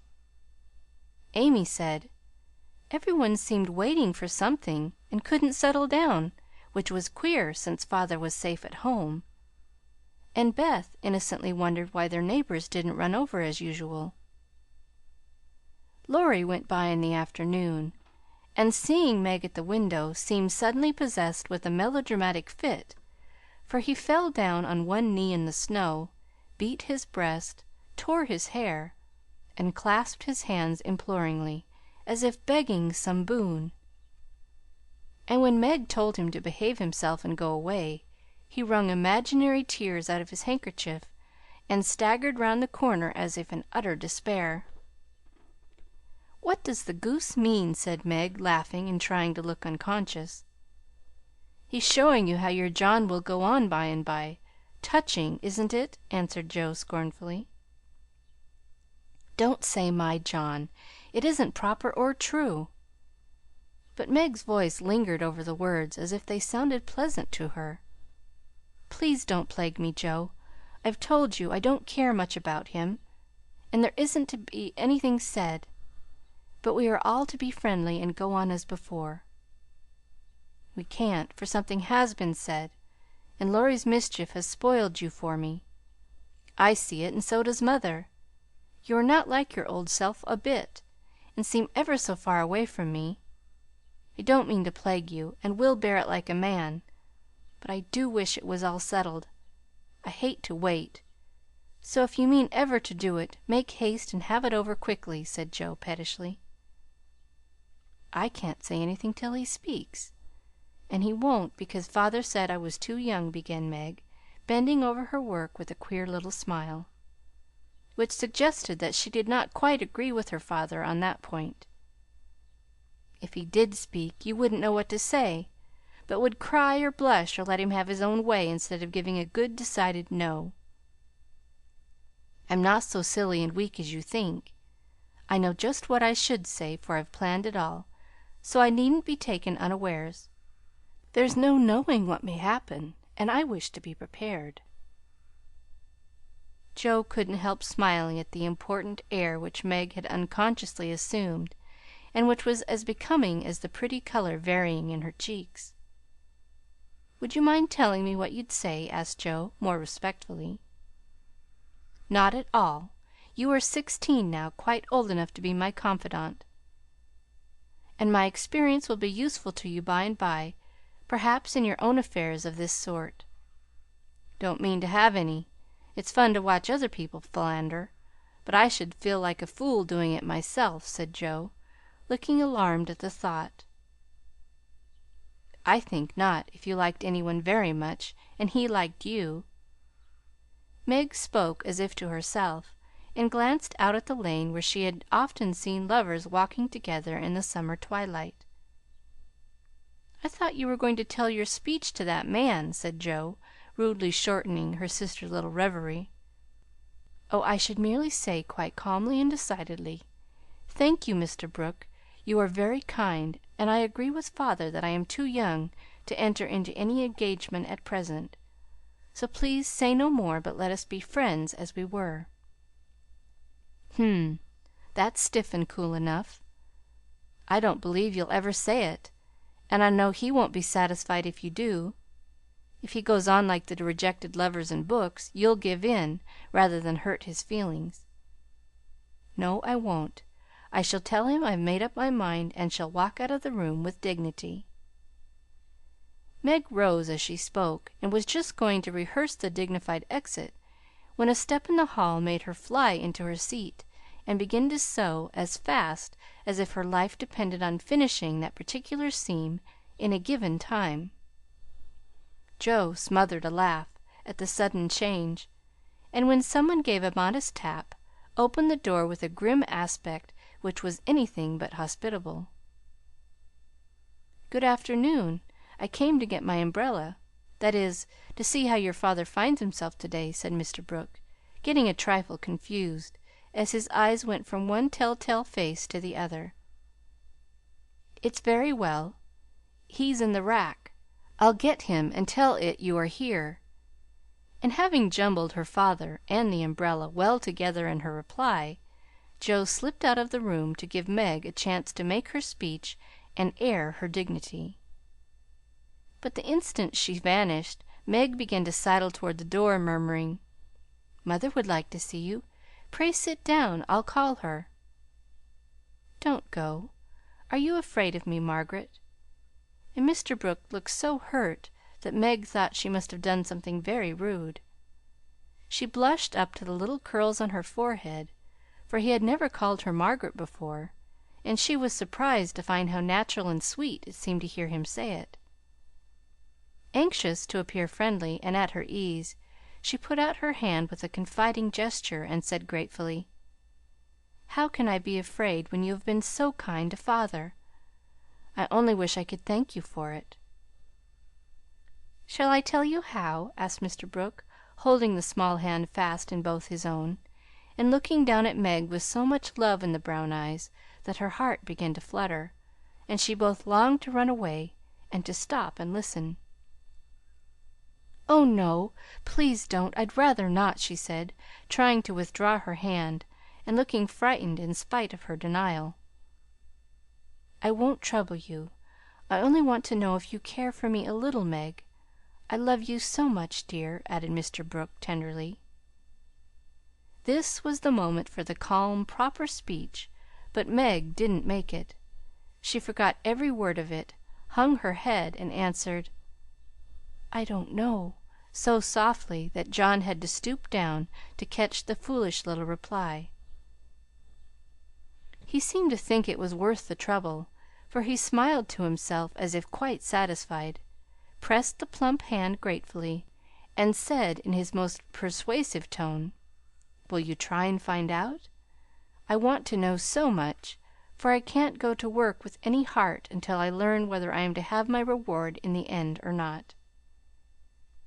"I'm too young," faltered Meg, wondering why she was so fluttered, yet rather enjoying it. "I'll wait, and in the meantime you could be learning to like me. Would it be a very hard lesson, dear?" "Not if I chose to learn it, but—" "Please choose to learn it, Meg. I love to teach, and this is easier than German," broke in John, getting possession of the other hand, so that she had no way of hiding her face as he bent to look into it. His tone was properly beseeching, but stealing a shy look at him, Meg saw that his eyes were merry as well as tender, and that he wore the satisfied smile of one who had no doubt of his success. This nettled her. Annie Moffatt's foolish lessons in coquetry came into her mind, and the love of power which sleeps in the bosoms of the best of little women woke up all of a sudden and took possession of her. She felt excited and strange, and not knowing what else to do, followed a capricious impulse, and withdrawing her hands, said petulantly, "I don't choose. Please go away and let me be." Poor Mr. Brooke looked as if his lovely castle in the air was tumbling about his ears, for he had never seen Meg in such a mood before, and it rather bewildered him. "Do you really mean that?" he asked anxiously, following her as she walked away. "Yes, I do. I don't want to be worried about such things. Father says I needn't. It's too soon, and I'd rather not." "Mayn't I change your mind by and by? I'll wait and say nothing till you have more time. Don't play with me, Meg. I didn't think that of you." "Don't think of me at all. I'd rather you wouldn't," said Meg, taking a naughty satisfaction in trying her lover's patience and her own power. He was grave and pale now, and looked decidedly more like the novel heroes whom she admired. But he neither slapped his forehead nor tramped about the room as they did. He just stood looking at her so wistfully, so tenderly, that she found her heart relenting in spite of herself. What would have happened next I cannot say, if Aunt March had not come hobbling in at this interesting minute. The old lady couldn't resist her longing to see her nephew, for she had met Laurie as she took her airing, and hearing of Mr. March's arrival, drove straight out to see him. The family were all busy in the back part of the house, and she had made her way quietly in, hoping to surprise them. She did surprise two of them so much that Meg started as if she had seen a ghost, and Mr. Brooke vanished into the study. "Bless me, what's all this?" cried the old lady, with a rap of her cane, as she glanced from the pale young gentleman to the scarlet young lady. "It's father's friend. I'm so surprised to see you," stammered Meg, feeling that she was in for a lecture now. "That's evident," returned Aunt March, sitting down. "But what is father's friend saying to make you look like a peony? There's mischief going on, and I insist upon knowing what it is," with another rap. "We were only talking. Mr. Brooke came for his umbrella," began Meg, wishing that Mr. Brooke and the umbrella were safely out of the house. "Brooke? That boy's tutor? Ah, I understand now. I know all about it. Joe blundered into a wrong message in one of your father's letters, and I made her tell me." "You haven't gone and accepted him, child!" cried Aunt March, looking scandalized. "Hush! He'll hear. Shan't I call mother?" said Meg, much troubled. "Not yet. I've something to say to you, and I must free my mind at once. Tell me, do you mean to marry this cook? If you do, not one penny of my money ever goes to you. Remember that, and be a sensible girl," said the old lady impressively. Now Aunt March possessed in perfection the art of rousing the spirit of opposition in the gentlest people, and enjoyed doing it. The best of us have a spice of perversity in us, especially when we are young and in love.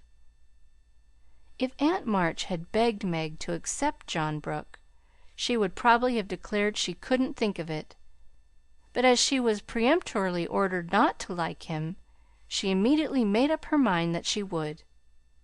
Inclination, as well as perversity, made the decision easy, and being already much excited, Meg opposed the old lady with unusual spirit. "I shall marry whom I please, Aunt March, and you can leave your money to any one you like," she said, nodding her head with a resolute air. "Highty tighty! Is that the way you take my advice, miss? You'll be sorry for it by and by, when you've tried love in a cottage and found it a failure."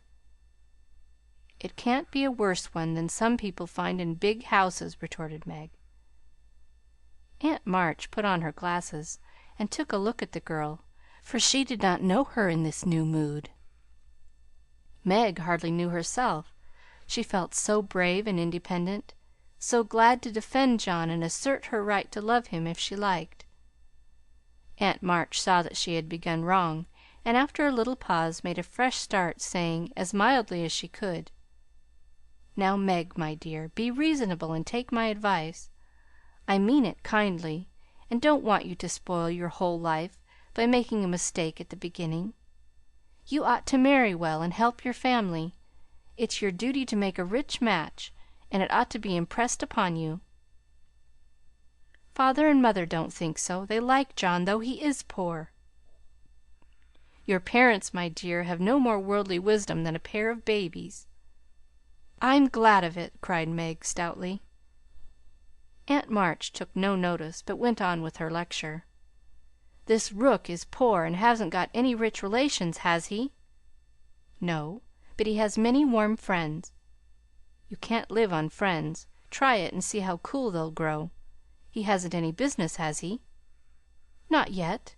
Mr. Lawrence is going to help him." "That won't last long. James Lawrence is a crotchety old fellow, and not to be depended on. So you intend to marry a man without money, position, or business, and go on working harder than you do now, when you might be comfortable all your days by minding me and doing better? I thought you had more sense, Meg." "I couldn't do better if I waited half my life. John is good and wise. He's got heaps of talent. He's willing to work, and sure to get on. He's so energetic and brave. Every one likes and respects him, and I'm proud to think he cares for me, though I'm so poor and young and silly," said Meg, looking prettier than ever in her earnestness. "He knows you have got rich relations, child. That's the secret of his liking, I suspect." "Aunt March, how dare you say such a thing! John is above such meanness, and I won't listen to you a minute if you talk so," cried Meg indignantly, forgetting everything but the injustice of the old lady's suspicions. "My John wouldn't marry for money any more than I would. We are willing to work, and we mean to wait. I'm not afraid of being poor, for I've been happy so far, and I know I shall be with him, because he loves me, and I—" Meg stopped there, remembering all of a sudden that she hadn't made up her mind, that she had told her John to go away, and that he might be overhearing her inconsistent remarks. Aunt March was very angry, for she had set her heart on having her pretty niece make a fine match, and something in the girl's happy young face made the lonely old woman feel both sad and sour. "Well, I wash my hands of the whole affair. You are a wilful child, and you've lost more than you know by this piece of folly. No, I won't stop. I'm disappointed in you, and haven't spirits to see your father now. Don't expect anything from me when you are married. Your Mr. Brooks' friends must take care of you. I'm done with you forever." And slamming the door in Meg's face, Aunt March drove off in high dudgeon. She seemed to take all the girl's courage with her, for when left alone, Meg stood for a moment undecided whether to laugh or cry. Before she could make up her mind, she was taken possession of by Mr. Brooke, who said all in one breath, "I couldn't help hearing, Meg. Thank you for defending me, and Aunt March for proving that you do care for me a little bit." "I didn't know how much till she abused you," began Meg. "And I needn't go away, but may stay and be happy? May I, dear?" Here was another fine chance to make the crushing speech and the stately exit, but Meg never thought of doing either, and disgraced herself forever in Joe's eyes by meekly whispering, "Yes, John," and hiding her face on Mr. Brooks' waistcoat. 15 minutes after Aunt March's departure, Joe came softly downstairs, paused an instant at the parlor door, and hearing no sound within, nodded and smiled with a satisfied expression, saying to herself, "She has seen him away as we planned, and that affair is settled. I'll go and hear the fun and have a good laugh over it." But poor Joe never got her laugh, for she was transfixed upon the threshold by a spectacle which held her there, staring with her mouth nearly as wide open as her eyes. Going in to exult over a fallen enemy and to praise a strong-minded sister for the banishment of an objectionable lover, it certainly was a shock to behold the aforesaid enemy serenely sitting on the sofa, with the strong-minded sister enthroned upon his knee, and wearing an expression of the most abject submission. Joe gave a sort of gasp, as if a cold shower bath had suddenly fallen upon her, for such an unexpected turning of the tables actually took her breath away. At the odd sound, the lovers turned and saw her. Meg jumped up, looking both proud and shy, but "that man," as Joe called him, actually laughed, and said coolly, as he kissed the astonished newcomer, "Sister Joe, congratulate us." That was adding insult to injury. It was altogether too much, and making some wild demonstration with her hands, Joe vanished without a word. Rushing upstairs, she startled the invalids by exclaiming tragically, as she burst into the room, "Oh, do somebody go down quick! John Brooke is acting dreadfully, and Meg likes it!" Mr. and Mrs. March left the room with speed, and casting herself upon the bed, Joe cried and scolded tempestuously as she told the awful news to Beth and Amy. The little girls, however, considered it a most agreeable and interesting event, and Joe got little comfort from them, so she went up to her refuge in the garret and confided her trouble to the rats. Nobody ever knew what went on in the parlor that afternoon, but a great deal of talking was done, and quiet Mr. Brooke astonished his friends by the eloquence and spirit with which he pleaded his suit, told his plans, and persuaded them to arrange everything just as he wanted it. The tea bell rang before he had finished describing the paradise which he meant to earn for Meg, and he proudly took her in to supper, both looking so happy that Joe hadn't the heart to be jealous or dismal. Amy was very much impressed by John's devotion and Meg's dignity. Beth beamed at them from a distance, while Mr. and Mrs. March surveyed the young couple with such tender satisfaction that it was perfectly evident Aunt March was right in calling them as unworldly as a pair of babies. No one ate much, but everybody looked very happy, and the old room seemed to brighten up amazingly when the first romance of the family began there. "You can't say nothing pleasant ever happens now, can you, Meg?" said Amy, trying to decide how she would group the lovers in a sketch she was planning to make. "No, I'm sure I can't. How much has happened since I said that! It seems a year ago," answered Meg, who was in a blissful dream lifted far above such common things as bread and butter. "The joys come close upon the sorrows this time, and I rather think the changes have begun," said Mrs. March. "In most families there comes, now and then, a year full of events. This has been such a one, but it ends well after all." "Hope the next will end better," muttered Joe, who found it very hard to see Meg absorbed in a stranger before her face, for Joe loved a few persons very dearly and dreaded to have their affection lost or lessened in any way.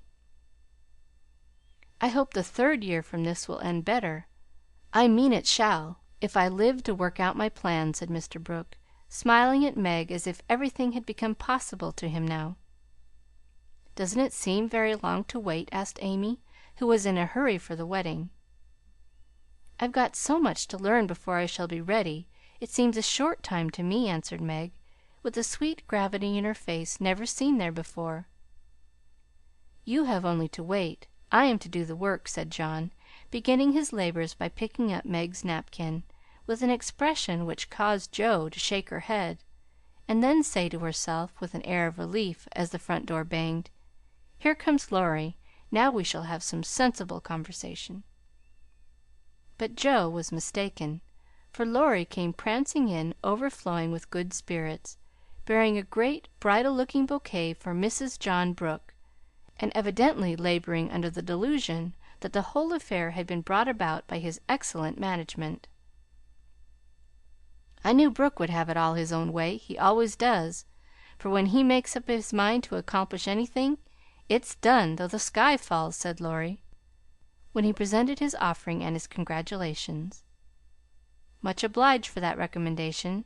I take it as good omen for the future, and invite you to my wedding on the spot," answered Mr. Brooke, who felt at peace with all mankind, even his mischievous pupil.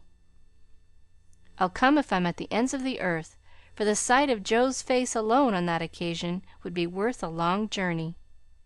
You don't look festive, ma'am. What's the matter?" asked Laurie, following her into a corner of the parlor, whither all had adjourned to greet Mr. Lawrence. "I don't approve of the match, but I've made up my mind to bear it, and shall not say a word against it," said Joe solemnly. "You can't know how hard it is for me to give up Meg," she continued, with a little quiver in her voice. "You don't give her up. You only go halves," said Laurie consolingly. "It can never be the same again. I've lost my dearest friend," sighed Joe. "You got me, anyhow. I'm not good for much, I know, but I'll stand by you, Joe, all the days of my life. Upon my word, I will." And Laurie meant what he said.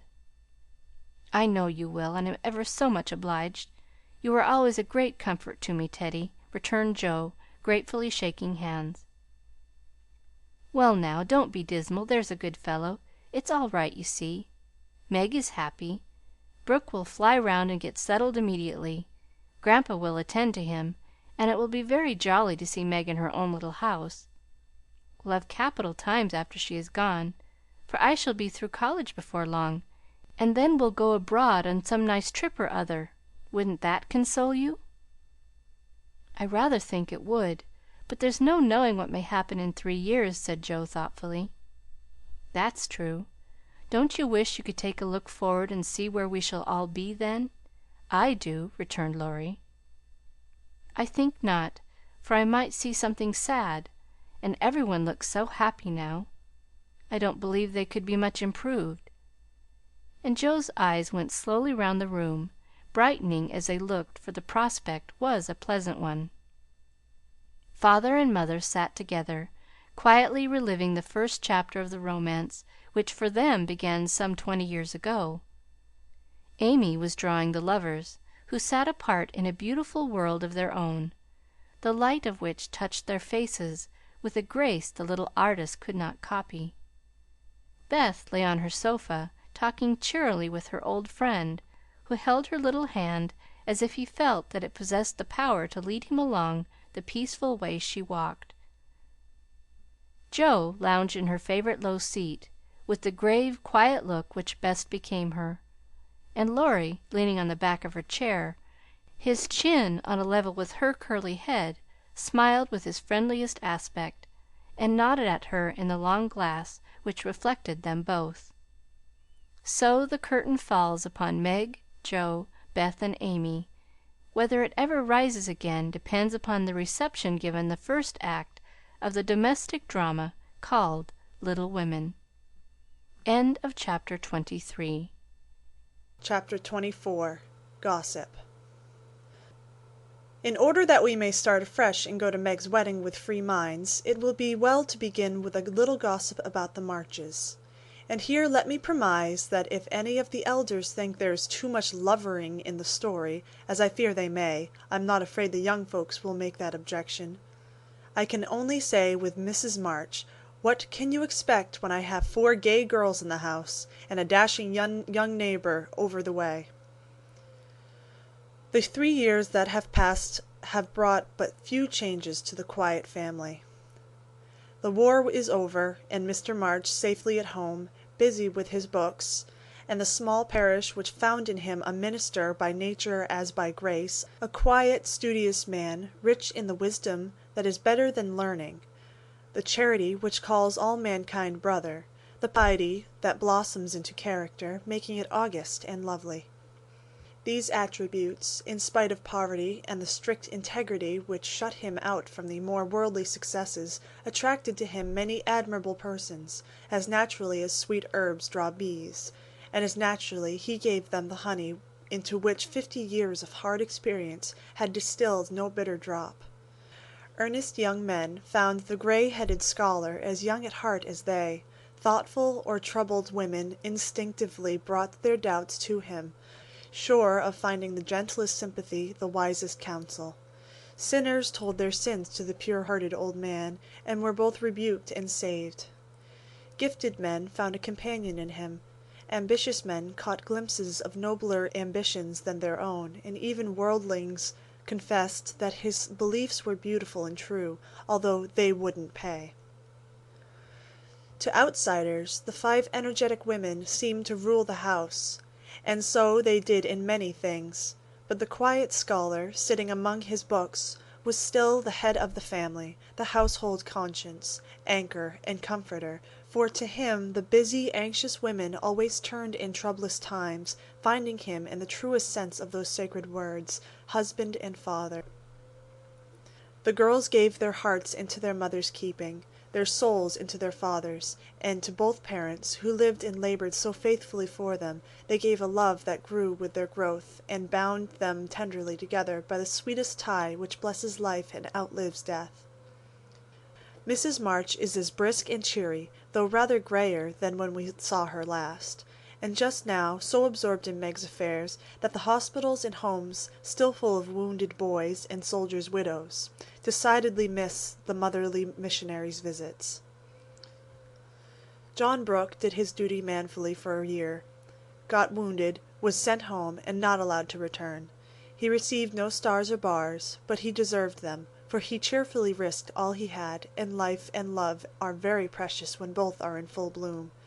Perfectly resigned to his discharge, he devoted himself to getting well, preparing for business, and earning a home for Meg. With the good sense and sturdy independence that characterized him, he refused Mr. Lawrence's more generous offers, and accepted the place of bookkeeper, feeling better satisfied to begin with an honestly earned salary than by running any risks with borrowed money. Meg had spent the time in working as well as waiting, growing womanly in character, wise in housewifely arts, and prettier than ever, for love is a great beautifier. She had her girlish ambitions and hopes, and felt some disappointment at the humble way in which the new life must begin. Ned Moffat had just married Sally Gardner, and Meg couldn't help contrasting their fine house and carriage, many gifts, and splendid outfit with her own, and secretly wishing she could have the same. But somehow envy and discontent soon vanished when she thought of all the patient love and labor John had put into the little home awaiting her. And when they sat together in the twilight, talking over their small plans, the future always grew so beautiful and bright that she forgot Sally's splendor, and felt herself the richest, happiest girl in Christendom. Jo never went back to Aunt March, for the old lady took such a fancy to Amy that she bribed her with the offer of drawing lessons from one of the best teachers going, and for the sake of this advantage, Amy would have served a far harder mistress. So she gave her mornings to duty, her afternoons to pleasure, and prospered finely. Jo, meantime, devoted herself to literature, and Beth, who remained delicate long after the fever was a thing of the past. Not an invalid exactly, but never again the rosy, healthy creature she had been, yet always hopeful, happy, and serene, and busy with the quiet duties she loved.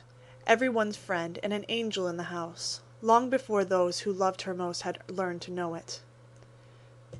As long as the Spread Eagle paid her $1 a column for her rubbish, as she called it, Jo felt herself a woman of means, and spun her little romances diligently.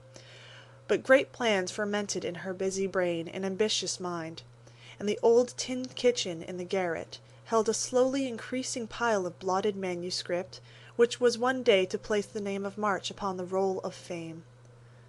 Laurie, having dutifully gone to college to please his grandfather, was now getting through it in the easiest possible manner to please himself. A universal favorite, thanks to money, manners, much talent, and the kindest heart that ever got its owner into scrapes by trying to get other people out of them, he stood in great danger of being spoiled, and probably would have been, like many another promising boy, if he had not possessed a talisman against evil in the memory of the kind old man who was bound up in his success, the motherly friend who watched over him as if he were her son, and last but not least by any means, the knowledge that 4 innocent girls loved, admired, and believed in him with all their hearts. Being only a glorious human boy, of course he frolicked and flirted, grew dandified, aquatic, sentimental, or gymnastic, as college fashions ordained, hazed and was hazed, talked slang, and more than once came perilously near suspension and expulsion. But as high spirits and the love of fun were the causes of these pranks, he always managed to save himself by frank confession, honorable atonement, or the irresistible power of persuasion, which he possessed in perfection.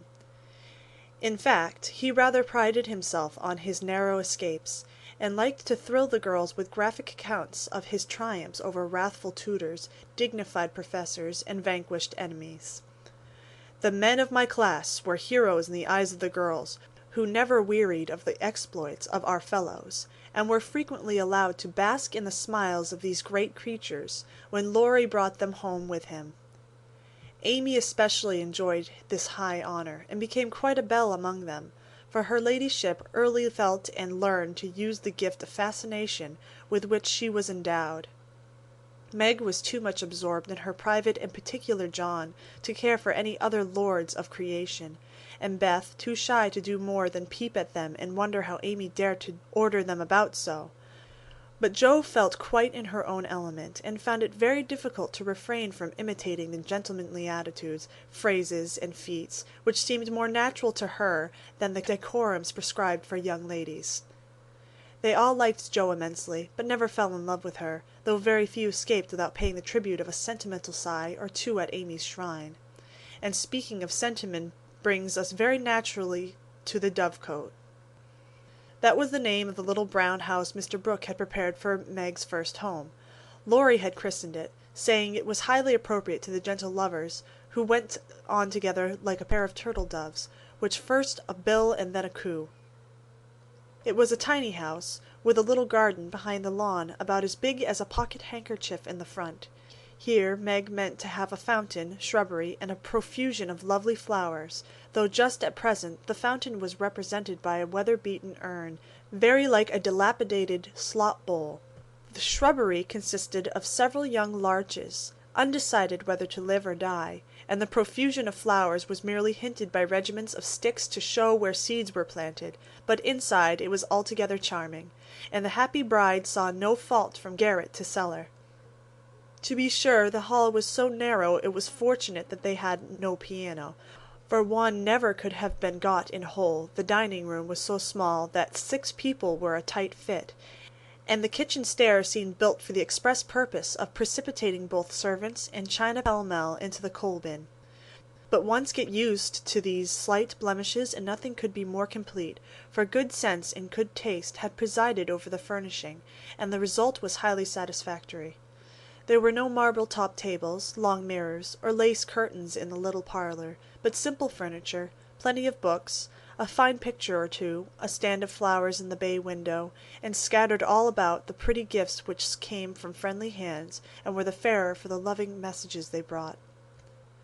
I don't think the Parian Psyche Laurie gave lost any of its beauty, because John put up the bracket it stood upon, that any upholsterer could have draped the plain muslin curtains more gracefully than Amy's artistic hand, or that any storeroom was ever better provided with good wishes, merry words, and happy hopes than that in which Jo and her mother put away Meg's few boxes, barrels, and bundles, and I am morally certain that the spandy new kitchen never could have looked so cozy and neat if Hannah had not arranged every pot and pan a dozen times over, and laid the fire all ready for lighting the minute Miss Brooke came home. I also doubt if any young matron ever began life with so rich a supply of dusters, holders, and piece bags, for Beth made enough to last till the silver wedding came round, and invented 3 different kinds of dishcloths for the express service of the bridal china. People who hire all these things done for them never know what they lose, for the homeliest tasks get beautified if loving hands do them, and Meg found so many proofs of this that everything in her small nest, from the kitchen roller to the silver vase on her parlour table, was eloquent of home, love, and tender forethought. What happy times they had planning together, what solemn shopping excursions, what funny mistakes they made, and what shouts of laughter arose over Laurie's ridiculous bargains. In his love of jokes, this young gentleman, though nearly through college, was much of a boy as ever. His last whim had been to bring with him on his weekly visits some new useful and ingenious article for the young housekeeper.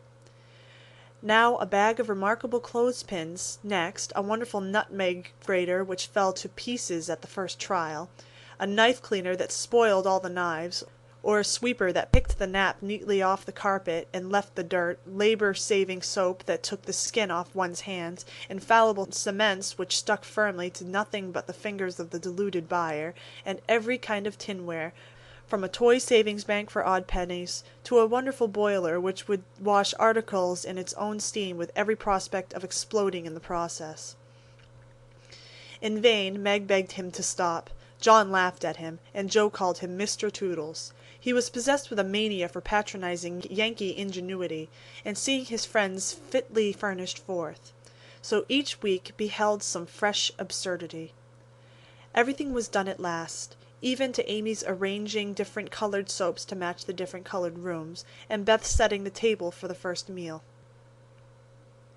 "Are you satisfied? Does it seem like home, and do you feel as if you should be happy here?"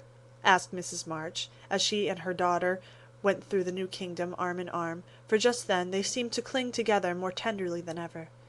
"Yes, Mother, perfectly satisfied, thanks to you all, and so happy that I can't talk about it," with a look that was far better than words. "If she only had a servant or two it would be all right," said Amy, coming out of the parlor, where she had been trying to decide whether the bronze Mercury looked best on the whatnot or the mantelpiece. "Mother and I have talked that over, and I have made up my mind to try her way first.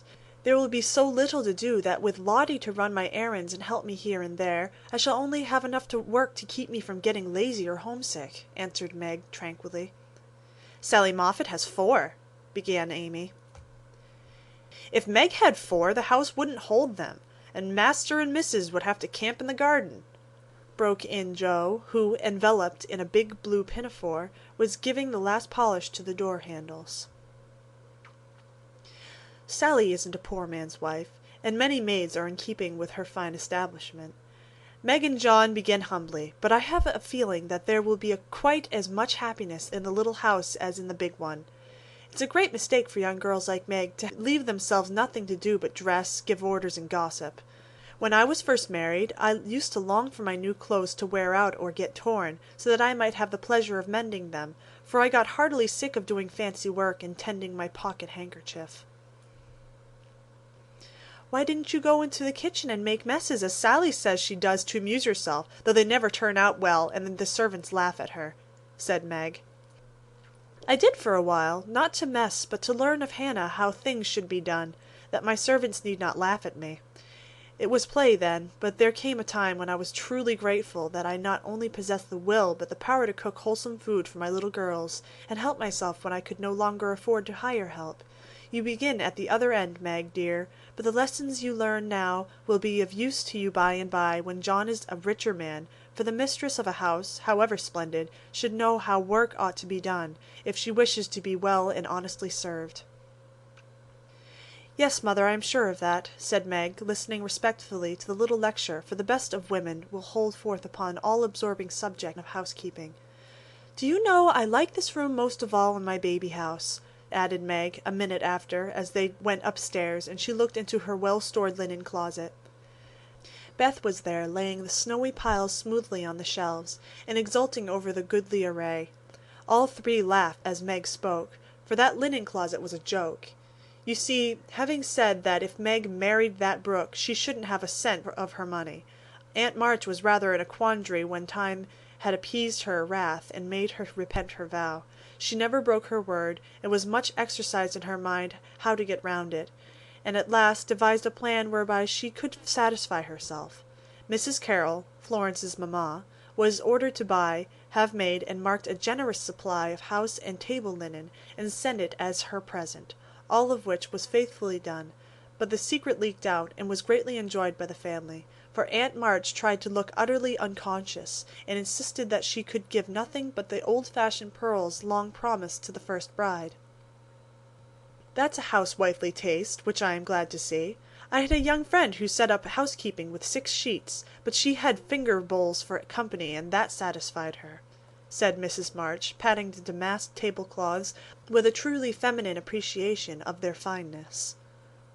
"I haven't a single finger bowl, but this is a stout that will last me all my days, Hannah says." And Meg looked quite contented, as well as she might. A tall, broad-shouldered young fellow, with a cropped head, a felt basin of a hat, and a fly-away coat came tramping down the road at a great pace, walked over the low fence without stopping to open the gate, straight up to Mrs. March, with both hands out, and a hearty, "Here I am, Mother! Yes, it's all right!" The last words were an answer to the look the elder lady gave him, a kindly questioning look, which the handsome eyes met so frankly that the little ceremony closed, as usual, with a motherly kiss. "For Mrs. John Brooke, with the maker's congratulations and compliments. Bless you, Beth, what a refreshing spectacle you are, Joe. Amy, you are getting altogether too handsome for a single lady." As Laurie spoke, he delivered a brown paper parcel to Meg, pulled Beth's hair ribbon, stared at Joe's big pinafore, and fell into an attitude of mock rapture before Amy, then shook hands all round, and every one began to talk. "Where is John?" asked Meg anxiously. Stopped to get the license for tomorrow, ma'am." "Which side won the last match, Teddy?" inquired Joe, who persisted in feeling an interest in manly sports despite her 19 years. "Ours, of course. Wish you'd been there to see it." "How is the lovely Miss Randall?" asked Amy with a significant smile.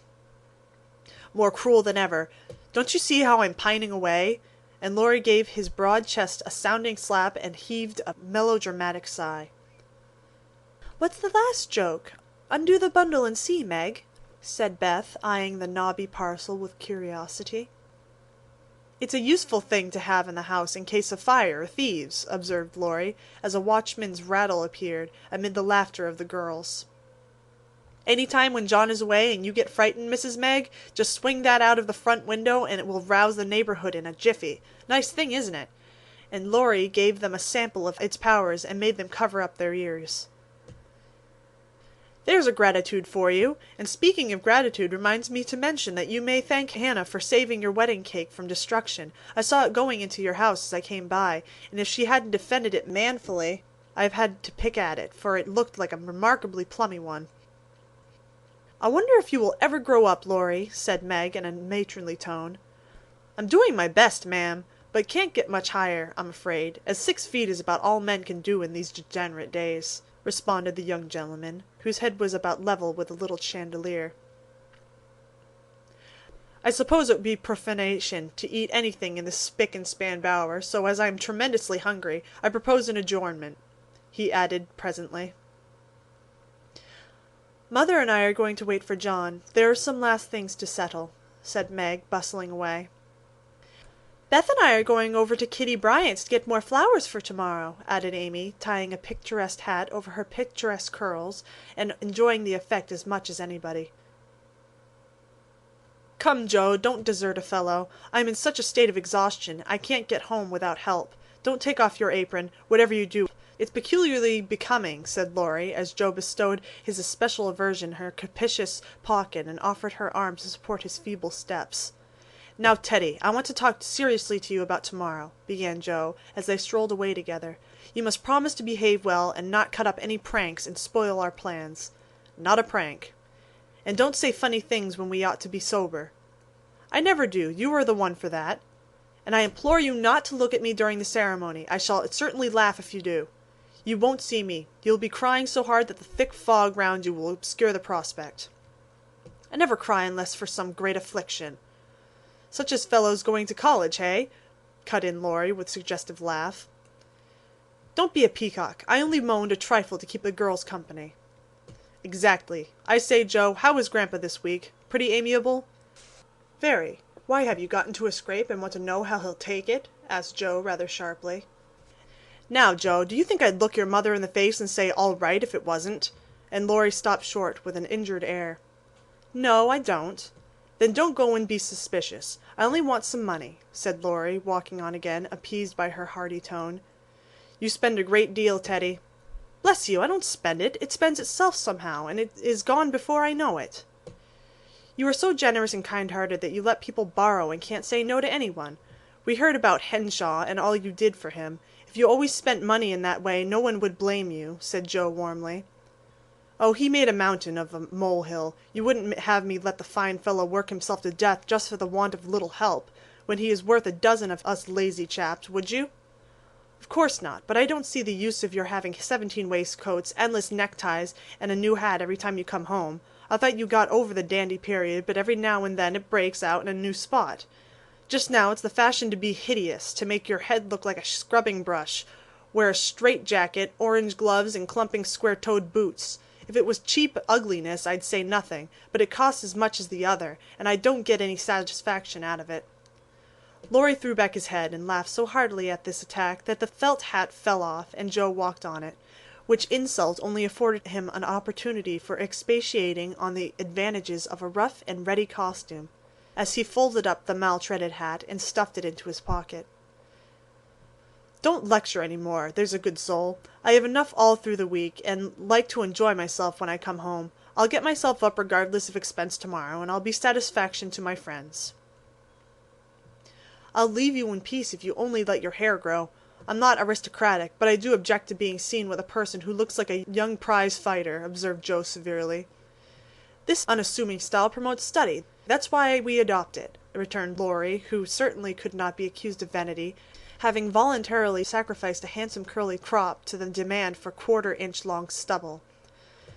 "By the way, Joe, I think that little Parker is really getting desperate about Amy. He talks of her constantly, writes poetry, and moons about in a most suspicious manner. He'd better nip his little passion in the bud, hadn't he?" added Laurie, in a confidential, elder brotherly tone, after a minute's silence.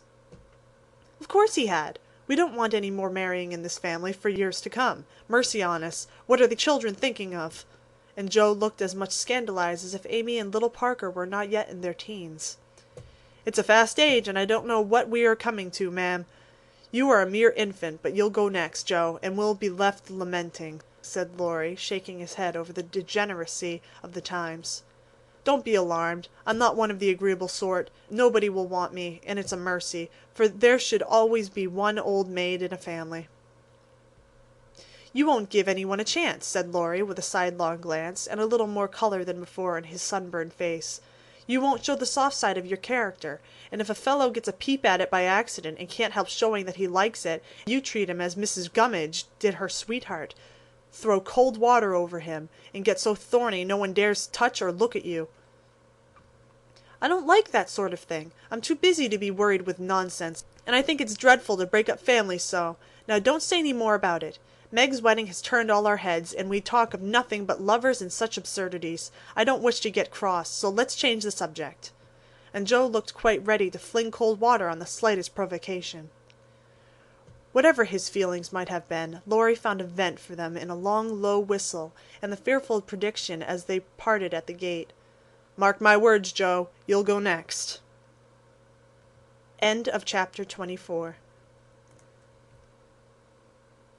Chapter 25. The First Wedding. The June roses over the porch were awake bright and early on that morning, rejoicing with all their hearts in the cloudless sunshine, like friendly little neighbors as they were. Quite flushed with excitement were their ruddy faces, as they swung in the wind, whispering to one another what they had seen. For some peeped in at the dining-room windows where the feast was spread. Some climbed up to nod and smile at the sisters as they dressed the bride. Others waved a welcome to those who came and went on various errands in garden, porch, and hall. And all, from the rosiest full-blown flower to the palest baby bud, offered their tribute of beauty and fragrance to the gentle mistress who had loved and tended them so long. Meg looked very like a rose herself, for all that was best and sweetest in heart and soul seemed to bloom into her face that day, making it fair and tender, with a charm more beautiful than beauty. Neither silk, lace, nor orange flowers would she have. "I don't want a fashionable wedding, but only those about me whom I love, and to them I wish to look and be my familiar self." So she made her wedding gown herself, sewing into it the tender hopes and innocent romances of a girlish heart. Her sisters braided up her pretty hair, and the only ornaments she wore were the lilies of the valley, which her John liked best of all the flowers that grew. "You do look just like our own dear Meg, only so very sweet and lovely that I should hug you if it wouldn't crumple your dress," cried Amy, surveying her with delight when all was done. "Then I am satisfied. But please hug and kiss me, every one, and don't mind my dress. I want a great many crumples of this sort put into it to-day." And Meg opened her arms to her sisters, who clung about her with April faces for a minute, feeling that the new love had not changed the old. "Now I'm going to tie John's cravat for him, and then to stay a few minutes with father quietly in the study." And Meg ran down to perform these little ceremonies, and then to follow her mother wherever she went, conscious that in spite of the smiles on the motherly face, there was a secret sorrow hid in the motherly heart at the flight of the first bird from the nest. As the younger girls stand together, giving the last touches to their simple toilette, it may be a good time to tell of a few changes which 3 years have wrought in their appearance, for all are looking their best just now. Jo's angles are much softened. She has learned to carry herself with ease, if not grace. The curly crop has lengthened into a thick coil, more becoming to the small head atop of the tall figure.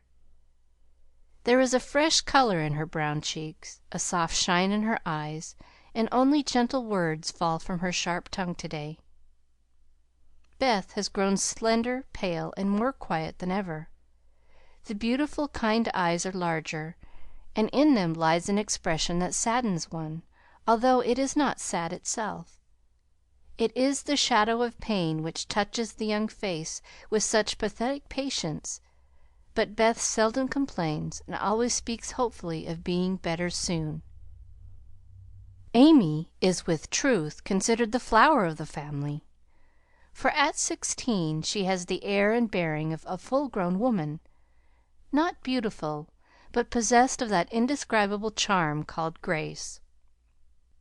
One saw it in the lines of her figure, the make and motion of her hands, the flow of her dress, the droop of her hair, unconscious yet harmonious, and as attractive to many as beauty itself.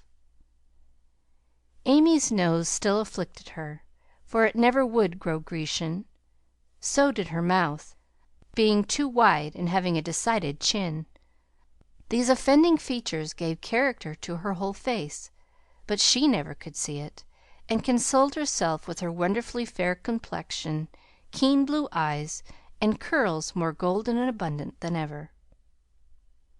All 3 wore suits of thin silver gray, their best gowns for the summer, with bluish roses in hair and bosom, and all 3 looked just what they were, fresh-faced, happy-hearted girls, pausing a moment in their busy lives to read with wistful eyes the sweetest chapter in the romance of womanhood. There were to be no ceremonious performances. Everything was to be as natural and homelike as possible.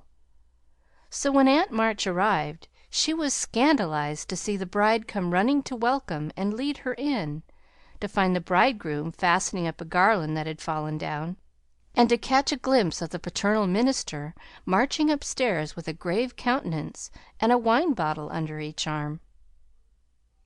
"Upon my word, here's a state of things!" cried the old lady, taking the seat of honor prepared for her, and settling the folds of her lavender moire with a great rustle. "You oughtn't to be seen till the last minute, child."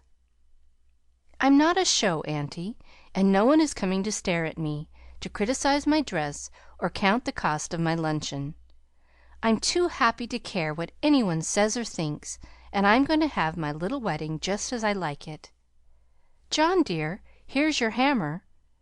And away went Meg to help that man in his highly improper employment. Mr. Brooke didn't even say thank you, but as he stooped for the unromantic tool, he kissed his little bride behind the folding door with a look that made Aunt March whisk out her pocket handkerchief with a sudden dew in her sharp old eyes. A crash, a cry, and a laugh from Laurie, accompanied by the indecorous exclamation, "Jupiter, Ammon, Joe's upset the cake again!" caused a momentary flurry, which was hardly over when a flock of cousins arrived, and the party came in, as Beth used to say when a child. "Don't let that young giant come near me. He worries me worse than mosquitoes," whispered the old lady to Amy, as the rooms filled and Laurie's black head towered above the rest. "He has promised to be very good to day, and he can be perfectly elegant if he likes," returned Amy, and gliding away to warn Hercules to beware of the dragon, which warning caused him to haunt the old lady with a devotion that nearly distracted her. There was no bridal procession, but a sudden silence fell upon the room as Mr. March and the young couple took their places under the green arch. Mother and sisters gathered close, as if loath to give Meg up. The fatherly voice broke more than once, which only seemed to make the service more beautiful and solemn. The bridegroom's hand trembled visibly, and no one heard his replies. But Meg looked straight up into her husband's eyes and said, "I will," with such tender trust in her own face and voice that her mother's heart rejoiced, and Aunt March sniffed audibly. Jo did not cry, though she was very near it once, and was only saved from a demonstration by the consciousness that Laurie was staring fixedly at her with a comical mixture of merriment and emotion in his wicked black eyes. Beth kept her face hidden on her mother's shoulder, but Amy stood like a graceful statue, with a most becoming ray of sunshine touching her white forehead and the flower in her hair. It wasn't at all the thing, I'm afraid, but the minute she was fairly married, Meg cried, "The first kiss for Marmee," and turning, gave it with all her heart on her lips. During the next 15 minutes she looked more like a rose than ever, for every one availed themselves of their privileges to the fullest extent, from Mr. Lawrence to old Hannah, who, adorned with a head-dress fearfully and wonderfully made, fell upon her in the hall, crying with a sob and a chuckle, "Bless you, dearie, 100 times. The cake ain't hurt a mite, and everything looks lovely." Everybody cleared up after that, and said something brilliant, or tried to, which did just as well, for laughter is ready when hearts are light. There was no display of gifts, for they were already in the little house, nor was there an elaborate breakfast, but a plentiful lunch of cake and fruit, dressed with flowers. Mr. Lawrence and Aunt March shrugged and smiled at one another when water, lemonade, and coffee were found to be the only sorts of nectar which the 3 Hebes carried round. No one said anything till Laurie, who insisted on serving the bride, appeared before her with a loaded salver in his hand and a puzzled expression on his face. "Has Jo smashed all the bottles by accident?" he whispered. "Or am I merely laboring under a delusion that I saw some lying about loose this morning?" "No, your grandfather kindly offered us his best, and Aunt March actually sent some, but father put away a little for Beth and dispatched the rest to the Soldiers' Home. You know he thinks that wine should be used only in illness, and mother says that neither she nor her daughters will ever offer it to any young man under her roof." Meg spoke seriously, and expected to see Laurie frown or laugh, but he did neither, for after a quick look at her he said in his impetuous way, "I like that, for I've seen enough harm done to wish other women would think as you do. You are not made wise by experience, I hope?" And there was an anxious accent in Meg's voice. "No, I give you my word for it. Don't think too well of me, either. This is not one of my temptations. Being brought up where wine is as common as water and almost as harmless, I don't care for it. But when a pretty girl offers it, one doesn't like to refuse, you see." "But you will, for the sake of others, if not for your own. Come, Laurie, promise, and give me one more reason to call this the happiest day of my life." A demand so sudden and so serious made the young man hesitate a moment, for ridicule is often harder to bear than self-denial. Meg knew that if he gave the promise he would keep it at all costs, and feeling her power, used it, as a woman may, for her friend's good. She did not speak, but she looked up at him with a face made very eloquent by happiness, and a smile which said, "No one can refuse me anything to-day." Laurie certainly could not, and with an answering smile he gave her his hand, saying heartily, "I promise, Mrs. Brooke." "I thank you very, very much." "And I drink long life to your resolution, Teddy," cried Jo, baptizing him with a splash of lemonade as she waved her glass and beamed approvingly upon him. So the toast was drunk, the pledge made, and loyally kept in spite of many temptations, for with instinctive wisdom the girls seized a happy moment to do their friend a service for which he thanked them all his life. After lunch people strolled about by twos and threes, through the house and garden, enjoying the sunshine without and within. Meg and John happened to be standing together in the middle of the grass plot, when Laurie was seized with an inspiration which put the finishing touch to this unfashionable wedding. All the married people take hands and dance round the new-made husband and wife as the Germans do, while we bachelors and spinsters prance in couples outside, cried Laurie, promenading down the path with Amy, with such infectious spirit and skill that every one else followed their example without a murmur. Mr. and Mrs. March, Aunt and Uncle Carroll began it. Others rapidly joined in. Even Sally Moffat, after a moment's hesitation, threw her train over her arm and whisked Ned into the ring. But the crowning joke was Mr. Lawrence and Aunt March, for when the stately old gentleman chassed solemnly up to the old lady, she just tucked her cane under her arm and hopped briskly away to join hands with the rest and dance about the bridal pair, while the young folks pervaded the garden like butterflies on a midsummer day. Want of breath brought the impromptu ball to a close, and then people began to go. I wish you well, my dear, I heartily wish you well, but I think you'll be sorry for it, said Aunt March to Meg, adding to the bridegroom, as he led her to the carriage, "You've got a treasure, young man. See that you deserve it." "That is the prettiest wedding I've been to for an age, Ned, and I don't see why, for there wasn't a bit of style about it," observed Mrs. Moffat to her husband as they drove away. "Laurie, my lad, if you ever want to indulge in this sort of thing, get one of those little girls to help you, and I shall be perfectly satisfied," said Mr. Lawrence, settling himself in his easy chair to rest after the excitement of the morning. "I'll do my best to gratify you, sir," was Laurie's unusually dutiful reply, as he carefully unpinned the posy Joe had put in his buttonhole. The little house was not far away, and the only bridal journey Meg had was the quiet walk with John from the old home to the new. When she came down, looking like a pretty Quakeress in her dove-colored suit and straw bonnet tied with white, they all gathered about to say good bye, as tenderly as if she had been going to make the grand tour.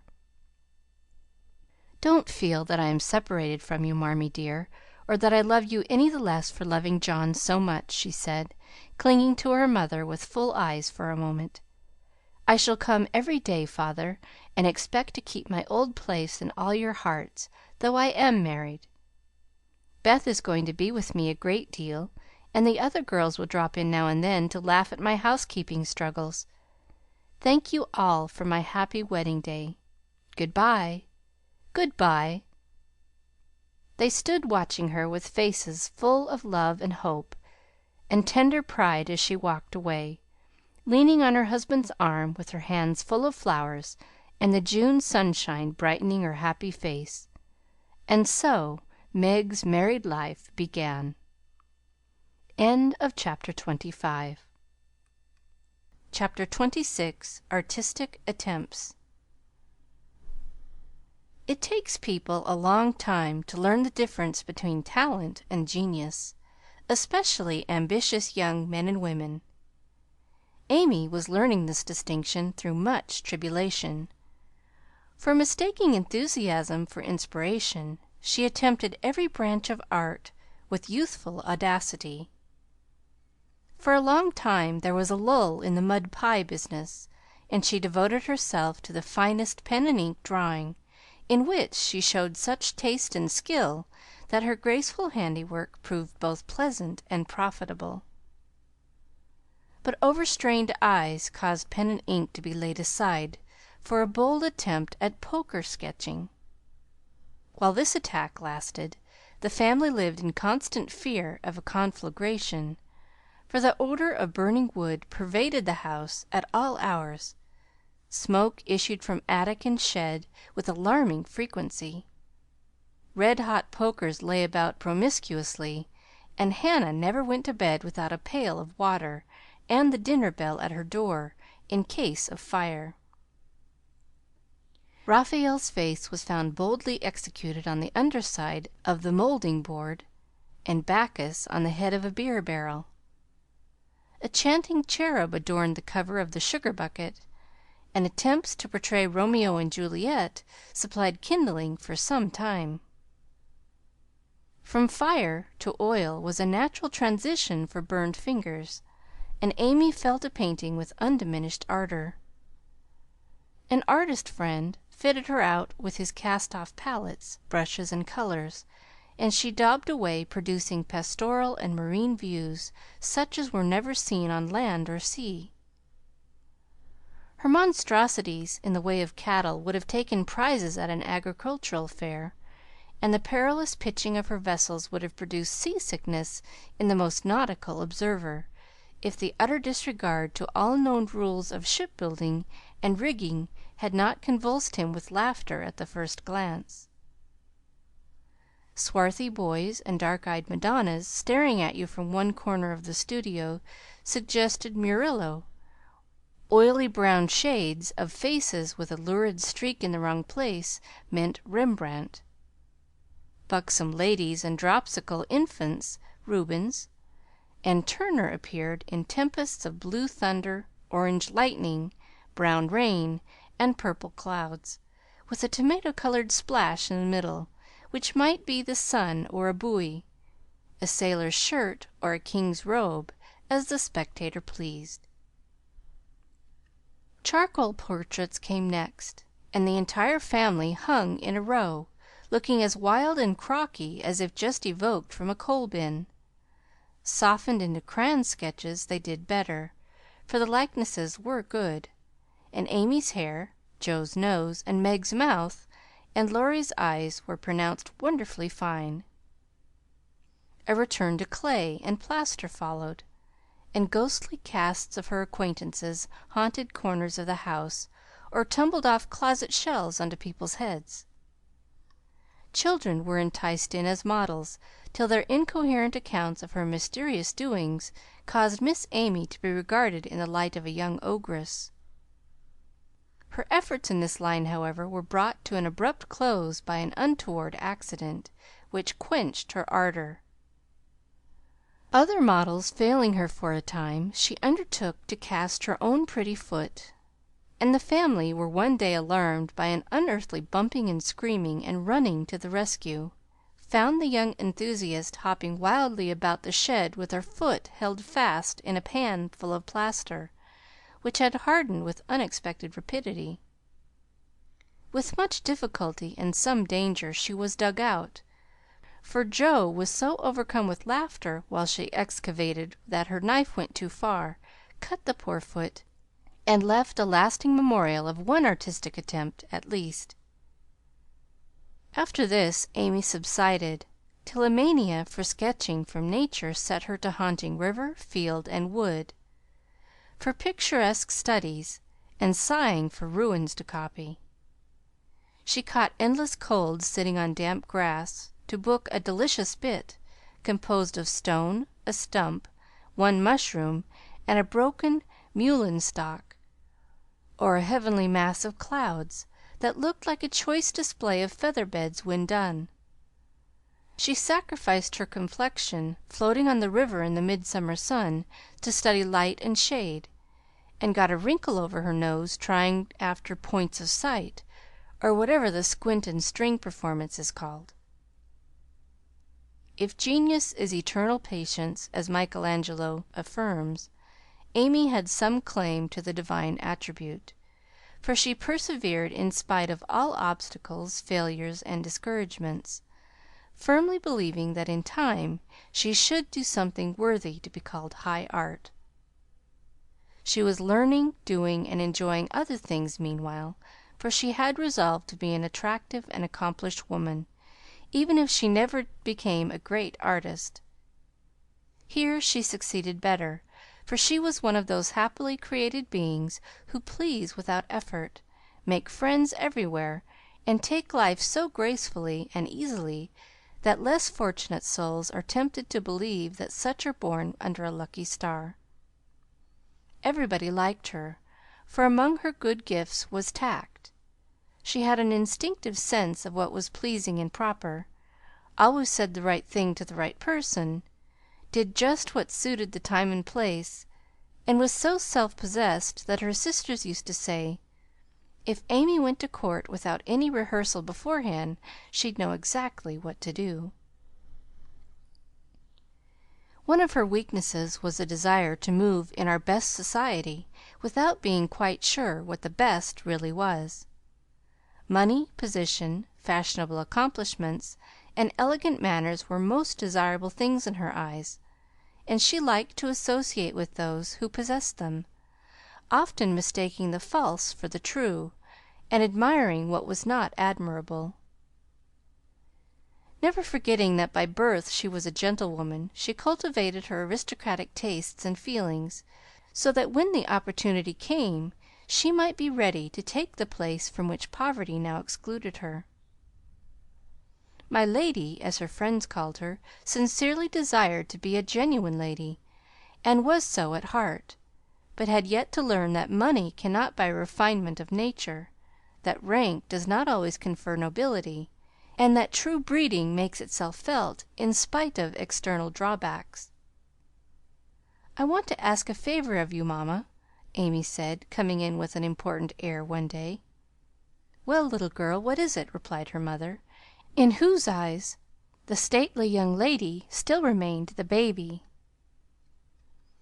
"Our drawing class breaks up next week, and before the girls separate for the summer, I want to ask them out here for a day. They are wild to see the river, sketch the broken bridge, and copy some of the things they admire in my book. They have been very kind to me in many ways, and I am grateful, for they are all rich, and I know I am poor, yet they never made any difference. Why should they?" And Mrs. March put the question with what the girls called her Maria Theresa air. "You know as well as I that it does make a difference with nearly every one, so don't ruffle up like a dear motherly hen when your chickens get pecked by smarter birds. The ugly duckling turned out a swan, you know." And Amy smiled without bitterness, for she possessed a happy temper and hopeful spirit. Mrs. March laughed and smoothed down her maternal pride as she asked, "Well, my swan, what is your plan?" "I should like to ask the girls out to lunch next week, to take them for a drive to the places they want to see, a row on the river, perhaps, and make a little artistic fête for them." "That looks feasible. What do you want for lunch?" "Cake, sandwiches, fruit, and coffee will be all that is necessary, I suppose." "Oh, dear, no! We must have cold tongue and chicken, French chocolate, and ice cream besides. The girls are used to such things, and I want my lunch to be proper and elegant, though I do work for my living." "How many young ladies are there?" asked her mother, beginning to look sober. 12 or 14 in the class, but I dare say they won't all come." "Bless me, child, you will have to charter an omnibus to carry them about." "Why, mother, how can you think of such a thing? Not more than 6 or 8 will probably come, so I shall hire a beach wagon and borrow Mr. Lawrence's cherry bounce" Hannah's pronunciation of char à banc. "All of this will be expensive, Amy." "Not very. I've calculated the cost, and I'll pay for it myself." "Don't you think, dear, that as these girls are used to such things, and the best we can do will be nothing new, that some simpler plan would be pleasanter to them, as a change if nothing more, and much better for us than buying or borrowing what we don't need, and attempting a style not in keeping with our circumstances? If I can't have it as I like, I don't care to have it at all. I know that I can carry it out perfectly well if you and the girls will help a little, and I don't see why I can't if I'm willing to pay for it," said Amy, with the decision which opposition was apt to change into obstinacy. Mrs. March knew that experience was an excellent teacher, and when it was possible she left her children to learn alone the lessons which she would gladly have made easier if they had not objected to taking advice as much as they did salts and senna. "Very well, Amy, if your heart is set upon it, and you see your way through without too great an outlay of money, time, and temper, I'll say no more. Talk it over with the girls, and whichever way you decide, I'll do my best to help you." "Thanks, Mother, you are always so kind." And away went Amy to lay her plan before her sisters. Meg agreed at once, and promised her aid, gladly offering anything she possessed, from her little house itself to her very best salt spoons. But Joe frowned upon the whole project, and would have nothing to do with it at first. "Why in the world should you spend your money, worry your family, and turn the house upside down for a parcel of girls who don't care a sixpence for you? I thought you had too much pride and sense to truckle to any mortal woman just because she wears French boots and rides in a coupe," said Joe, who, being called from the tragic climax of her novel, was not in the best mood for social enterprises. "I don't truckle, and hate being patronized as much as you do," returned Amy indignantly, for the two still jangled when such questions arose. "The girls do care for me, and I for them, and there's a great deal of kindness and sense and talent among them, in spite of what you call fashionable nonsense. You don't care to make people like you, to go into good society and cultivate your manners and tastes. I do, and I mean to make the most of every chance that comes. You can go through the world with your elbows out and your nose in the air, and call it independence if you like. That's not my way." When Amy had wetted her tongue and freed her mind, she usually got the best of it, for she seldom failed to have common sense on her side, while Joe carried her love of liberty and hate of conventionalities to such an unlimited extent that she naturally found herself worsted in an argument. Amy's definition of Joe's idea of independence was such a good hit that both burst out laughing, and the discussion took a more amiable turn. Much against her will, Joe at length consented to sacrifice a day to Mrs. Grundy and help her sister through what she regarded as a nonsensical business. The invitations were sent, nearly all accepted, and the following Monday was set apart for the grand event.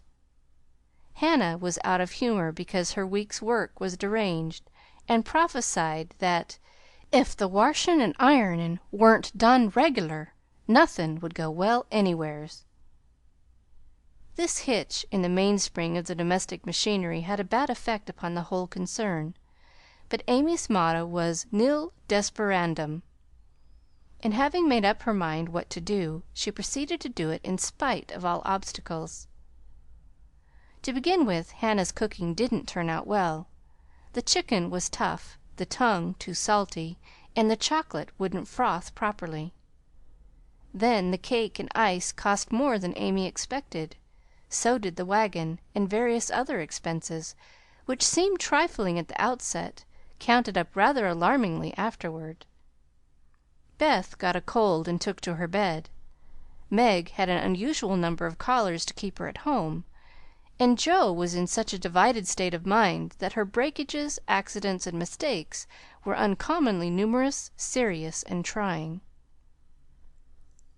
If it was not fair on Monday, the young ladies were to come on Tuesday, an arrangement which aggravated Joe and Hannah to the last degree.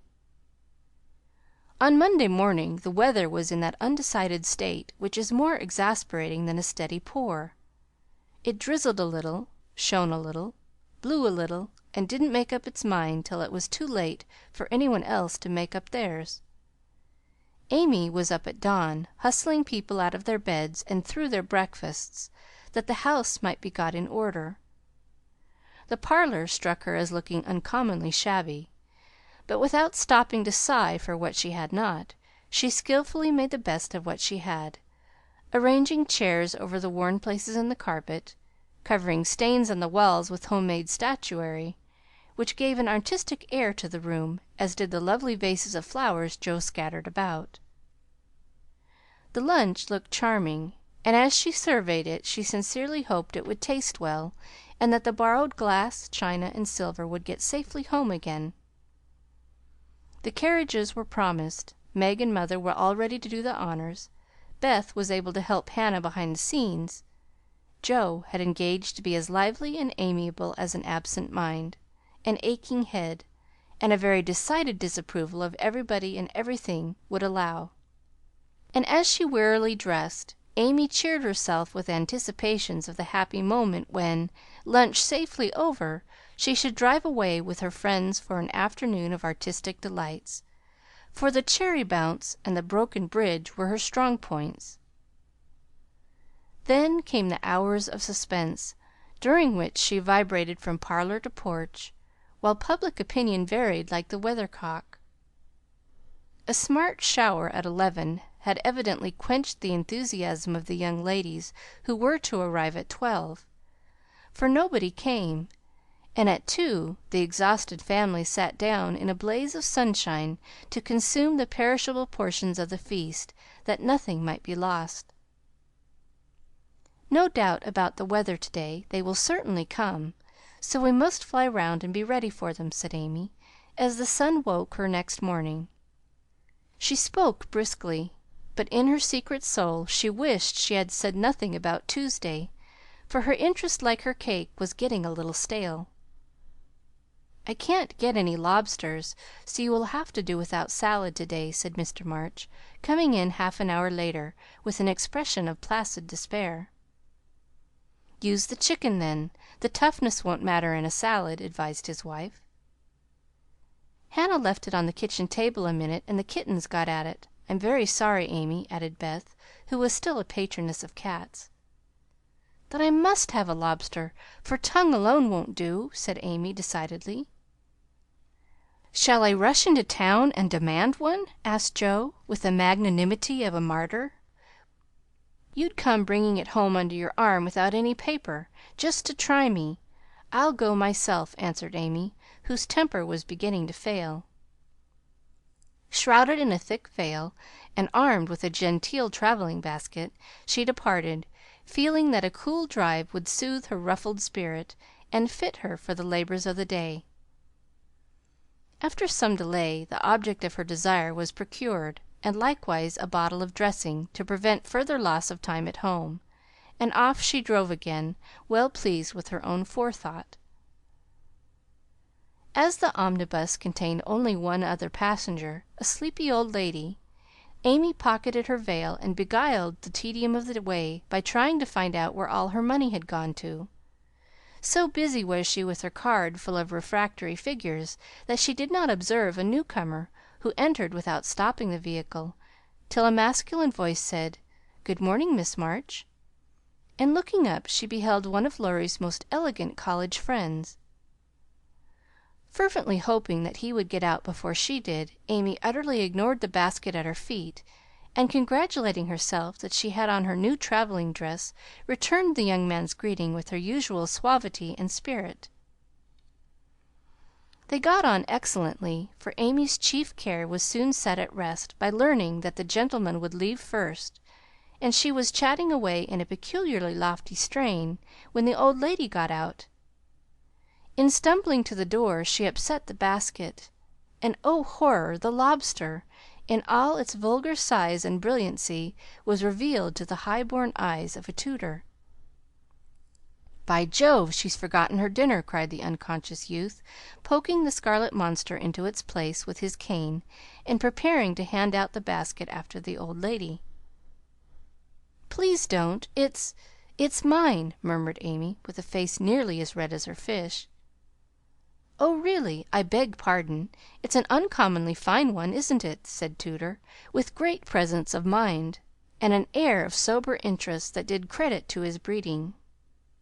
Amy recovered herself in a breath, set her basket boldly on the seat, and said, laughing, "Don't you wish you were to have some of the salad he's going to make, and to see the charming young ladies who are to eat it?" Now that was tact, for two of the ruling foibles of the masculine mind were touched. The lobster was instantly surrounded by a halo of pleasing reminiscences, and curiosity about the charming young ladies diverted his mind from the comical mishap. "I suppose he'll laugh and joke over it with Laurie, but I shan't see them, that's a comfort," thought Amy, as Tutor bowed and departed. She did not mention this meeting at home, though she discovered that, thanks to the upset, her new dress was much damaged by the rivulets of dressing that meandered down the skirt, but went through with the preparations which now seemed more irksome than before, and at 12 o'clock all was ready again.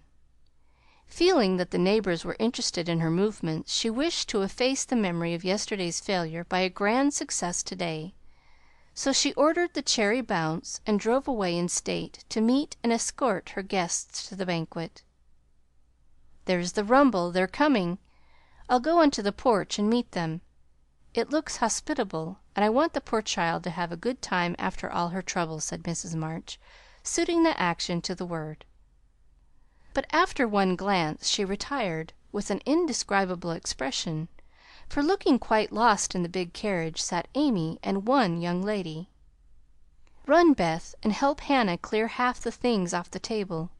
It will be too absurd to put a luncheon for 12 before a single girl," cried Joe, hurrying away to the lower regions, too excited to stop even for a laugh. In came Amy, quite calm and delightfully cordial to the one guest who had kept her promise. The rest of the family, being of a dramatic turn, played their parts equally well, and Miss Elliott found them a most hilarious set, for it was impossible to control entirely the merriment which possessed them. The remodelled lunch being gaily partaken of, the studio and garden visited, and art discussed with enthusiasm, Amy ordered a buggy, alas for the elegant cherry bounce, and drove her friend quietly about the neighborhood till sunset, when the party went out.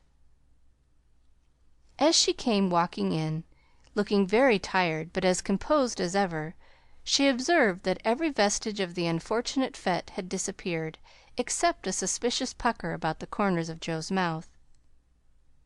"You've had a loverly afternoon for your drive, dear," said her mother, as respectfully as if the whole 12 had come. "Miss Elliott is a very sweet girl, and seemed to enjoy herself, I thought," observed Beth, with unusual warmth. "Could you spare me some of your cake? I really need some. I have so much company, and I can't make such delicious stuff as yours," asked Meg soberly. "Take it all.